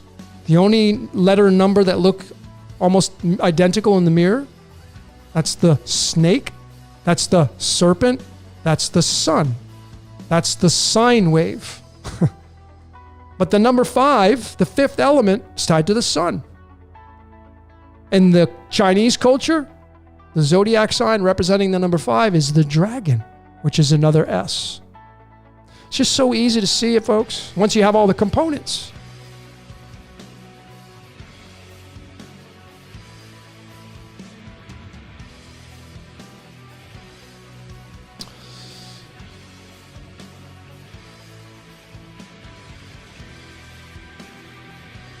Yeah, you get the card deck of 53 cards, but here's kind of like some things you probably won't see from other card readers. You got 52 cards in a deck, but you also have the 2 jokers, which is card 0 and card 53.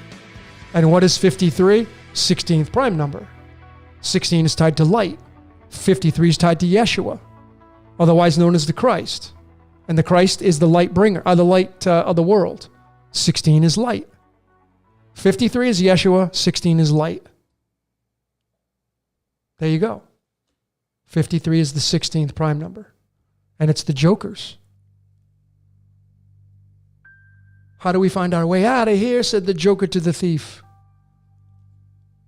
All on the watchtower.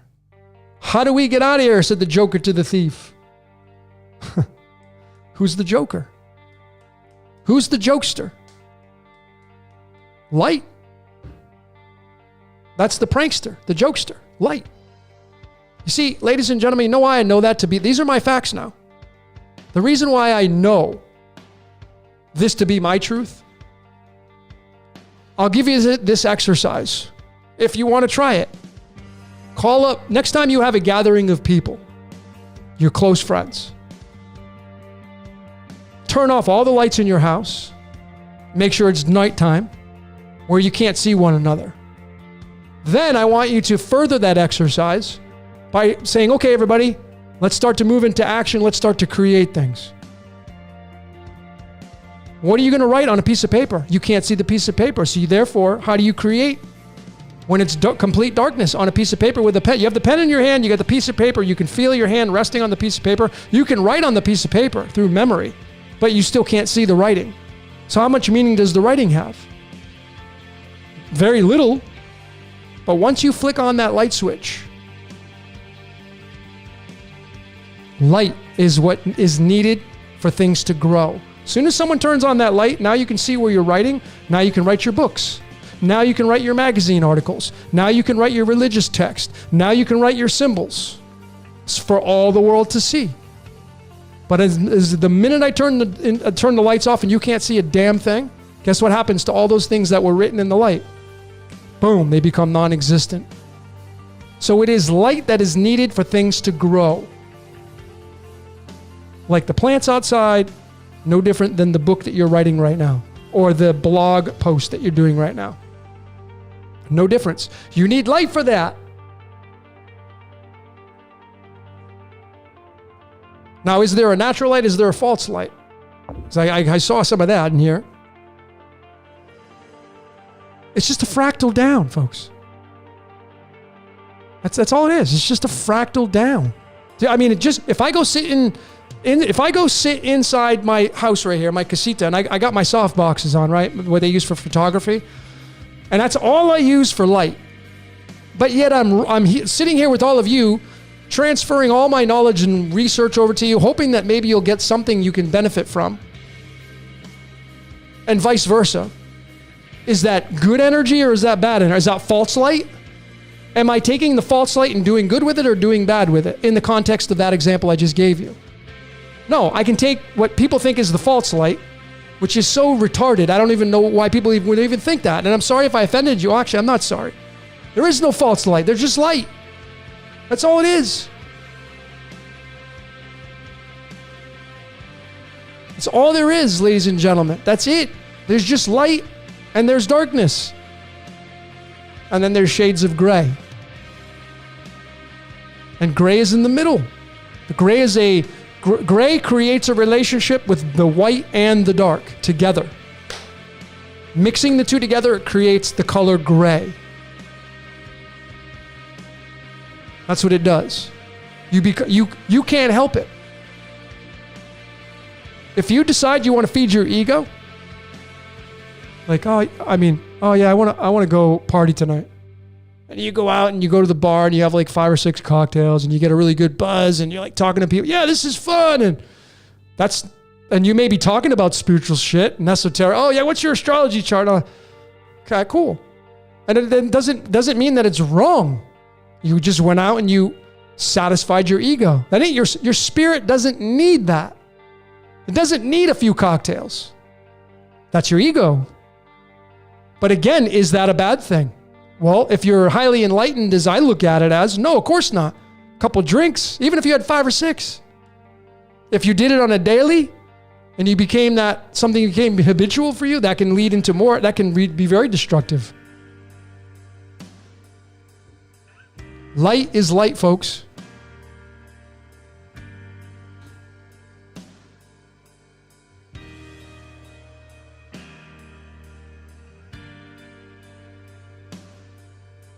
Feel around in the dark till you get the idea. Anyway, ladies and gentlemen, come on, man. How illuminated is the womb that you were born from? I mean, just use that. That's nature. Is there any light inside the womb of the mother that gave birth to you? Was there any light inside there? Well, no, there was none.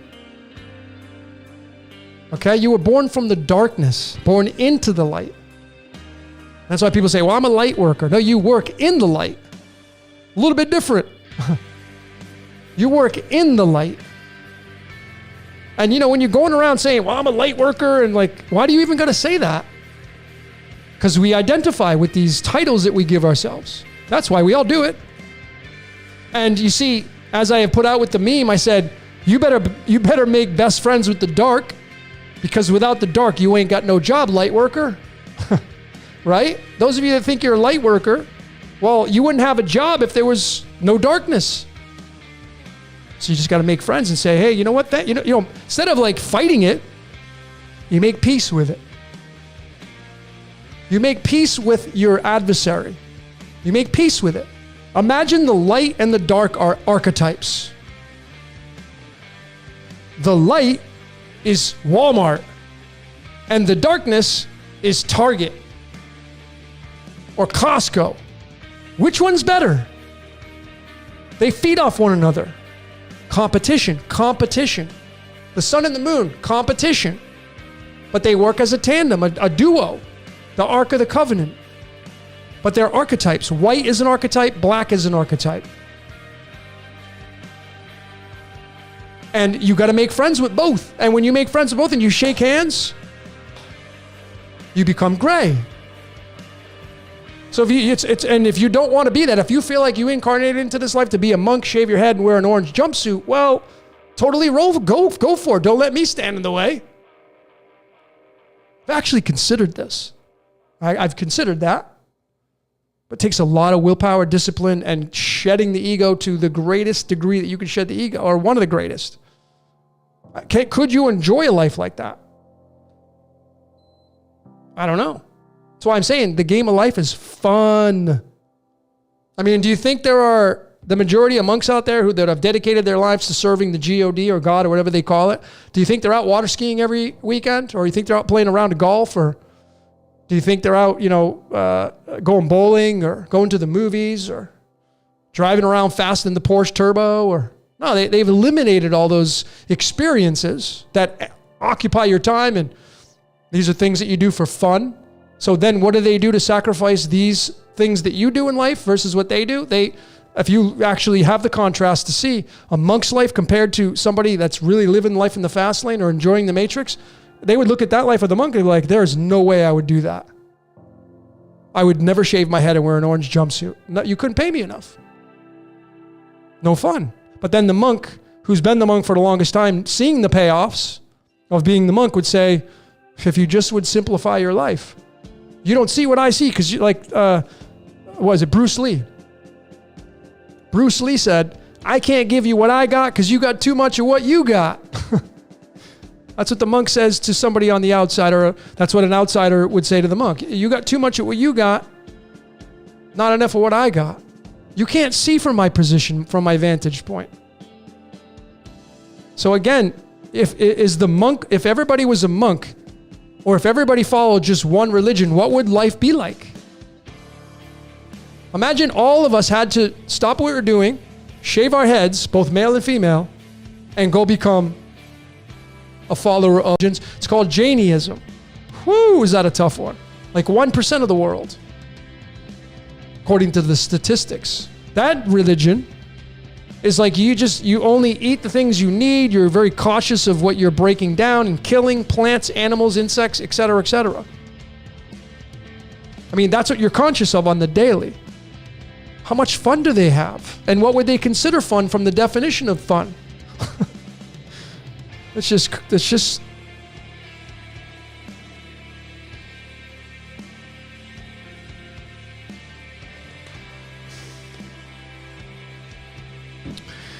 Debbie Sharon. He may or may not realize it, but Jason knows basic gematria, cards, etc. The script used by those in control, parentheses, we are way much more powerful. Well, remember, Debbie, you can call it base. Doesn't matter what label you give to what you perceive of me. But you see, those people in control, they're being used. The script uses those in control. I totally agree with you. But somebody that has a basic fundamental of the cards and the way the machinations of this reality works, do you think they figure that part out? Because a lot of people, let Let me see if I can show all of you this. Okay, let me just pull my screen up. This word right here, let me get rid of the Greek so you can see this. See that? A lot of people blame this organization. I am not part of this organization. But it's a 40. Also tied to this right here. I just decoded this. And, you know, if you type in the word 40, it's going to give you the, it's going to give you the 22. And 22 is tied to this word right here. Organic. So is this saying that this reality that we lived in, the Freemasons and all the secret societies, all are part of the organic code? This says so. 22nd letter in the Hebrew alphabet, the last one, the Tet. What's our 22nd letter? It's the V, which in Chaldean, it's the 6. What is 6? The last day of creation. So what's the organic code? The last day of creation through the context of theology. What's the 6th card in the tarot? Well, it's the Lover's card. It's the 666. It's the man moving into, what's the 6th element? Carbon. We're carbon-based. What's the organic code? The carbon-based code. The carbon-based aspects of nature and the components of nature. That's what this is. That's what this tells us. And the game needs players, and that's why you have the male and female. You got the tree of life on the female side, the tree of knowledge on the male side. I think it's kind of funny because when you look at this card, I mean, the female's thriving, giving birth to things, and the male, it's the fried leaves right here, because the male is what screws it all up. The masculine, chasing the female, trying to give his energy away, trying to impregnate the female with the energy. And the 6 is tied to the 66, which is tied to the 666. It's just pretty easy to see.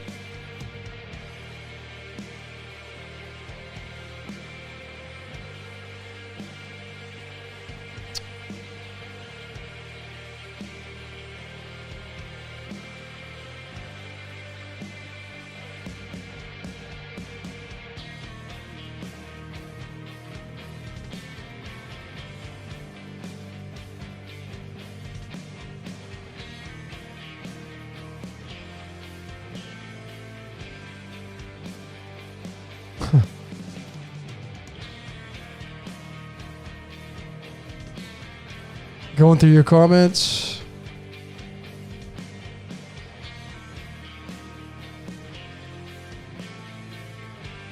Buddha was a woman.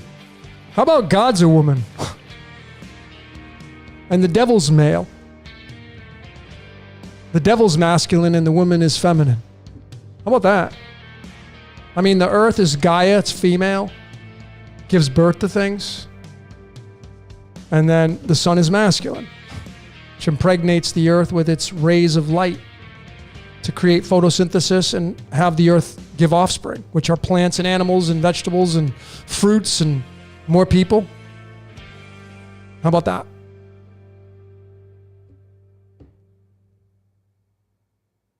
Logan, can someone steal someone else's destiny? I guess it's possible. I don't think anything is... I mean, really, we're just renting some things in this reality. So we just use that terminology. Oh, that got stolen from me. But if you believe everything happens for a reason, I mean, when you take that, let me see. I think this is, let me just check.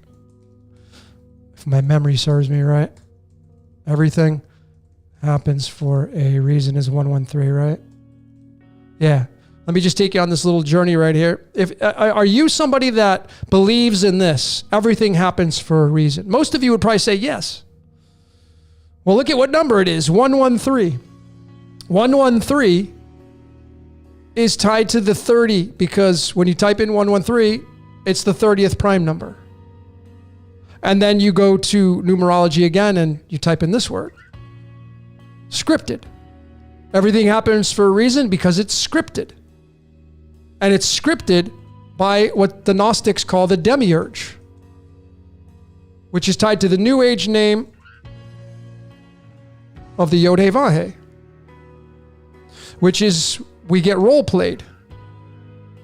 which is also where Satan comes from through the Santa Claus character. And then you have Jesus of Nazareth. And then you have the word 30 itself being tied to the 17. 17 is the 7th prime number. 17. 7th prime number. And 7 is how many chakras we have.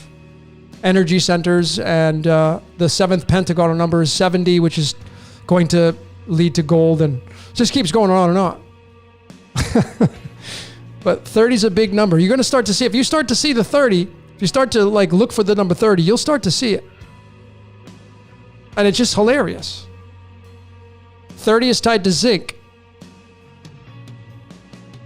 Let me see, I was going through your comments. Let me just go to the 30. 30.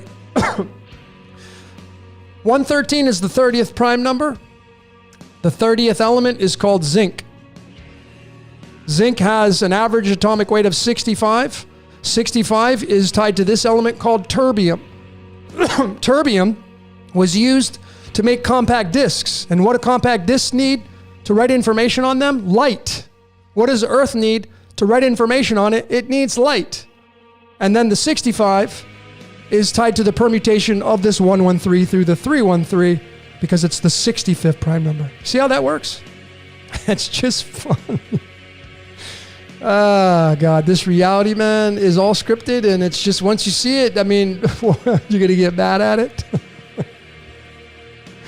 It's so funny. KM210, do you have any recommendations for people new to your channel? Yeah, go decode yourself. If you go to my homepage of my videos, you're going to see how to decode yourself. I would start there. Once you start to decode your life and you can see that you're living out a really highly advanced script, then you can have more fun with really leveling up in this life. And then start to watch my live podcasts, because those are where, I bring all what I've learned over the years, and me being this tour guide. Thank you, Tiffany.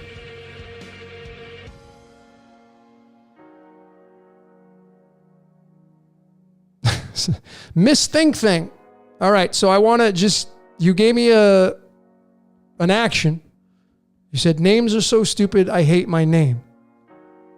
Well, how do you change that? I mean, hate is a pretty low frequency energy from the context of speaking the spells of the word hate. How do you change that? Well, you would start to decode yourself, your full name now.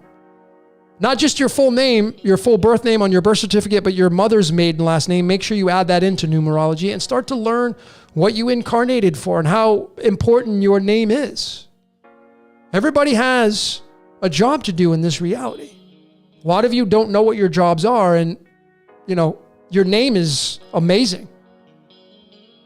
Your name is unique. Even though you may share energies with some other people out there in this world, you still are a minority in the comparison to the 8 billion people on the world stage. Your name is. A lot of people have your birthday, but you're still a unique individual, and then you break it down through the Mandelbrot set based upon your astrological charts, both Vedic and Western tropical. And then numerology, your life path, your heart's desire, your, these layers of numerology. You can break down all the digits of your numerology and your name and figure out how many ones you got, how many twos you got, how many threes you got. And this code tells you exactly kind of the expressions of who you are and why you're here. So your name is very special. It's part of your snowflake. So I hope that helps you.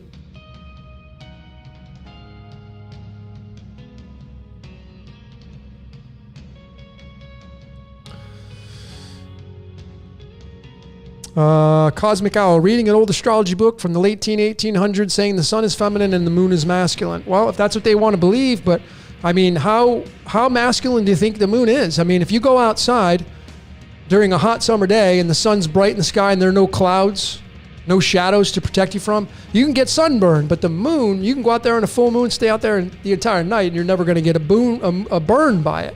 So which one's the more compassionate, loving one? Well, the moon, because the moon's not going to burn you. The sun will. So the male testosterone certainly is more aggressive than the feminine estrogen.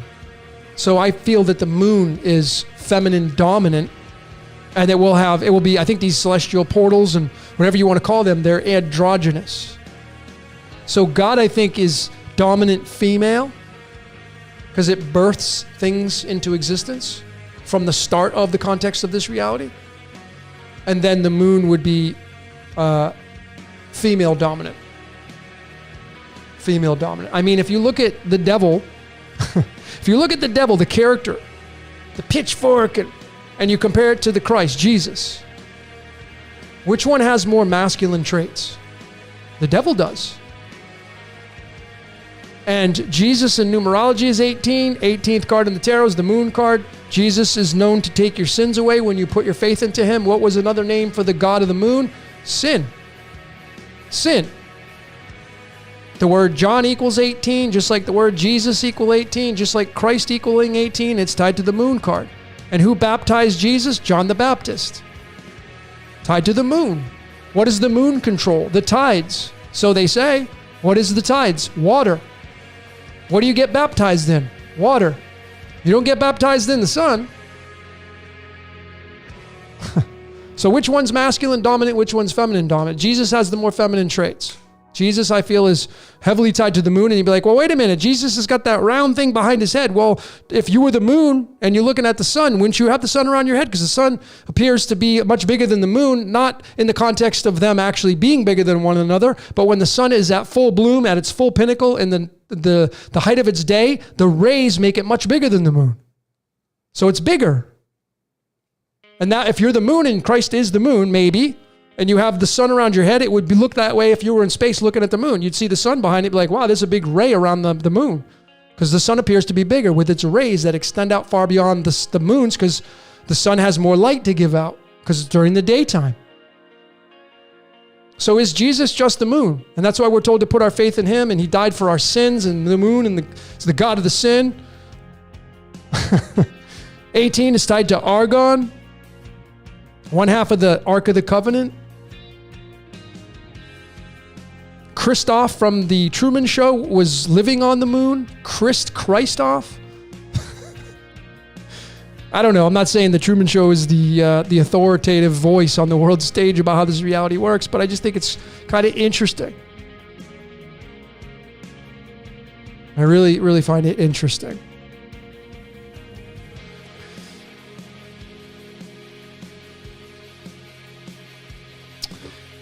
There is no sin. Well, there's the sin wave, and there are tons of people sinning every single day because they go to church and they sit in front of the Father and they repent their sins. And once they do that, that is an action, that is a spell that gets created on the world stage through magic, and instantly, just like that, there is sin.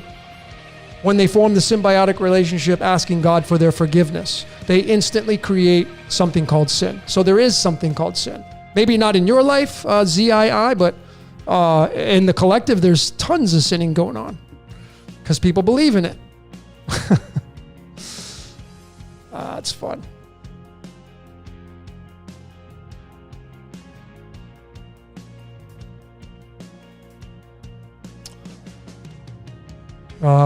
Mojave, you want to judge me by my spelling? I don't know if you're asking me that. No, I'm not going to judge you at all. Don't really care as much as I appreciate you being here.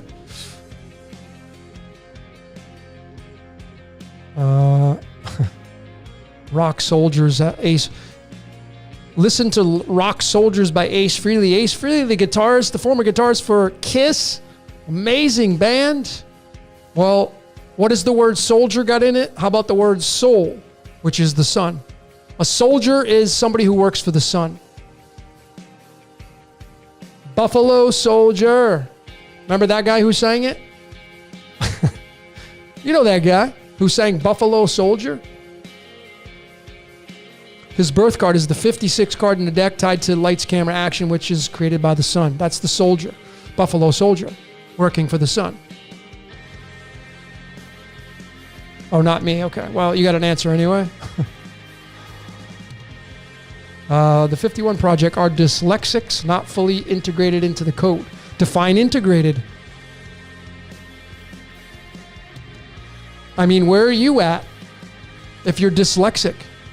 That's just, I would just say, if I had to define that, I would say dyslexia is an adoption of belief that you've accepted. And if you actually do have it, symptoms or reactions of things that would cause you to say, yeah, I have dyslexia, it could be what we call a genetic defect, which again is an archetype in itself. Oh, you got this disease. Oh, okay. Yeah, I got this disease. And then the disease is an archetype. You see, you know the big thing that was on the world stage, it's still on the world stage. You know what that's called? Let me just double check this. Hold on. Yeah, that's what I thought.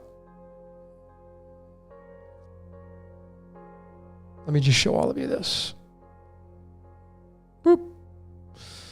You guys know about this, right? See what number that is? Isn't it very interesting that it also is to this? Which is really interesting because it's also to this. Father, Son. And this is right here. Enter. So enter is another word for this right here. And then what number do they put after it? Which it's not a 10, it's going to be this number right here, which is tied to this word right here. That's why the number was probably used if it was used from a conscious level. And you can't get any more opposite in the numbering sequence of the 1 and the 9. They are completely the positive and negative, the anode and cathode, forming the battery, which, ultimately is going to be the 1. And that's why they had this number attached to it, right there, this number. And that is tied to, in the tarot, this, which is why it was called Corona. What is another name for Corona? The sun. So you have the sun, and then you have this one. Through the tarot, what is this saying? What actually delivered that to the world stage? Well, do you think, man has to act through it. They have to act through the screenplay of what's being delivered to the earth, but you could see through the tarot what's expressing it. And this 21 is tied to the demiurge, because this world card, the 21st card in the cards of illumination, is the 8 of clubs. And the 8 of clubs, to go right back to the tarot, is right here. Card number 30. And now just like that, you go back to numerology and you have this word right here. Right? So what created that whole idea that has really upended a lot of people's lives is controlled by this. If you want to really break it down from a really deep level, it's that 30.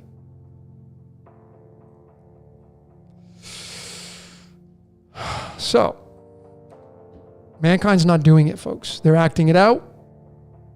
That's why you got to have fun with this. And again, you don't have to believe this.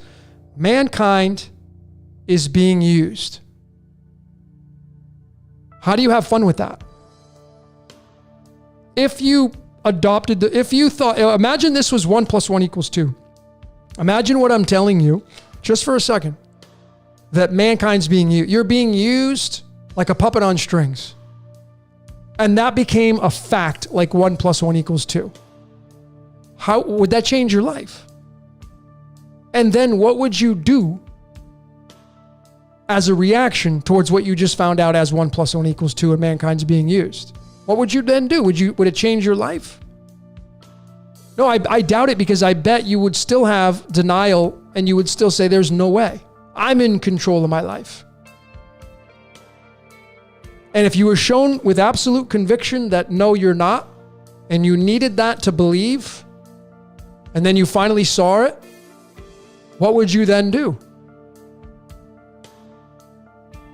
Do you think a lot of people would probably take their own lives? Maybe. Some people probably would. Some people do for so many various reasons. But you see, the game needs players, folks. Life is fun. Life is amazing. Life is beautiful. These are affirmations that all of you should be celebrating. It doesn't matter if we're being used.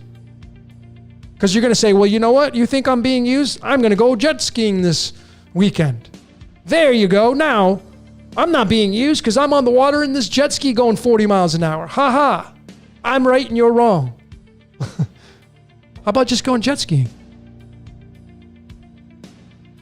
Maybe whatever created this reality comes down here and becomes man or woman anytime it wants. Like, hey, you know what? I want to go down there and I'm going to be president of the United States.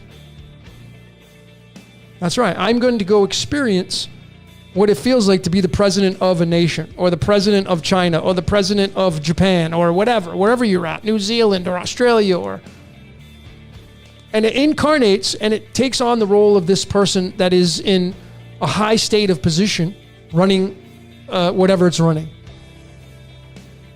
You would then get to experience life through that set of experiences.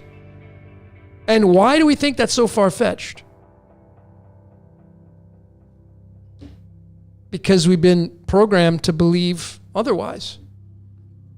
Or we've been told that what I just said is the forbidden fruit. Which it may be. Maybe coming down, incarnating, and becoming a human is breaking the law from the spiritual sense. There's laws in the spiritual world, I'm sure, in a higher dimension, a higher frequency, in the world of the light, or whatever the hell, however you see it. Do you think there would be laws there, just like we have laws here? You would think so. So if you break the law up there, you get punished for it. I don't know. I'm just throwing these concepts out.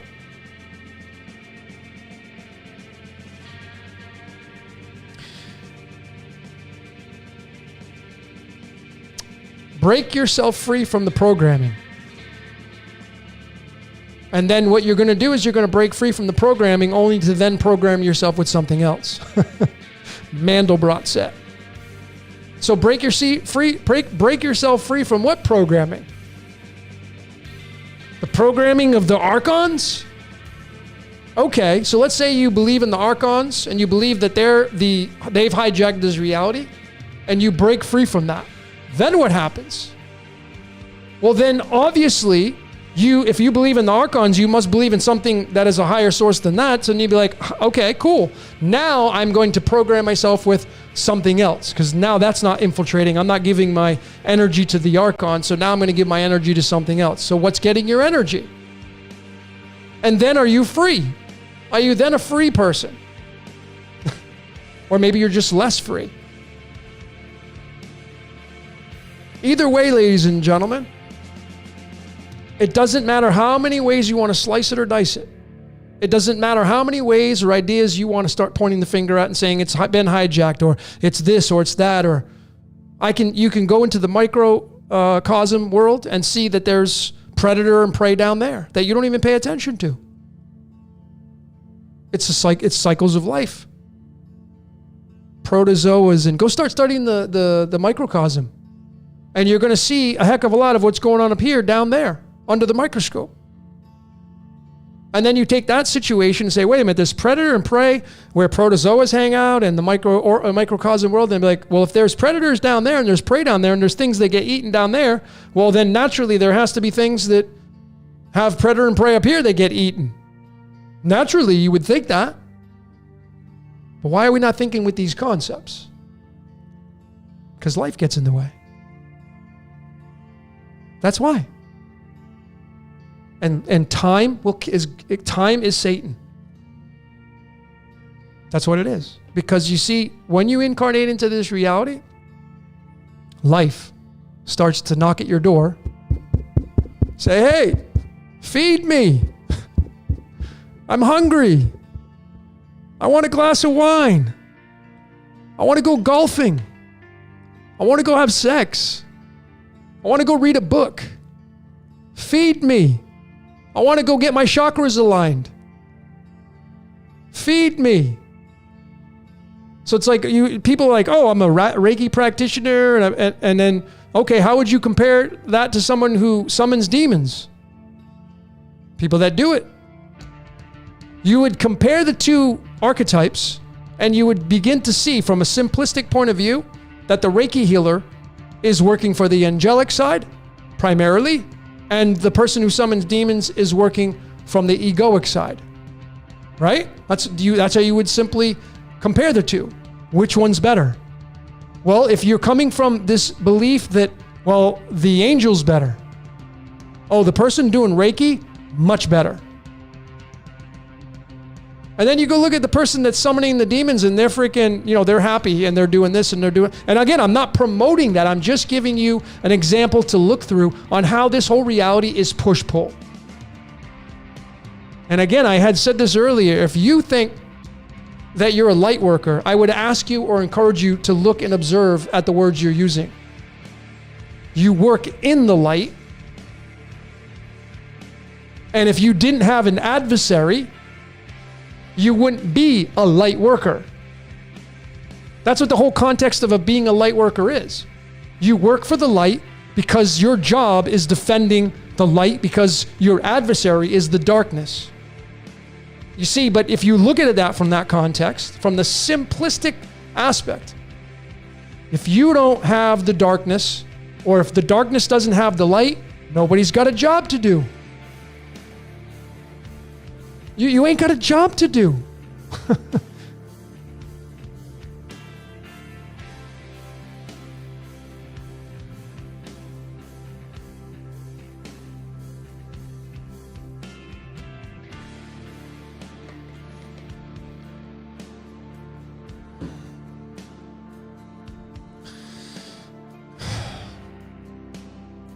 Make friends with the darkness. If you're darkness, make friends with the light.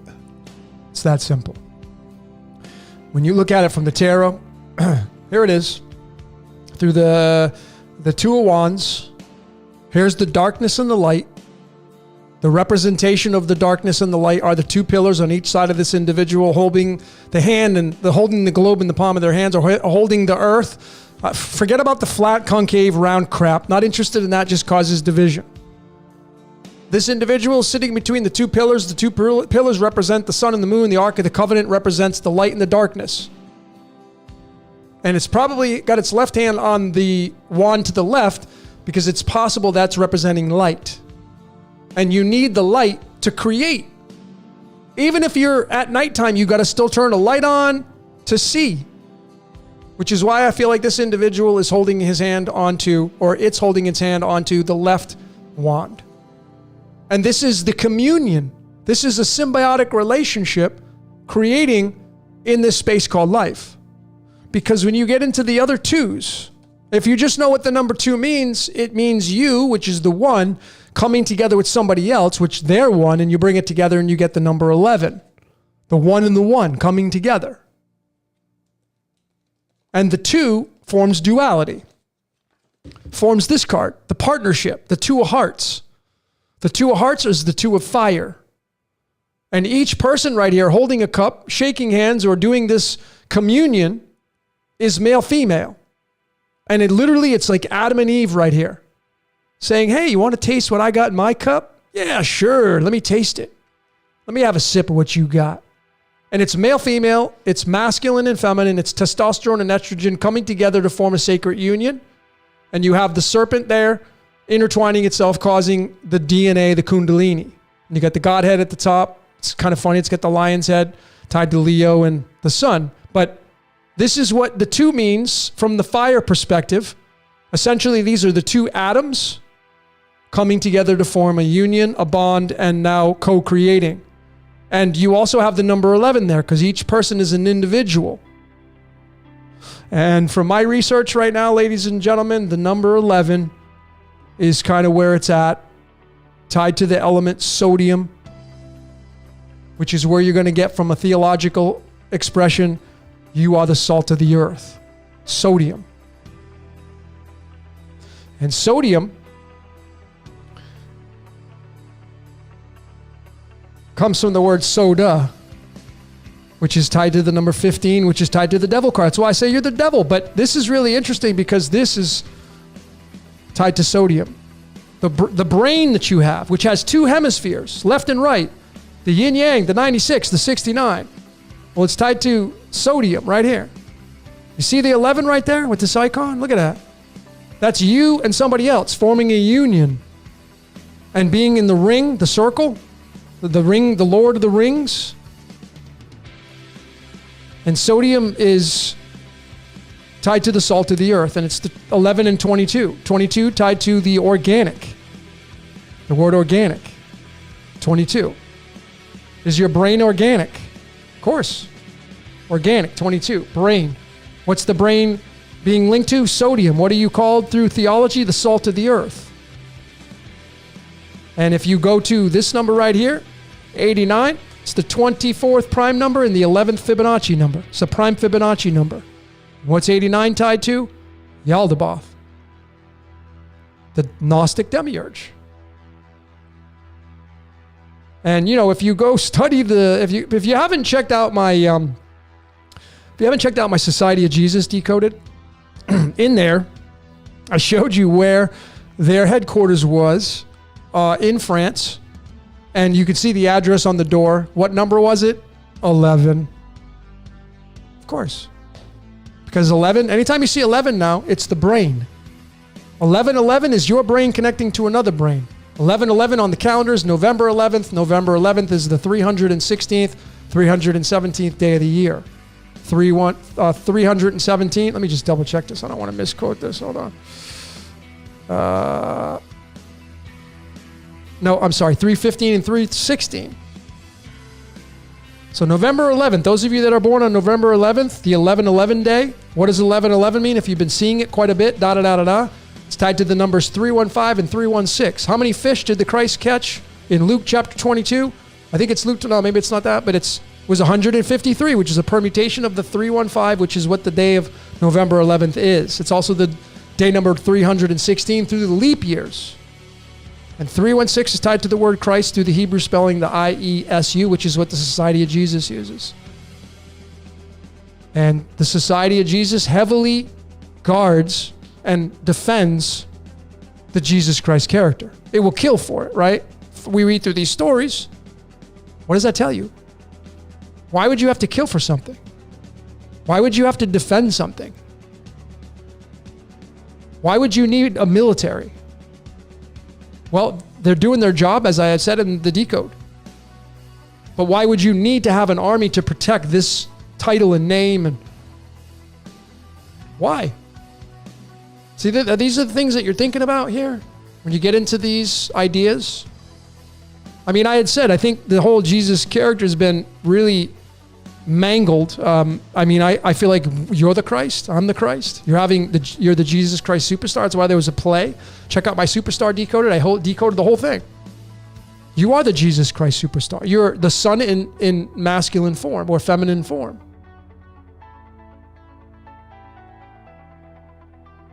$1111 means it ties to the Christ. It ties to the organic. Leonardo DiCaprio was born on 11/11. I mean, his name is Leo. Leo's ruled by the sun. I mean, it doesn't get any more obvious than that. It's kind of funny.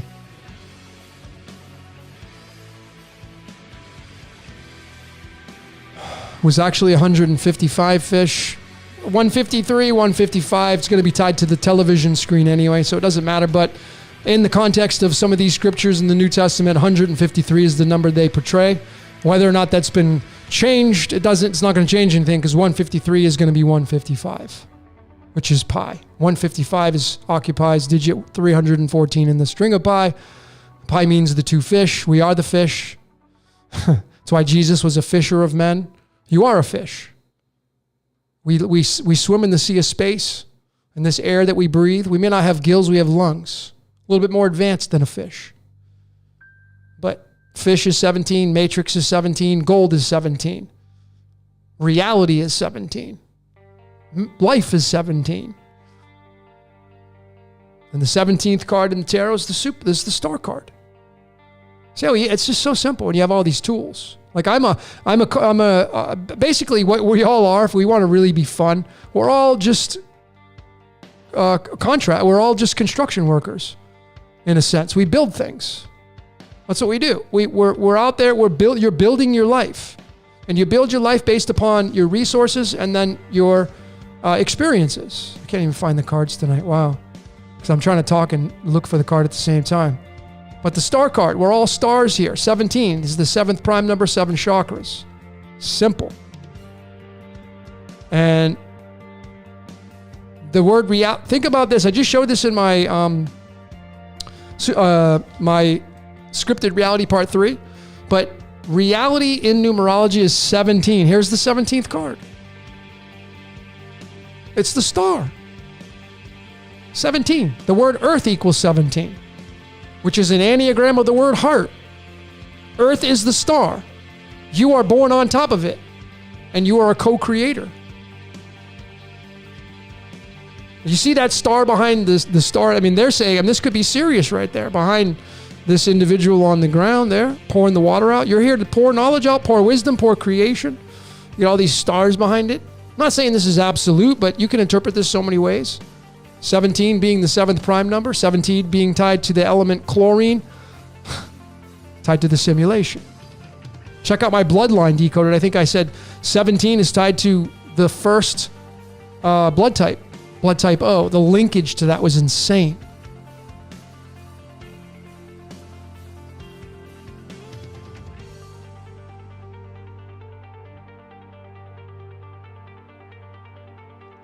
Danny Wilson, Logan, what about identity theft? Someone stealing someone else's script. Well, you're not. What you're doing is, what somebody does when they do, okay, so you have you as the source, your name, your birthday, your social security number, yada, yada, yada. If someone takes that and uses it and creates a name or an identity behind that, you now have a piece of your identity that is an extension of your identity, and that then becomes a subordinate archetype to you as the main archetype. And it can feed off you. So essentially, if someone steals your identity in that context, the person that steals your identity becomes the parasite and you become the host. You're hosting the parasite because it needs the information from you. And it feeds off of you. It may take out a credit line. It may take out a mortgage in your name. It uses your name, birthday, social security number, et cetera, and you become the host. I mean, I had said this earlier, and I say it with absolute here. You are all, in this podcast, you are all parasites. Every single one of us, we're parasites. Go look up the definition of parasite. Parasite needs a host. What is our host? Earth. When you go to your job, what is the host? The job is your host, and you feed off the job because you want a paycheck. But then it's a contradiction because your job uses you to get whatever it needs to get done, and therefore it parasites off you. So it's just a contradiction. That's why our world is just like, it can go either way. That's why it's two sides of the same coin, depending on your observation point, your vantage point.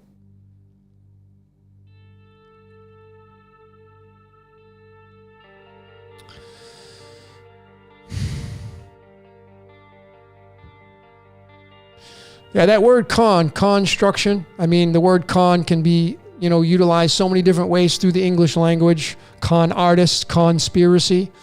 But it's all, the letter C is what's the dead giveaway. It's the third letter in the English alphabet, and it's a broken O. So you have the O, the zero, which everything comes from, and then it breaks open, and now you have the C, the creator. That's why the word C, the creator is starts with the letter C, construction. I said that, in numerology, when you start to study the science of numbers and get away from what a lot of people call gematria, those are dead ends. Start to study the numerology. What does the number mean? And the first letter of your words, or the words you use, they navigate the ship. So what is the C mean? What is 3? What is 3? You, a union with somebody else, and then the third wheel. Would that be the God? Maybe. But it's these letters in our language, the first one of each word, that direct the ship. A lot of these ancient cultures never use vowels. Just put consonants down. So if you study numerology, what I learned is the consonants are the personality and the vowels are the heart's desire. So the devil would be the consonants, and then the vowels would be the God, if you look at it from that context.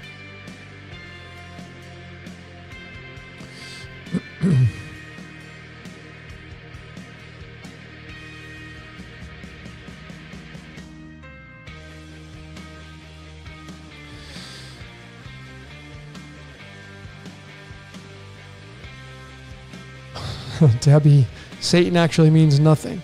Okay. I mean, time is everything and nothing at the same time. So I guess you could say that is pretty spot on in that context. But again, Satan just means time. Satan, when you do the numerology of it, it's pi itself. It's 3.1415. I mean, what is pi? It's the makeup of what it means to be a man or a woman. It's the sine and cosine wave. It's time.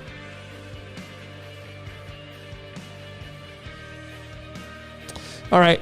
I think I'm going to end this transmission. Before I do that, let's do a... Yeah, wow. I've been going on a tangent tonight. Woo. All right.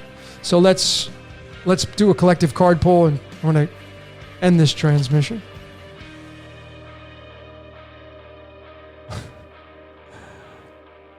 I love it. So Mojave says, this man works for the Kardashians. I don't know if you meant me.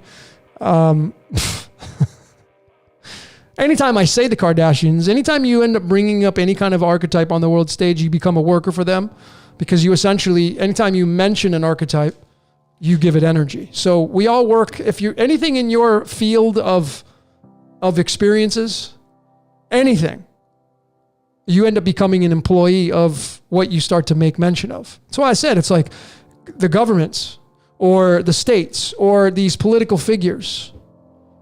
They're the bosses, and then they need employees. And so, like, how does it get employees? It markets, it advertises. And when you start to engage with the matrix, the game of life, these entities, these energies, these archetypes, these people, they get fed from you. And you become an employee of them. They become the boss.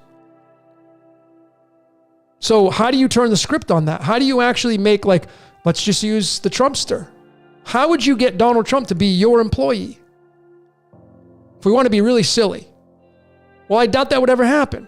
So the other alternative, stop paying attention to the Trumpster. Once you stop paying attention to him, you then take some of the energy. Like if you're somebody who follows politics on the daily, and you're looking and you're saying, well, maybe there's a chance that these guys could make a change, and maybe he did that, and they're getting your energy. You're engaging in it. But if you shut that off and don't pay any more attention to it, it's going to move no matter what. But now you're free to take that energy that you've been giving to these archetypes that have been your employer, and you're now like, you know what? I quit. Many of you have done that. I quit my job. Well, part of your jobs in this reality are perhaps paying attention to political figures. And then when you come to the realization, like, hey, you know what? I don't want to work for that guy anymore or girl anymore. Just got to have fun with this. And say, I'm cutting the tie. I'm not giving you any of my energy, my gas. And you start to take that 30 minutes a day that you'd spend on social media or these political stations, and you'd be like, now I'm going to take the 30 minutes and I'm going to spend it with my kids instead. Instead of watching the news, I'm going to spend it with my kids. 30 more minutes with my kids. Instead of keeping up with the Joneses. Because I got to know what's going on. It's kind of how I see it. If you think you're a creator, what are you giving your gas to? What are you creating? Anytime you turn on Instagram and start looking at people and like giving them energy, maybe you're attracted to somebody, they're getting your energy. Your energy is precious, folks. I mean, it's kind of like a similarity to the gas in your car. I mean, the way gas prices are, or the way they were, I mean, they were super high, but I mean, some of you, I mean, you're filling up and now you can't afford to fill up anymore, and you're just putting in whatever you got just to keep your car running. And you're maybe driving slower, putting it on cruise control, saving gas because it's expensive. Well, how about taking that same example and pretending it like you're navigating this vehicle through life, and you're driving around, whose house you going to? Who are you visiting? It's called surfing. You surf the internet. Surfer rides the wave. You ride the wave of the internet. What are you giving your gas to? What are you taking your vehicle to? It's time to take your power back, folks. You got to shut off the static and the mainstream and take your power back, man.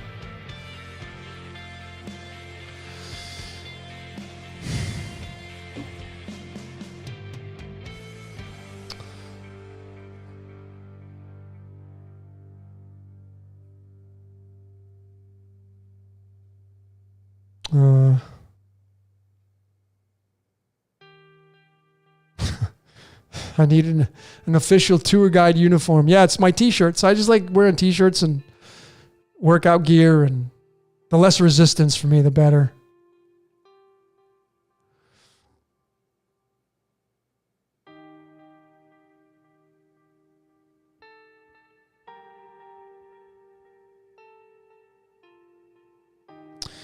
Mojave says, these people are sick and saying no is everything. Right. So if somebody had said, like, you know, a lot of people are like, why aren't you out there like posting stuff about, you know, that big thing on the world stage and defending it? And, you know, like, I'm not interested in engaging in the game. I'm not interested in engaging in their movie. And I think my no was, I'm not getting that thing. You know what I'm talking about. That was my no. I don't have to go out and tell anybody. If everybody decided, hey, you know what? I don't want that. You know what would happen to those organizations? They'd start to crumble because they need your acknowledgement. They need your yes, your compliance. Just because you may not be out there fighting the resistance doesn't mean you're weak. You don't have to fight resistance. Just don't pay any attention to it. But that's not the way this reality works. This reality is based on the collective. The collective, the majority are in the game, playing the game, and they're fighting the game, trying to be right, while fighting against other organizations and archetypes and people trying to be right. I don't want to play that game. A lot of you don't want to play that game.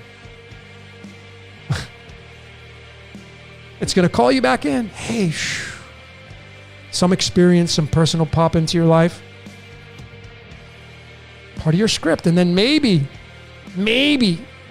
if you have free will, if we have free will, maybe you saying yes or no to certain things, you level up and you graduate. Maybe, I'm just saying, who knows? It's possible. Can't rule it out.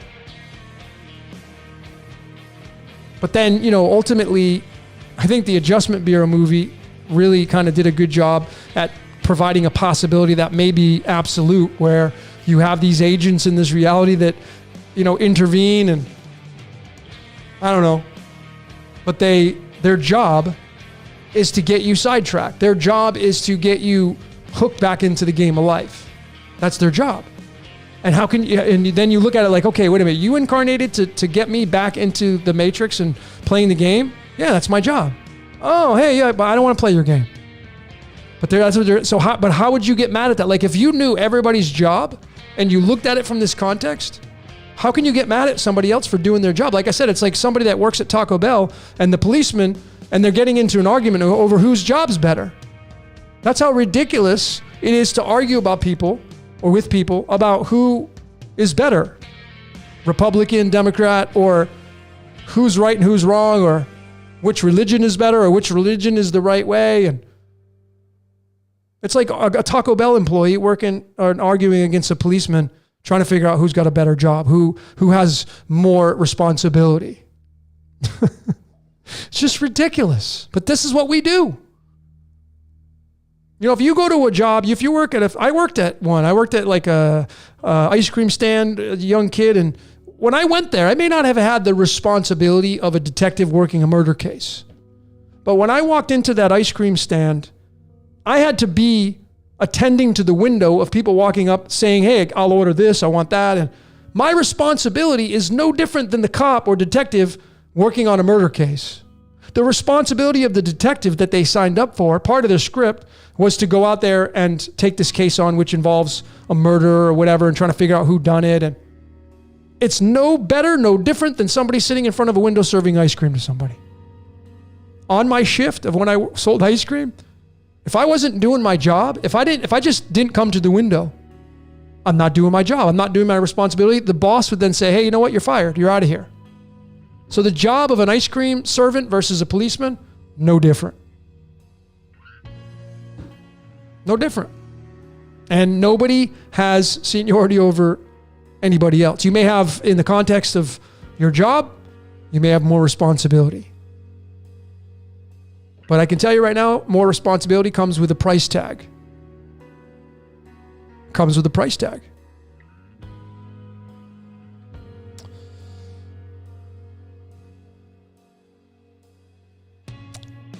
Debbie, there's no such thing as time, only energy. Well, I would respect your comment. How can you say there's no such thing as time? So far, it is 4, 9, 10, 11, 12. Oh, wow, I've been going 5 hours. It's been 5 hours. How would I know that it's been 5 hours or 4 hours that I've been on this podcast? Because time has told me that.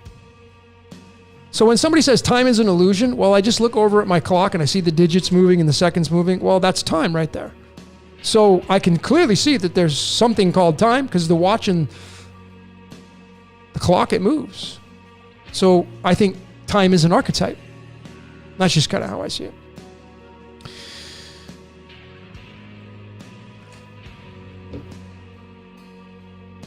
Okay. All right. Let's do the conscious card pull and get the hell out of here and call it a night. Call it a wrap up for podcast. What's your question number 41?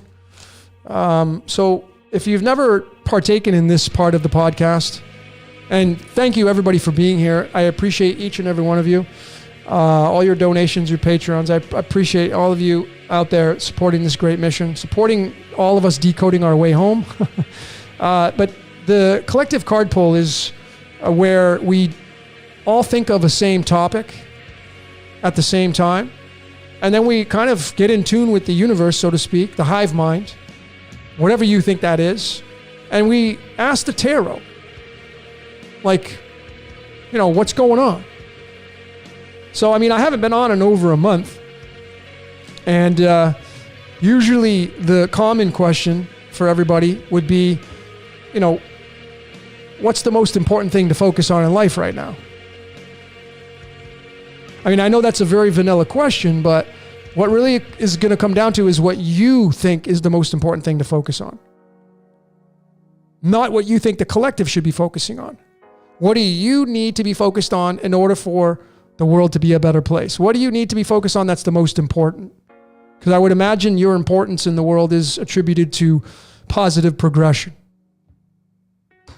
So let's think about this, and then we're going to pull some cards and see what the tarot says. So for you personally, what is the most important thing for you to focus on in life right now, which is obviously going to be for the forward progression of this planet? And as a collective, being a part of that, maybe being a minority outside of that, you still are part of the operation of this reality called life. So let's turn on some music for that. What the hell? We'll just keep this. This is called Symbiosis, this band. It's called Across the Moment. Great band. This is all obviously instrumental, but I love it. But I'm going to go on silence here for about 30 seconds, and we're going to think about this question. So I want you to come with me on this journey. And what is the most important thing to focus on in life right now? You can do it from an individual basis or a collective, but what do you think? So 30 seconds, take a moment, time out. I'm going to go silent here. Think about that question. We're going to come back and pull some cards.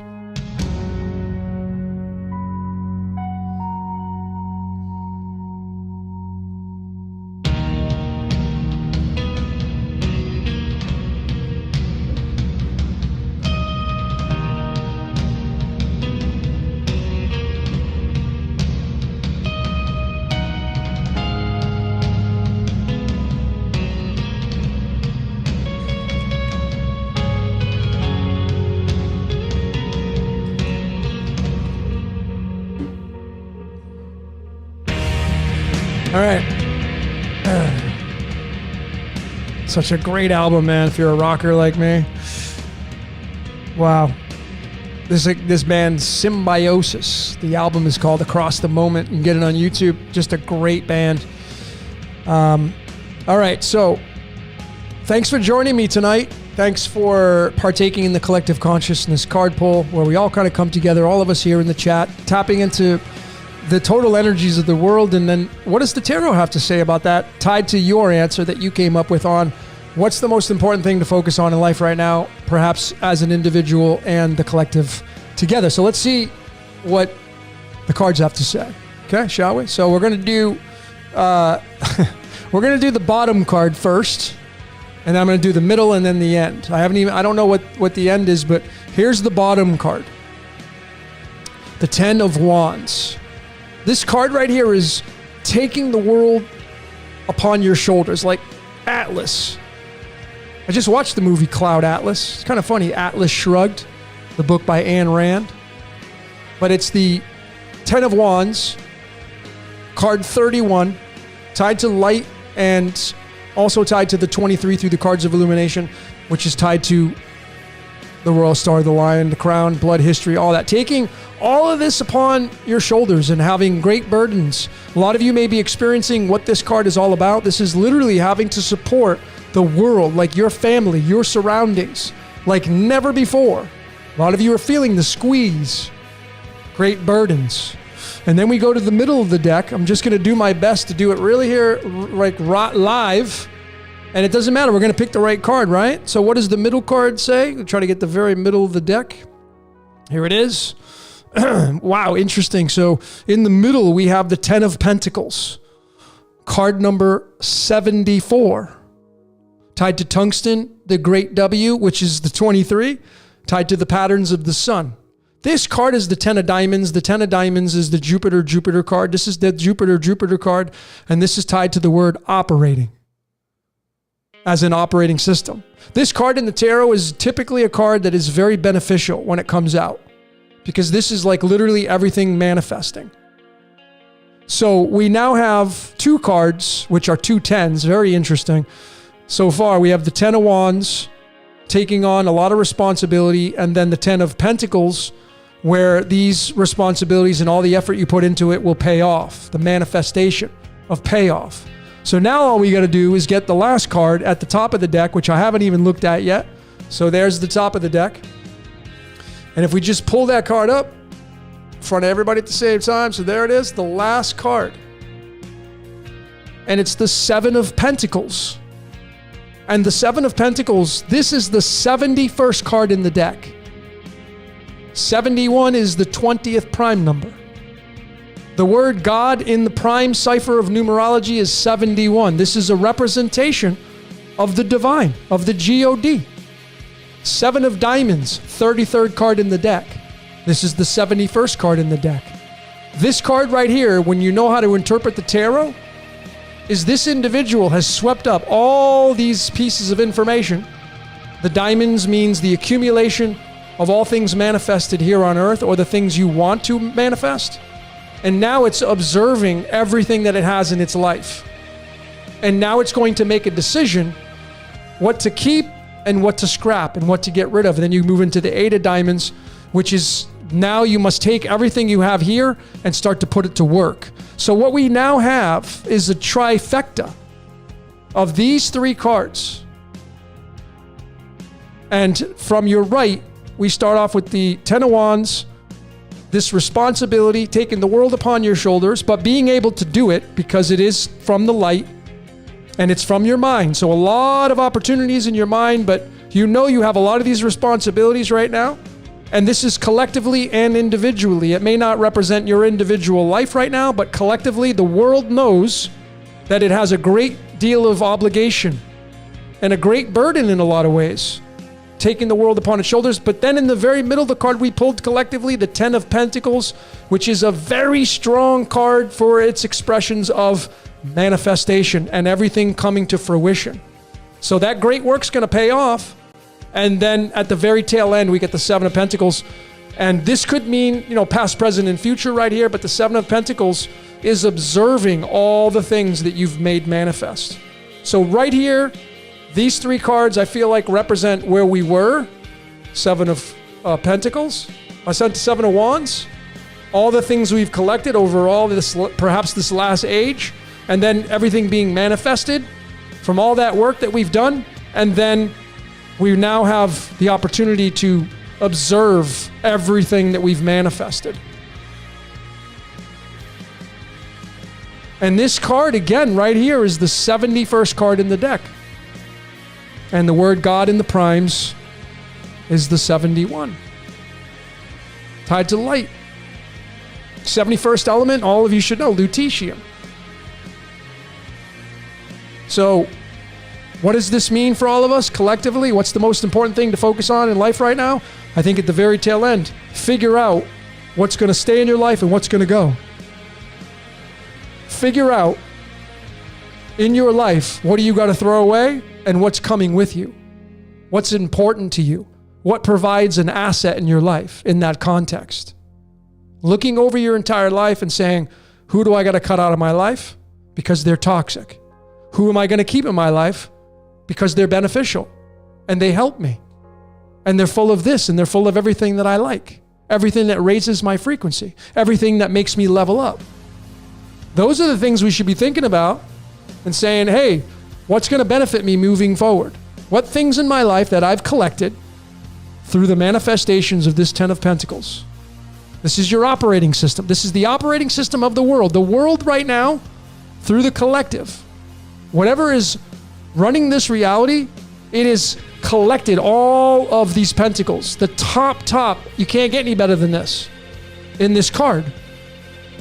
But then at the very tail end, the universe is like, okay, well, what am I going to keep from everything that I've collected? And that is this, I feel that is where we're at in this context of this reality. It may not be where you're at personally, but again, this is a collective card pull. This is tapping into the collective. This is tapping into the source code. Whatever's operating the source code is saying right now, what's going to stay and what's going to go? What am I going to move around? Because the next card in line from the 7 of Pentacles, very, very easy to depict what's next, because this is going to be preceding the 8 of Pentacles, otherwise known as the 8 of Diamonds. It's this one. So when you start to realize that this is where you're going to analyze your entire life and everything that you've manifested from a personal level, this is going to have everything about your life contained in that heap of mess that he just swept up right there. This is going to involve your house, your mortgage, your car, your job, your wife, your husband, your partner, your boyfriend, your girlfriend, your cat, your dog, your pets. You know, the things you have in your closet that you don't no longer wear. Simple stuff like that. And then deciding what you want to take with you, because the next card in line is the 8 of Pentacles. And this one is like, okay, I got all my tools. I got all my pentacles. Now I'm going to be hard at work. So this reality called life as an archetype, life itself, is working through these cards that I just described to you. And it is going to start to utilize everything that it is manifested through the avatars that we all live through. We all work as a team. We may work individually, but we work as a team. Unknowingly or knowingly, you work as a team because y'all work for the same boss. All right. Miss Thing, I hope I can pay my rent this month. I'm so stressed out. If you continue to focus on the stress, here's the thing, right?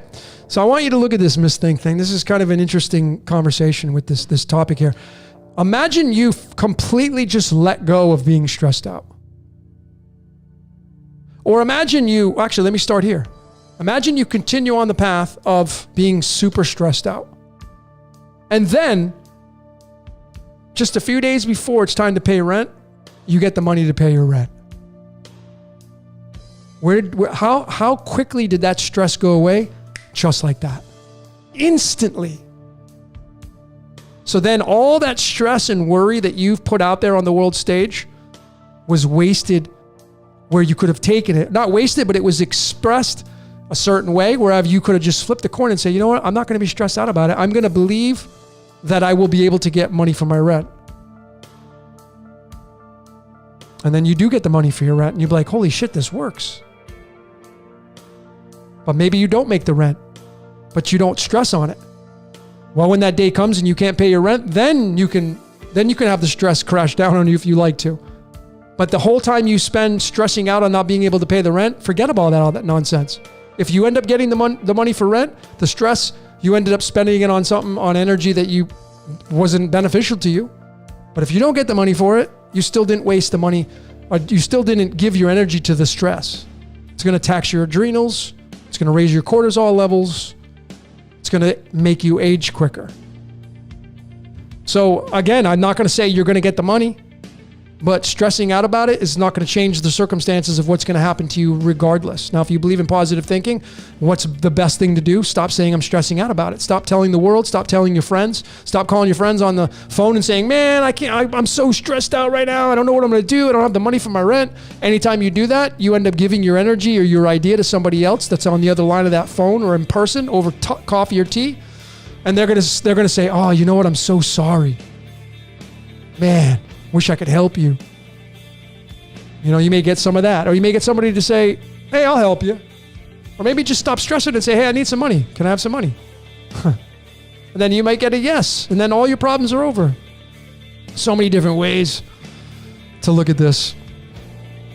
I won't even post. See, these words that come through sometimes, they don't come through because it blocks certain words. So I don't even want to say what you said. That's completely not in my realm of existence. Just believe that it's going to happen and then not be attached to it. Just say, you know what? I'm letting the stress go. And that's it. And just kind of do your thing. I did that last month and it didn't work. Well, I mean, just because you did it for the first time, it doesn't mean it's going to work every time. It's like the lottery. I played last week, but I didn't win. Okay, but if you play again this week, there's a chance you may win. Then you play the lottery again, you didn't win. You're like, damn it. And then you're like, I'm going to go get some lottery tickets. And then one day you hit the lottery. So you got to keep going. Keep believing, keep trying without any expectations. And I know it's a tough road to travel for some of you. And I know it may be like, oh, you don't know what you're talking about. You're not in my shoes. Man, I've been in dire straits. So I do know what you're talking about, actually. I know it's maybe challenging to accept these notions or at least possibilities. But I would definitely say this for you. This is just my suggestion since we're talking about it. And you said, no one will give me money.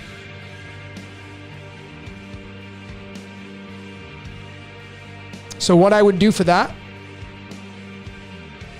is I would start being more grateful about your life. Now, you may say, well, I'm doing that. Okay. I'm talking about be grateful for every damn thing in your life that's happening to you right now as a human being. Not grateful for stubbing your toe or, getting a bill in the mail that you can't pay and you get shot. I'm talking about what are you grateful for? When's the last time you brushed your teeth and you were talking to your teeth? And I use this example a lot because that's where I'm at. Brushing your teeth, flossing them, and talking to them. Being grateful for your teeth because they've chewed all this food over all these years.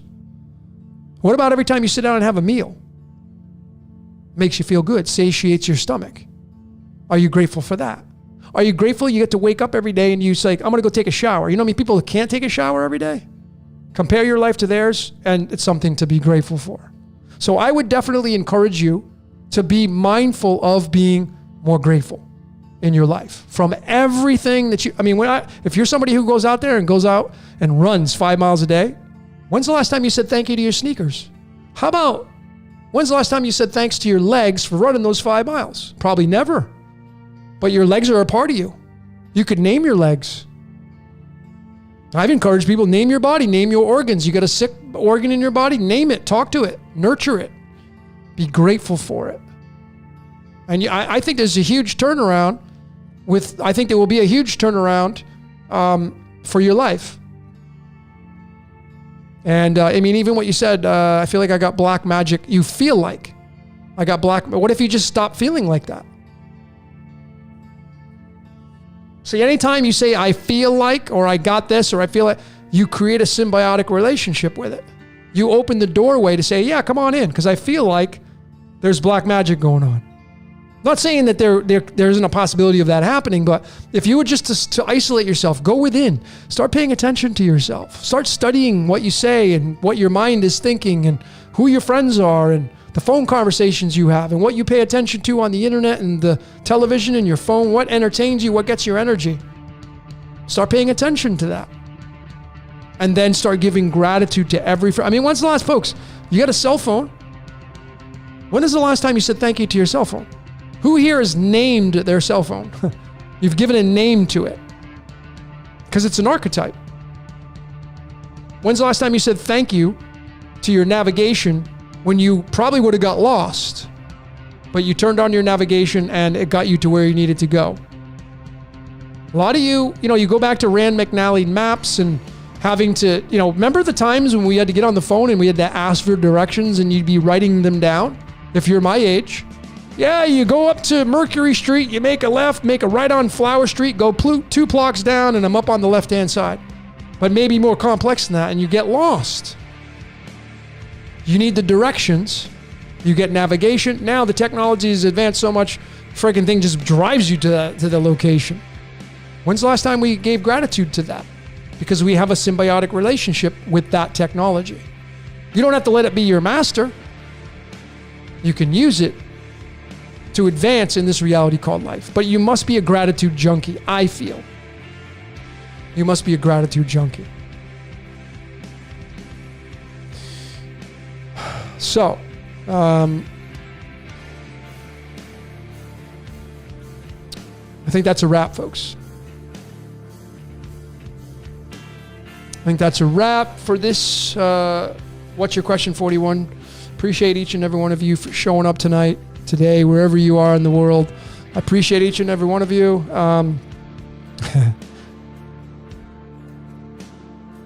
You guys are awesome. You guys and gals, I appreciate all of you. Again, man, go make the truth your own. If you believe that everything happens for a reason, as I showed you, well, I mean, now you know what it's linked to. It's tied to our blood types. Just go make the truth your own. Go be the star in your own movie. Don't be an extra in theirs. Make conscious choices if you believe you have that free will, and go create. Go be a creator out there, and go build what you want your life to be like, one step at a time, as they say. All right, ladies and gentlemen, that's all I got for today. My name is Logan for What's Your Question number 41. Until next time, we will see you later.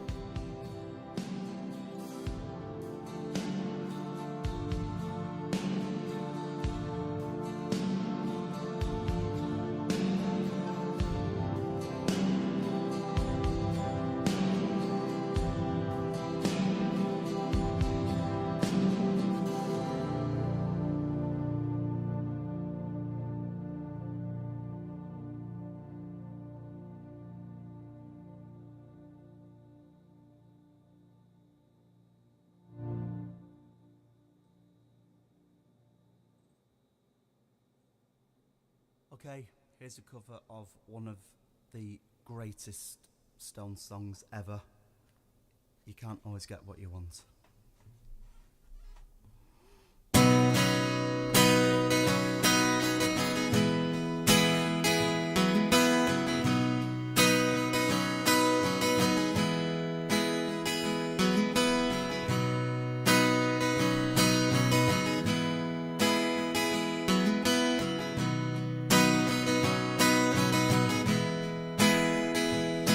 I saw her today at the reception, a glass of wine in her hands.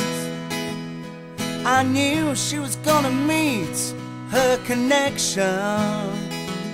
At her feet was a footloose man.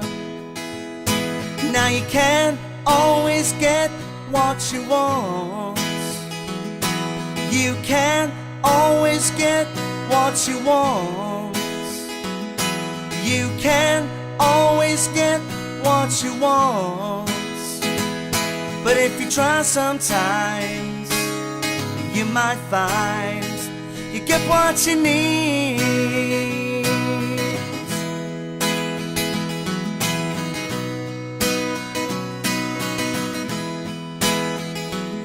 I went down to the demonstration to get my fair share of abuse, singing we're gonna vent our frustration.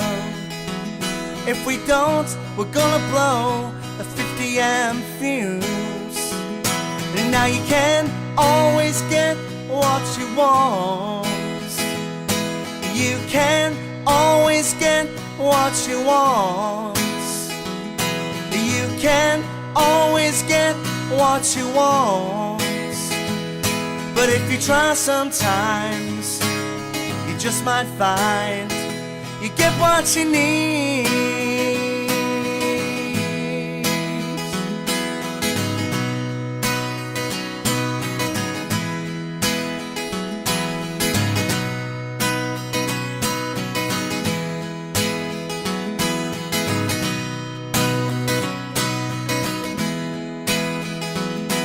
I went down to the Chelsea drugstore to get your prescription filled.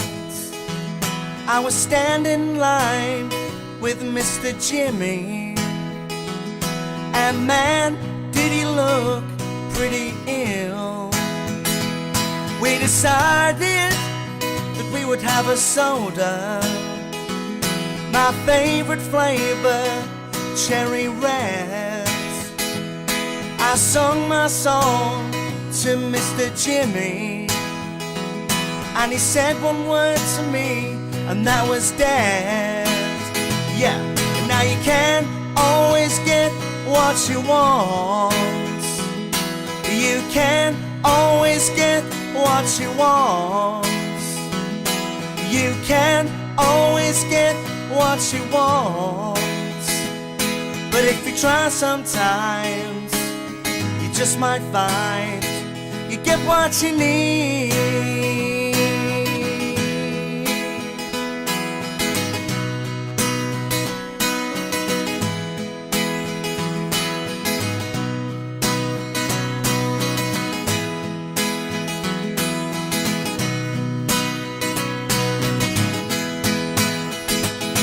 Now you can't always get what you want. You can't always get what you want. You can't always get what you want. But if you try sometimes, you just might find you get what you need. But if you try sometimes, you just might find you get what you need. But if you try sometimes, you just might find you get what you need.